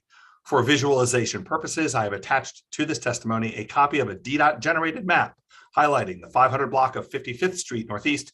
Sufficient signage requires 2 total signs, totaling $380. The stated purpose of Bill 24-1058 is to symbolically designate the street known as 1400 Cedar Street Southeast in Ward 8 as Davin T. McNeil III Way. For visualization purposes, I have attached to this testimony a copy of a DDOT-generated map highlighting 1400 Cedar Street Southeast. Sufficient signage requires 1 sign, as there is only 1 entrance to the street, totaling $190. The stated purpose of Bill 24-1061 is to officially designate the public alley system within Square 3562, bounded by 3rd Street Northeast, W Street Northeast, 4th Street Northeast, and V Street Northeast in Ward 5 as Wooten Court. For visualization purposes, I have attached to this testimony a copy of the plat of the designated alley system. Sufficient signage requires 5 total signs, totaling $950. The stated purpose of Bill 24-1062 is to symbolically designate the portion of 10th Place Southeast in squares 5933, 5934, 5938, and 5939 between Mississippi Avenue Southeast and Savannah Street Southeast as Cassandra S. Pinckney Way. For visualization purposes, I have attached to this testimony a copy of a DDOT-generated map highlighting the portion of 10th Place Southeast described in the bill. Sufficient signage requires 4 total signs totaling $760. The stated purpose of Bill 24-1087 is to symbolically designate the 300 block of 53rd Street Northeast as Micaiah Wilson Way. For visualization purposes, I have attached to this testimony a copy of a DDOT generated map highlighting the 300 block of 53rd Street Northeast. Sufficient signage requires 4 total signs totaling $760. The stated purpose of Bill 24-1090 is to symbolically designate Swan Street Northwest between 14th Street Northwest and 19th Street Northwest in Ward 2 as William Dorsey Swan Way. For visualization purposes, I have attached to this testimony a copy of a DDOT generated map highlighting the street described in the bill. Sufficient signage requires 11 total signs totaling $2,090. The stated purpose of Bill 24-1093 is to symbolically designate 18th Street Northwest between N Street Northwest in Ward 2 as Sam the Man Burns Way. For visualization purposes, I have attached to this testimony a copy of a DDOT generated map highlighting the street described in the bill. Sufficient signage requires 6 total signs totaling $1,140. The stated purpose of Bill 24-1101 is to symbolically designate 14th Street Northwest between Allison Street Northwest and Arkansas Avenue Northwest in Ward 4 as Chi Omega Way. For visualization purposes, I have attached to this testimony a copy of a DDOT generated map highlighting the streets described in the bill. Sufficient signage requires 4 total signs totaling $760. DDOT can absorb the costs of these signs within its current budget and does not foresee any operational impact these official and symbolic namings would have on the district's transportation network. Therefore, the administration has no objection to these streets and alley namings, and DDOT stands ready to assist the council and all other stakeholders with any ceremonial unveiling activities that may materialize as a result of these bills being passed. This concludes my testimony. Thank you for allowing me the opportunity to testify before you today. I'm available to answer any questions that you may have. I've actually been here even though my video was off. Thank you, each of you, for your testimony. I have a few questions.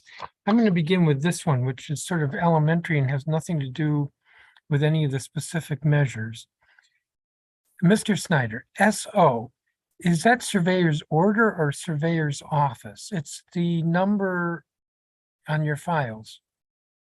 It's the surveyor's order. It's essentially a file name or file number that's assigned to each project. Yeah, it's a file number, but it's the O is order, not office. Correct. Yeah, and that's a historic term. It goes way back. Okay, Mr. Snyder, is there any issue with vesting? I believe there are two of the bills where this comes up. Moreland Street, the closing of that unimproved street. Typically vesting as shown on the plat, I don't know that the plat really shows vesting. I think the law or the common law is that it vests 50-50. Any issue with vesting there? Not that I'm aware of. When I say issue, what I mean is something that we need to look at, that if we want to make sure that it goes 50-50 to the different properties, that there's no problem with that. What I can share with you is historically that's been left up to the surveyor for the district to make a common sense decision, especially on, if you look at Moreland, it looks like a spatula. So I made some judgment calls. I got together with my computation team and we divided the street up. You know, the square, you can't, for a street shaped like that, everybody can't get like, say, 5,000 square feet. We tried to make a common sense, alignment, and then did our vesting lines from there, from the corners of the property lines out to that center line. I don't remember. We tried to follow custom and practice that the surveyor's office has been doing for a couple hundred years. Couple hundred, you haven't been around. You're not 200 years old. 1791.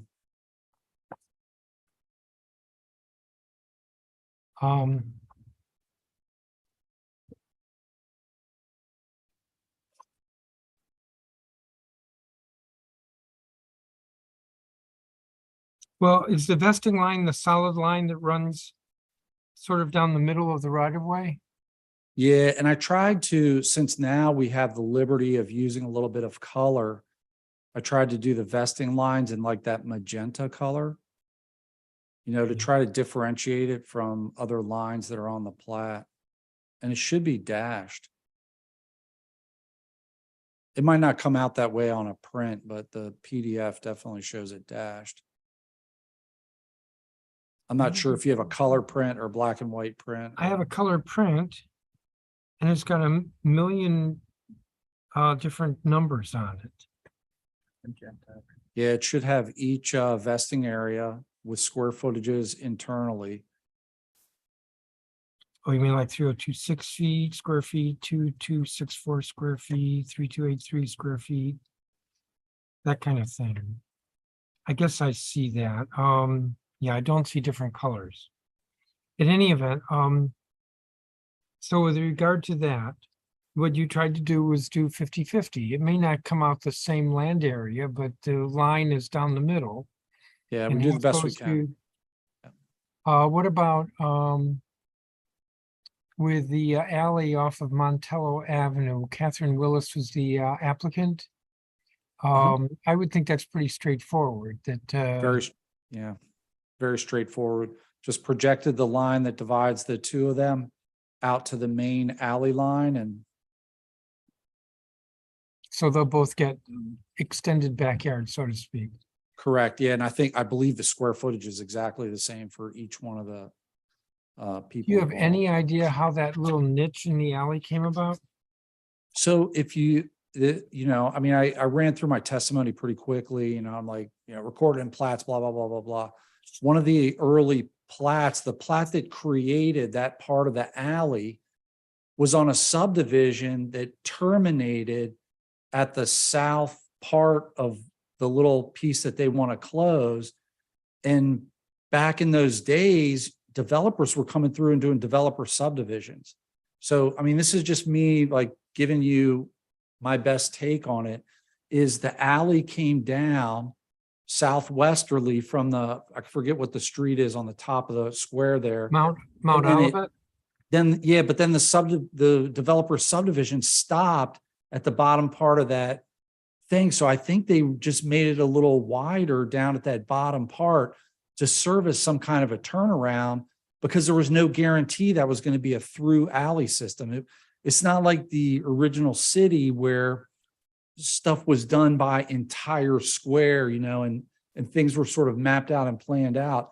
Out in the county and stuff, a developer would just buy a chunk of land and do the best they could and create some kind of alley system.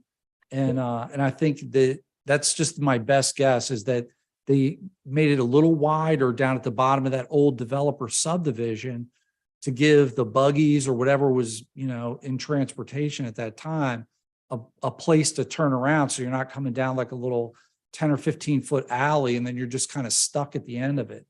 And I mean, eventually it did end up being a through alley system, but that's not so in every square. So I guess they were trying to plan for that. That's just me giving you my best guess, though. Yeah, okay. For some reason, I have a note here that says, are you okay with the Reed Street? That one's pretty complicated. It's complicated, but I'm okay with it. And I've, you know, we met even, you know, like that was another one where there was some reversions, and I just sat down with the applicant and we figured out which lots any of the closing areas needed to revert to. It's owned by the same, you know, business entity, or there's, I think, a couple involved, but we got that all sorted out. So that's very clear to me. In your testimony, Mr. Snyder, you did not address Bill 24-1102 Howard East Towers or 24-1103 Union Court. What about Howard East Towers? Yeah, my office did not produce the draft legislation or any of the, we'll call it finishing documents for that. So we were not asked to testify. I believe that came over to your office through DDOT and not through my office. Okay, but there is an SO file on it, isn't there? Correct, yes, and that plat is a plat authored by my office. And are there any objections in the record? Or do you need to get back to me on that?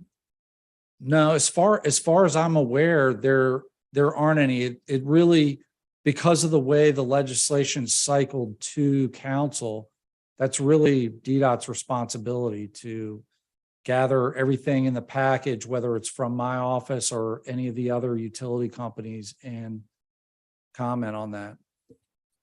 Well, I think Mr. Marcoux only testified as to DDOT. So He and I can get together offline and sort of firm that up for you, and then either both of us together or myself personally will send you an update on that, confirming no objections or whatever the case may be. Sorry, do you mind? I was looking at the Reed Street testimony, just to check on our records related to your initial inquiry about that, council member, and I missed which property which bill you're discussing now. Which one was that? 24-1102, which is Howard East Towers. Got it. Thank you. Yeah, it's square 2873 W Street. That's the one that involves the private, excuse me, private street to be known as Bryant. The wider sidewalks on 9th and 8th. So there's a lot in there that DDOT has asked for. So I'm pretty comfortable that knowing where DDOT is on it. And the developer had testified that they had agreed to all of DDOT's conditions. But your testimony, Mr. Snyder, always goes beyond DDOT to say where the ANC is and the utilities and other agencies and NCPC, and I don't have that. Okay, and none of that was filed with you? I'll take care of that. That'll get done pretty quickly. Sorry, Mr. Snyder, you may want to, I think if I'm reading that correctly, the Howard East Towers Alley Closing and Street Dedication Act of 2022. If I'm reading the testimony correctly, I believe that relates to Surveyor's Order number 22-03181. Does that help? Yeah, except for I think the plat is 20-04746. Well, the bottom No, line is Mr. that's Snyder not didn't correct. address it in his testimony. And if you could supplement your testimony with something on that, that would help. Sure. Or at least it would Sure, make I'll me need, feel more Matthew, I will need to get together with you offline to Absolutely. complete that package. Okay, yeah. Mr. Marcoux. Yes, sir. I can't remember which bill it was. It was maybe the first bill or the third one. You talked about a non-exclusive easement, and then you talked about a non-restrictive easement in the same, on the same project, and then you talked about not wanting a surface easement. So what is Yes. what is a non-exclusive easement? So yes, sir. That's a reference, I believe, to Bill 24-578. That's the dedication of a portion of W Street Southeast, and that's Surveyor's Order 16-24322. Let me make sure that I'm accurately describing what Yes, we you were. are. So in your testimony, you said, yes, sir. in your testimony, you said, and to provide for the establishment of a non-exclusive easement. And then you went on in your testimony and said DDOT has no objection. Under a certain condition. Under a condition. Yep. That the plat removed the term surface. So instead of surface, you want non-restrictive. Correct. Non-restrictive was not the term you used earlier when you said it non-exclusive. So I'm looking through the testimony to clarify, but the department needs the removal of the word surface to the easement, because if it is a surface easement, it limits the right and authority of the department and the government related to the use of that space. And so we do need a non-restrictive easement, and rather than a restricted easement, which is what a surface easement would be. Well, how's your authority diminished with the surface easement? What can't you do? Sure. So if a surface easement is the only one that's provided, we do not have air rights or surface rights. Subsurface rights. A surface easement essentially deals with just a small strip at literally the surface of the area in question, and it does not deal with air rights above or with ground rights below. Okay, that's surface. What's the difference between a non-exclusive and non-restrictive? My guess is they mean the same thing. I believe that they mean the same thing. I would like to get back to you to confirm that. Okay. What I'm hearing you say is that in the testimony we use the word non-exclusive at one point, perhaps for a different matter. Nope. Oh no, I see what you're saying. Yeah. So we use the term the establishment to. I believe that may be within the stated purpose of the testimony of the bill, because that's where that appears in our testimony. The phrase from the testimony is that the stated purpose of the bill is to provide for the establishment of a non-exclusive easement to the District of Columbia for surface rights to that portion of private property. It may be, Councilmember, and I'll want to clarify with the team, but the differentiation is the following.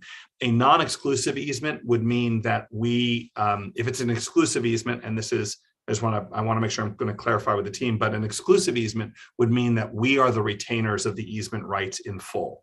Whereas a non-exclusive easement would indicate that there are others who have rights to that property as well. So non-exclusive and non-restrictive refer to two different components related to the easement, and I can get clarification for you, but I believe that that's the case. So non-restrictive would mean that we would have air rights, surface rights, and ground rights. And if the stated purpose is a non-exclusive easement, it would mean that we have restricted rights within the easement rather than those more fulsome rights I was just describing. Okay, but you'll check. Yes, sir.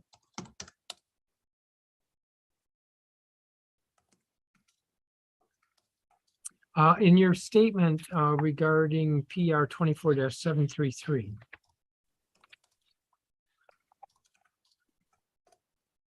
PR 24-733 is the removal of a portion of 26th Street Northeast from the plan of the permanent system of highways. And at the end of that paragraph, you say TDOT has no objection to the elimination of the segment of Rand Place from the DC Highway Plan. My recollection from earlier in this hearing was that 26th Street runs from Rand Place, I guess it would be northeast. It may not run into anything. It may, but in any event, it runs from Rand Place. And so there's a little piece of Rand Place, but it's basically closing 26th Street. And so my purpose here in bringing this up is to clarify what TDOT is saying. I'm assuming you have no objection to the bill. You have no objection to closing that segment of 26th Street. I shouldn't say closing, elimination of that segment of 26th Street, which also includes a little piece of Rand Place. And I will clarify with the team, but I believe that that's the reason why we use the reference to that segment of Rand, simply because in this closure, it would also include a minor, what you're describing as a minor closure of Rand within that larger closure of 26th. So I would want to confirm with the team. Yeah, but I believe that's an accurate explanation of why we included a reference to Rand in that legislation. Yes, but in the process, you said nothing about 26th, like whether DDOT. Oh, I apologize. We do not have any objection to the closure of 26th. If I'm mistaken, I know I'll be notified immediately that I'm wrong. Okay.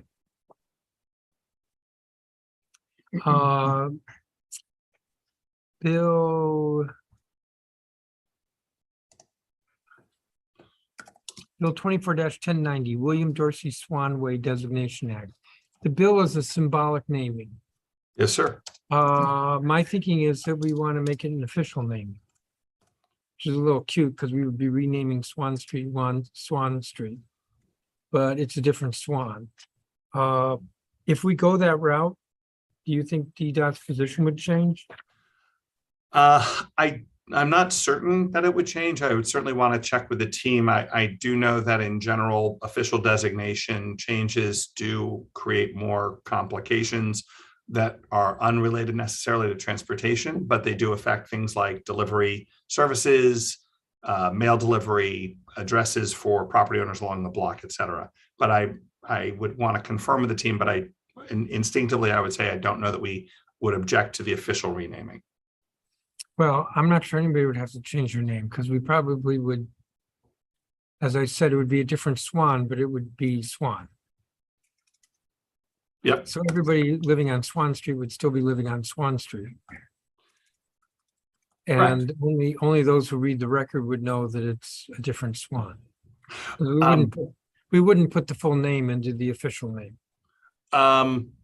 Understood. So if it were legislated that the name on the street blade signs would remain the same, that may be effective for us as well, and also a cost savings. But again, it would be helpful to know what the exact extent of the change would be. Yes. Well, that's our thinking, is to just change the name Swan to Swan. And the report would explain that it's a different Swan. Understood. All right, so if you see a problem with that, let me know. Mr. Snyder, on that issue, can we get from you a plat for Swan Street? Sure. If either Evan or Blaine could send me over some kind of a sketch, I don't know if I have it available to me now, but we can do a plat in about a day. 14th to 19th. It would be the entirety of it, 14th to 19th. Okay, as long as somebody just sends me a little markup, I could send it to my draftsman and have something drafted pretty quickly. Okay. For any of these streets that came up today, the only one that we were requested to do a plat for to this point is Allen Y. Liu Place. We did do a plat for that, but that's the only one I could find where we were even asked to do a plat. So just FYI. They gave us Wooten. Yeah, Mr. Cash tells me that you gave us Wooten, which was official. And Wooten was one of the bills that had absolutely no witnesses, which is kind of curious. Let me check with staff, see if there are any other questions here.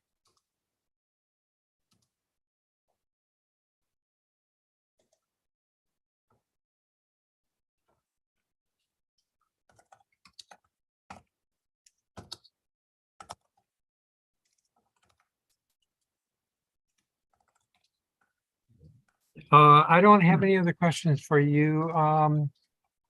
Mr. Snyder, you'll get back to us regarding Bill 24-1102, and you'll get us a plat on Swan Street after we get you something. And Mr. Marcoux, you'll get back if you're clarifying any of your remarks. Correct. If I recall correctly, Councilmember, you had questions about the W Street exclusive, non-exclusive easement question, and you also had a question regarding the mention of Rand without a mention of 26th in our no objection statement in the testimony. So we'll clarify both of those points. I believe those were the two items that you mentioned. I can state that we don't have an objection to the renaming of Swan Street. Okay. Mr. Marcoux, you did speak to 24-1103 Union Court, and that's the bill that there isn't even an SO file on. So these other bills we're going to work on over the next couple of months. I say the next month, that would be middle of January, and I don't think we'll do that, but during January and maybe February. Union Court, we're gonna hold off until there's a SO file and the surveyor has begun to get objections, if any, from the different agencies and utilities. Yes, and so I would say we placed a procedural objection on the record simply to note that until there's a surveyor's order generated, DDOT is reserving our opportunity to testify to the exact nature of the order and extent. Yes, I understand. And I don't know if you were watching the hearing, but the neighbors testified they had spoken to somebody who was in your development review program.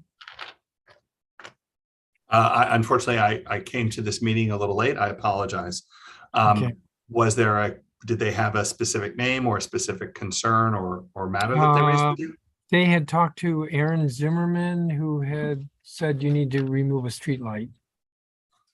And, Yeah, sorry, I apologize. Keep going, Councilmember. no, and so they thought that they had a green light from DDOT. Oh, I would say that in general, a consultation like that is more initially informational than an official green light statement from the department. Typically, our green light statements are documented in writing, right? They're the result of either a order response to a surveyor's office or to a Board of Zoning Adjustment or Zoning Commission matter. They're a response to a building permit application or a public space permit application. So until that happens, all we have done regarding this is noted that there is a street light in that location and that does need to be addressed. But I don't believe that we've necessarily rendered a final opinion on the matter itself until we do have that surveyor's order that we can respond to.